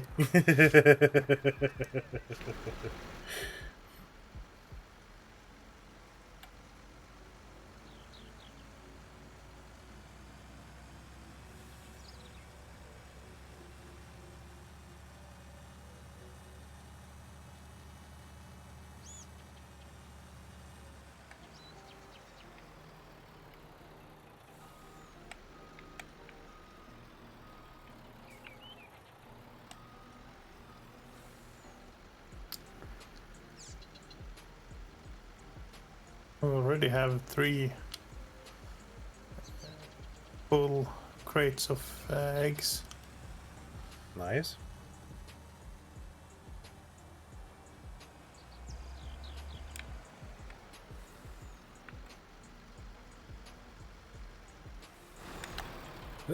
Something is... Oh, so you put the mower inside. What? The mower is parked inside the shed. Normally that's the one sitting outside. But we can park the baler outside instead. So that's okay. Be-doo. Yeah, they Be-doo. They do that. They be doing that. your pharaoh has died. What's your plane?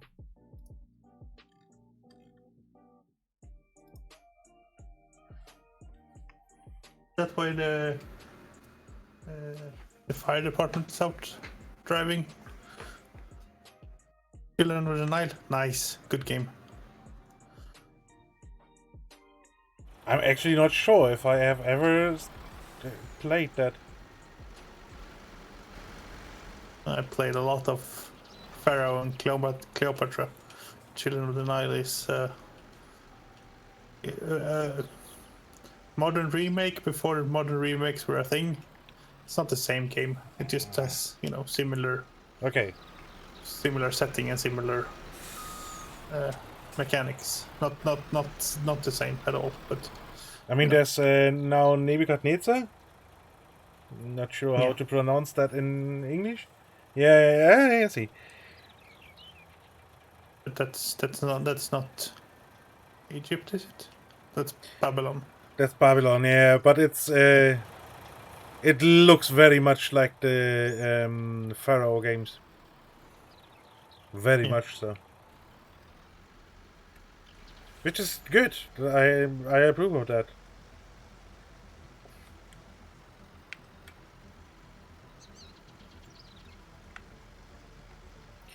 So the question now is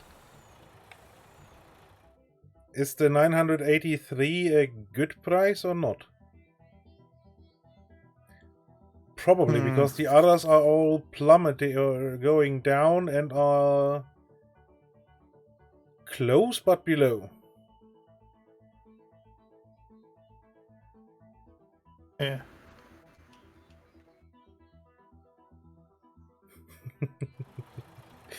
I think it's a decent price. Save it. We don't need the money right now. Okay. That's my suggestion anyway. Down by the rivers of Babylon, where we sat down, oh, we pray. I don't remember the line. Yeah,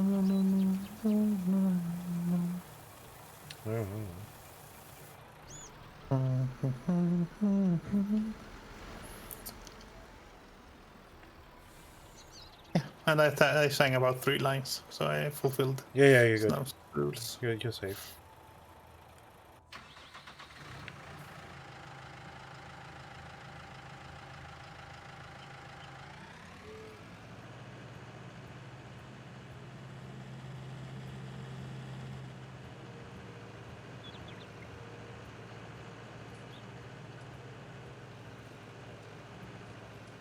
Hang on, I should probably go look out my window because I still hear the fire trucks, not the sirens, but the actual truck. So hopefully my neighbor's house is not on fire. Hopefully my house is not on fire. That would be interesting. I'll be right back.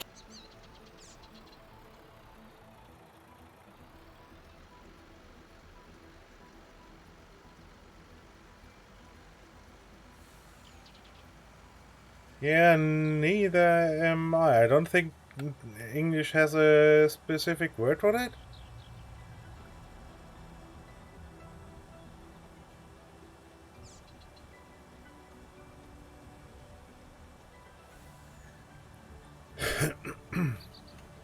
No, that was just some random truck coincidence.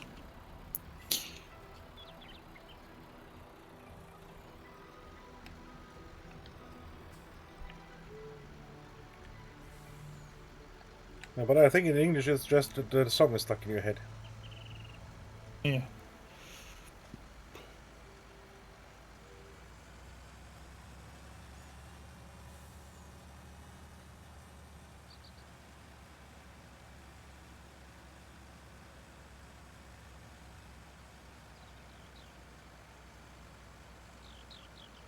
And I'm picking up bales right now. Jay. Okay.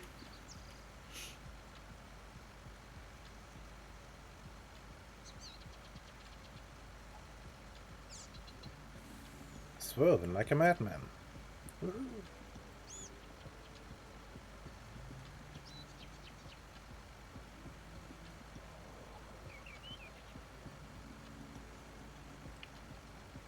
Whoop.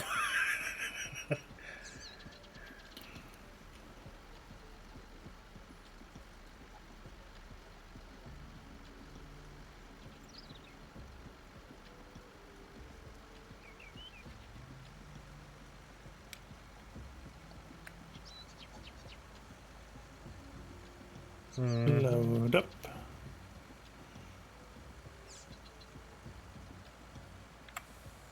Almost 4 full pallets of wool here. Nice.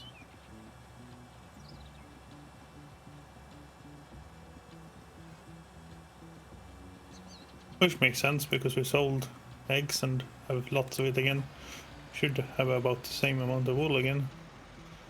I'll just go sell this because it's annoying having to deal with it. Yeah, especially if there's just one of the thingy mobs missing anyway. Yeah.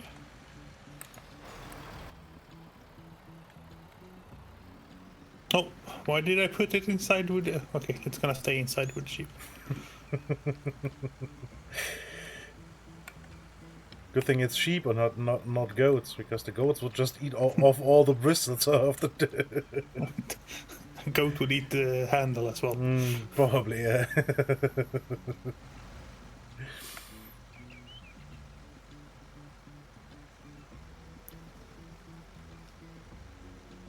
Did we plant something in these fields? Because nothing has grown. No, wait, that's not our field. Never mind. There was what to That's say. the one we Wait, opened. what? No. I'm quite sure. Quite sure I've seen the tiny sugar beets already.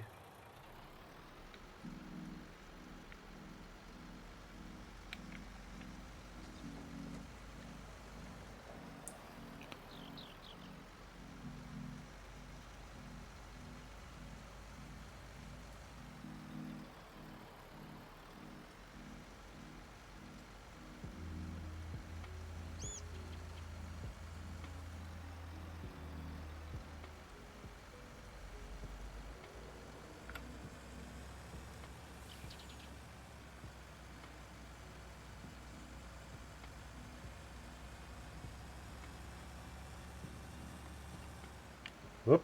Whoa! Yeah, too bad the wool price is so bloody unstable and is well, just one sell point. Yeah. That sure doesn't help.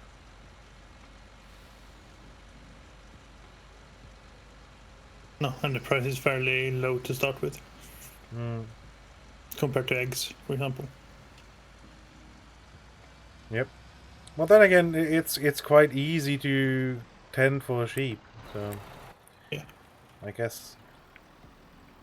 I mean, we've given them one set of grass and never refilled it.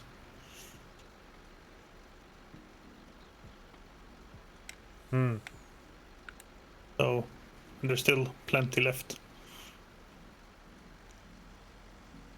That grass should be getting slightly old by now, honestly.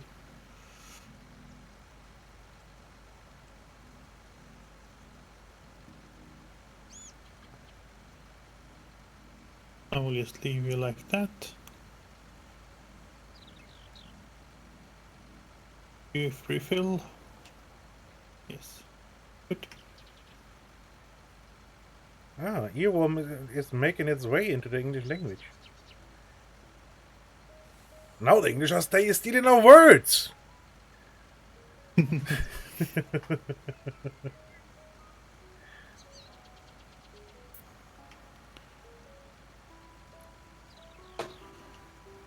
This is where we have come to.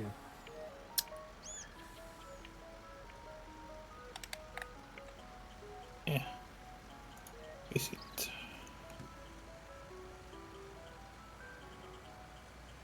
So, we're collecting bales. Right. There is another bale trailer somewhere. Because it looks like you will fill up. Yep. Yeah, and then using kindergarten wrong too. Using kindergarten for the wrong part of the educational system. It's actually the end of education, university, but they use it for the yeah.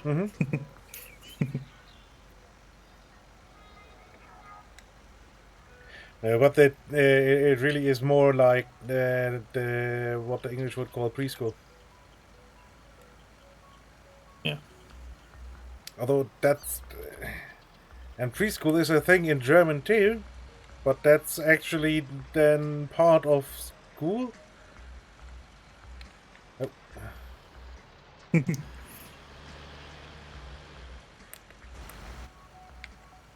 Basically the school class 0, if you will. Yeah. So in Swedish they've done a funny.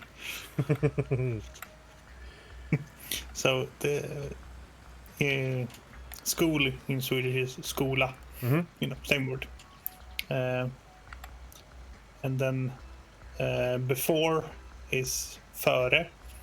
So the place you go to before school is, before you're old enough to go to school, is förskola. So before school. Mm-hmm.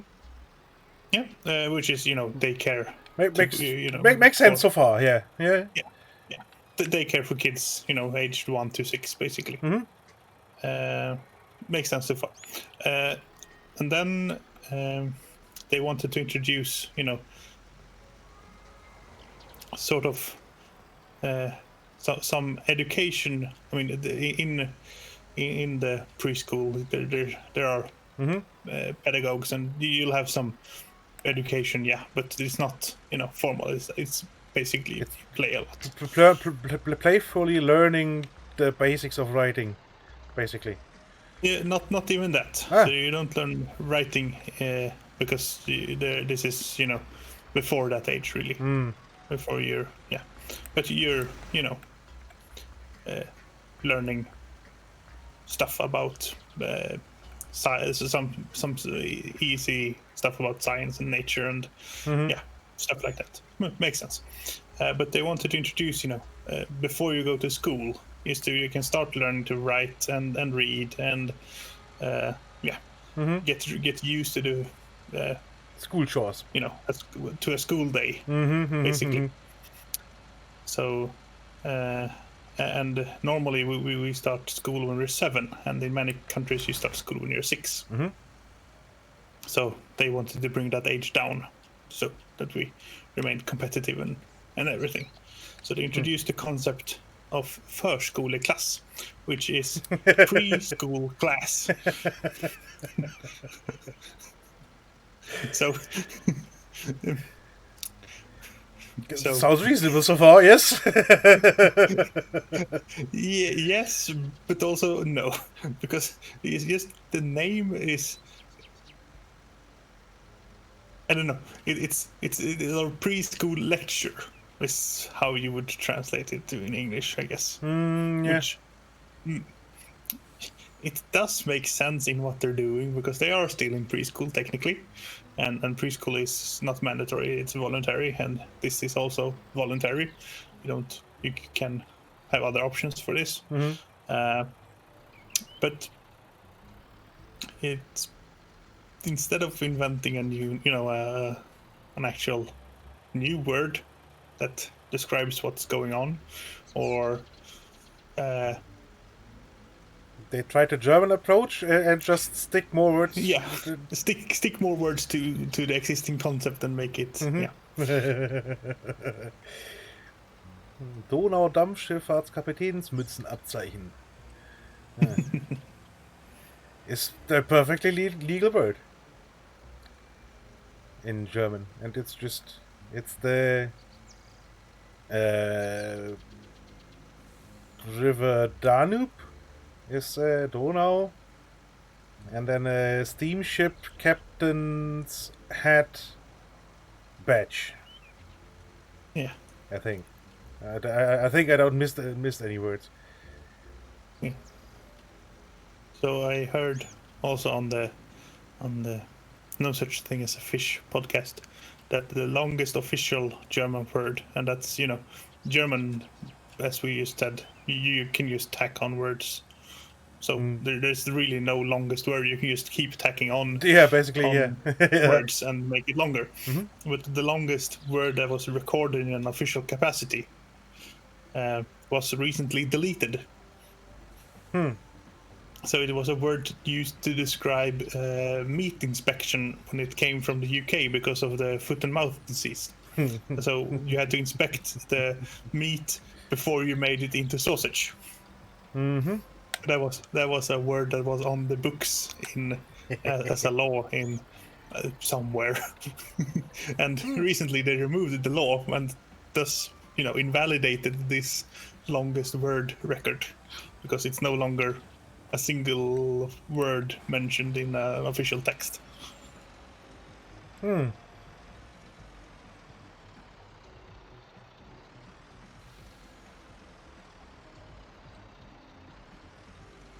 Yeah, you're right, Sweden. It's basically, but it describes the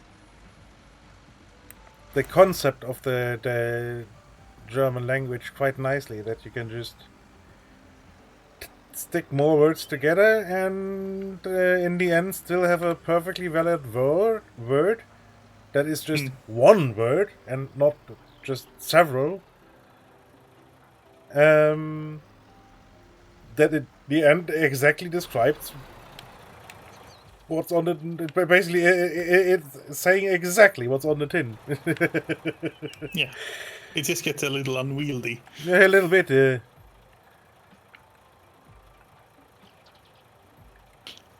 Swedish does work the same way, but after you've stuck together 3 or 4, it starts to sound off. So you're really not supposed to do that anymore. Yeah, I mean, usually it's no longer done in German either. I mean, there's sure the shorter composite words like for double clutch transmission. That's then Doppelkupplungsgetriebe. Yeah, but it's not such insane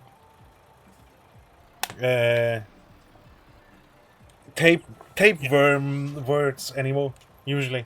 No, exactly. And I mean that word would be, that's reasonable still in Swedish because it's three or so words that you string together. Yeah. So it would be dubbelkopplings. I mean, you would probably just say double coupling because that's. I mean, that's quite common in German too. That people just drop the Getriebe and just say Doppelkupplung. Because that's just machine or something like that, or not machine, thing, stuff. Transmission. Yeah.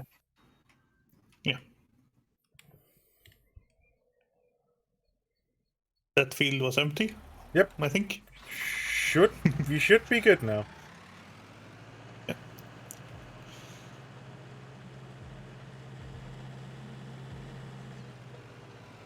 Yeah, so double kopplingstransmission. It's a annoying Swedish long word, but it's okay. But when you start making it, when you start adding in the name of the river and the fact that it's the badge on the hat at the end, it's a bit much. You can probably still do it, but in Swedish you would just flip the words and say it. Break it up in 2. Yeah, same in German, really. But it is technically possible to do it like that. You usually would probably say the badge or the badge on the head of a captain of a steamliner on the River Danube. Yeah, then you have to know all your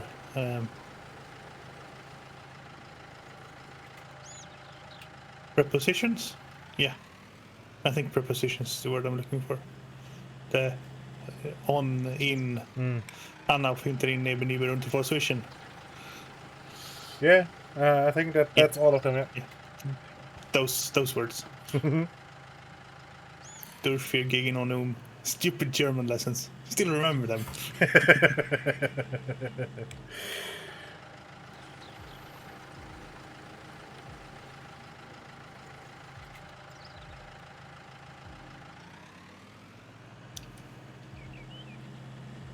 And pretty much every Swedish person that has taken German will be able to recite the different prepositions that control if it's what's the words in German or English? Sorry. Yeah, the forms of whatever. Forms of nouns. I'm actually not sure how it works. No. I know how to work it, how to use it, but I couldn't explain it. You know? No, because you're using it every day, and it just makes sense to you, and the wrong one just sounds off. Yeah, exactly. Yeah. But when you're learning a language, you have to. Yeah, you absolutely have to understand the grammar behind it and why things are what they are. Yeah.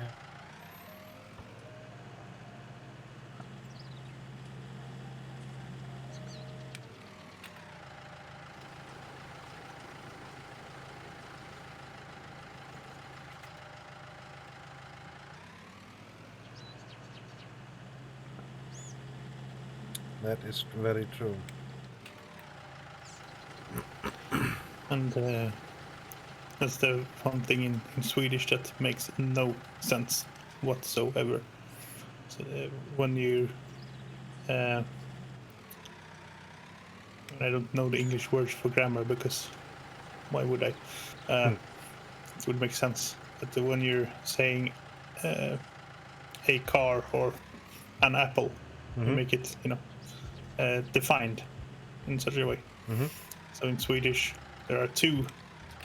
In English, it makes sense because it's logical. It's if it's a vowel or if it's a consonant. You pick either or the other. In Swedish, you have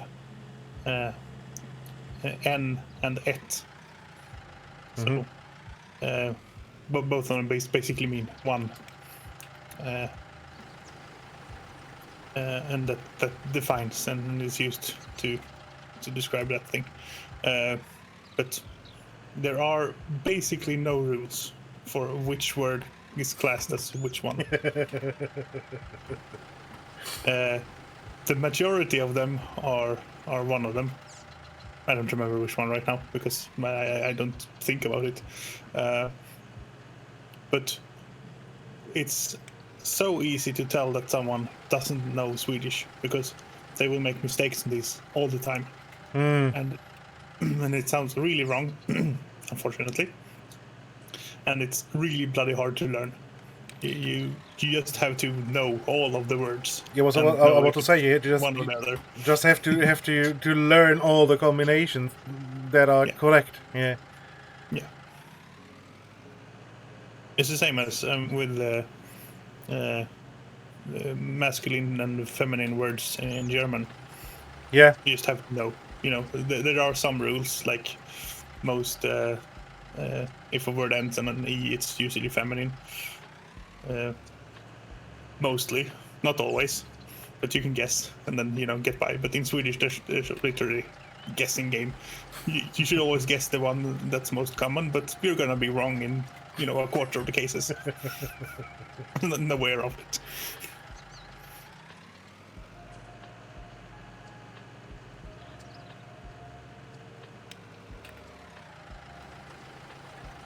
Okay, are you running around probing again?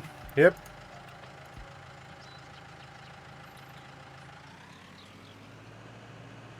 Prodding Mother Earth with a machine. Yeah.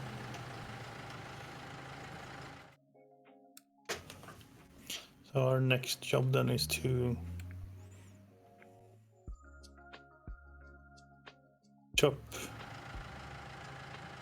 and sugar beets. We're going to buy or hang on, I don't remember. Well, we can't buy the self-propelled wheat harvester. We could rent it. Whee! That's perfect. So gracious. Wait, gracious, that's not the word. Gracious is a different word. It's the Swedish word in this case. When you're nimble and yeah, stuff. Yeah, and I can't remember what the German word is. The English word. Yeah.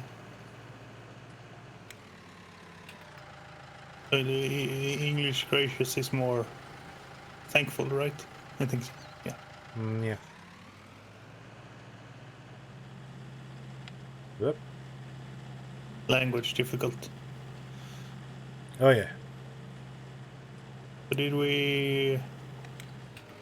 we did buy the previous harvester or the other harvester, right? The pulled one is we own. Yes. Yeah. Yes. Here it lives. So that's the one we pull behind.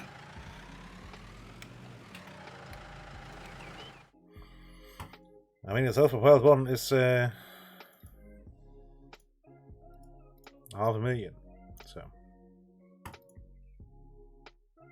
Could take a loan and get it, but we're never gonna pay that back. no. No, that's why I would maybe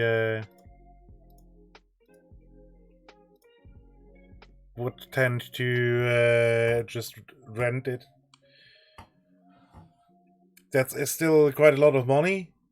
It's still 26,000, but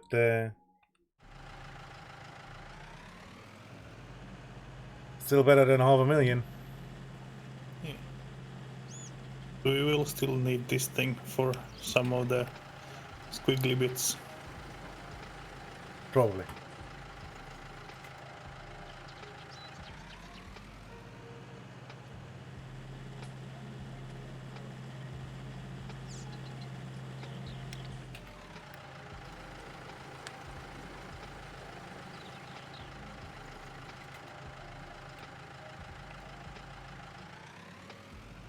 Upper.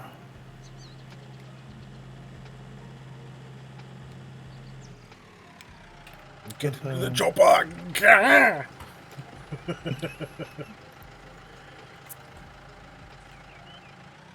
Yay!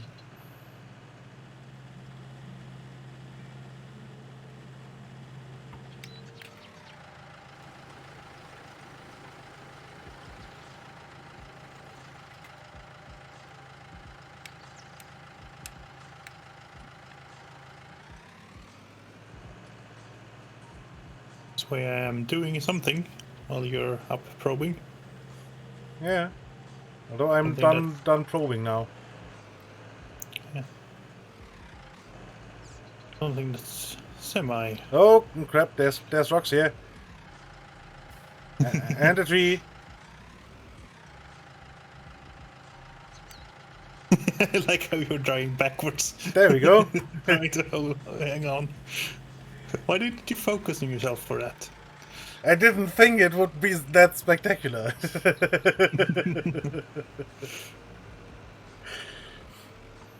Quite frankly. Does this thing actually need maintenance? Well, in theory, let's give it some maintenance then. Ah, come on, don't wait. Oh, I can't repair the weight. What?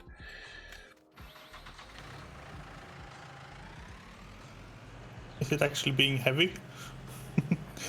I don't know. Apparently. Oh, We're supposed to. keep my mouth open. Open your mouth. Yeah.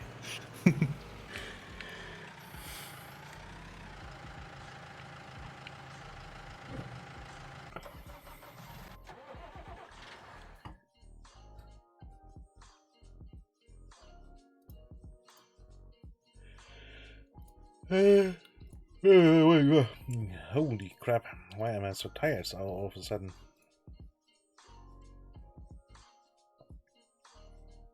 Yeah, could cow look Looks good. Yeah, Chomkins. We should probably sell some of those. And I think our sheep farm is full. I'm not sure though. Although no, we have 141. So No, not full. So not full.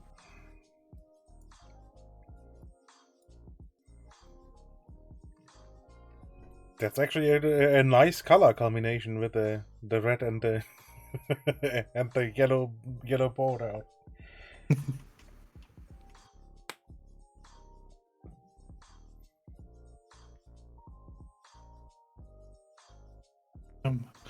I'll try and leave some bits in the middle to make it, you know, the printing technique where you make different sizes dots in different colors to make it appear like a different color altogether. Rasterizing. I think that's what it's called. Yeah, I think. Yeah. If you have 50% red tiny dot and 50% yellow tiny dot, it will look orange.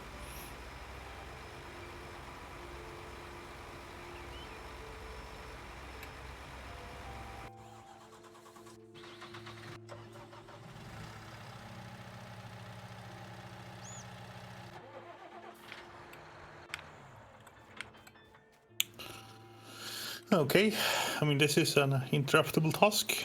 I don't have to do this. Finish this.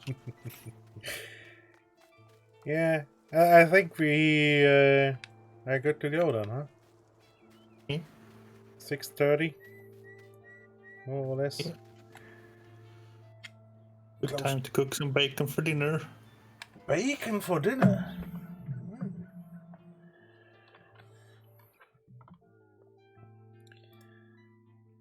Not sure what it's gonna be bacon with, but yeah. I mean, if push comes to shove, just do bacon with bacon. Yeah, exactly. Basically make a bacon sandwich. Yeah.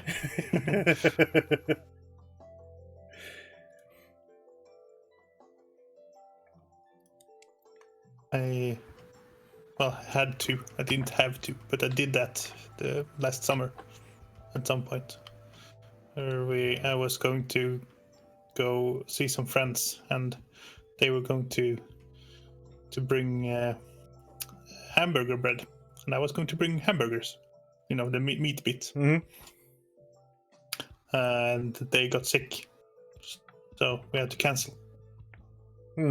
So I was stuck with, they were stuck with hamburger bread, which, you pop in the freezer and then it's done. And I was stuck with hamburgers that were already formed and done. I guess I could have stuck them in the freezer, but yeah. Instead I had hamburger in a hamburger. Yeah, perfect. Worked perfectly well. Meat with meat. That was a lot of meat. That was a bit much, honestly. But I made it like hamburgers, had cheese and sauce and stuff in between. Yeah, I mean, stack that shit high. And if it's good meat and not much fat, it's even not that bad, really. I mean, it's not good for the blood pressure, but it won't make you super fat, really. Yeah. But then again, if you throw it in a frying pan, it turns into a completely different matter. So, but where is my credits thing here, and then click here. I disappeared. Oh yeah, no! I made you go poof. So yeah, thank you all for watching. Raison, it would be so nice if I could type, Yes. But that would help. Good thing is I can just copy and paste. There we go. So let's pop over to Lo. She's doing some music today. Nice. And yeah, well, thank you again for the resubs and the watching, and you for joining me, my friend Shorts. And yeah, thank you for doing all the stuff today. Yeah, and yeah, I'm crap at ending streams, as you may have noticed. So yeah, here we go. I think yeah, let's just pop over to Lo and and this weird string of words that doesn't make any sense. Alrighty then. Yeah. Have a good one, and see you on the other side. Bye. Bye.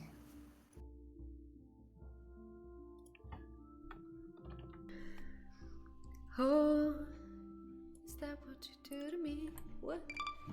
Yep. She just started singing and now. Ooh, Private Polar! BNZ Raid, yes! BNZ Raid, I like BNZ Raid. Ooh, I Hanging can't. up that. BNZ Raid, BNZ Raid. Oh, I actually have to use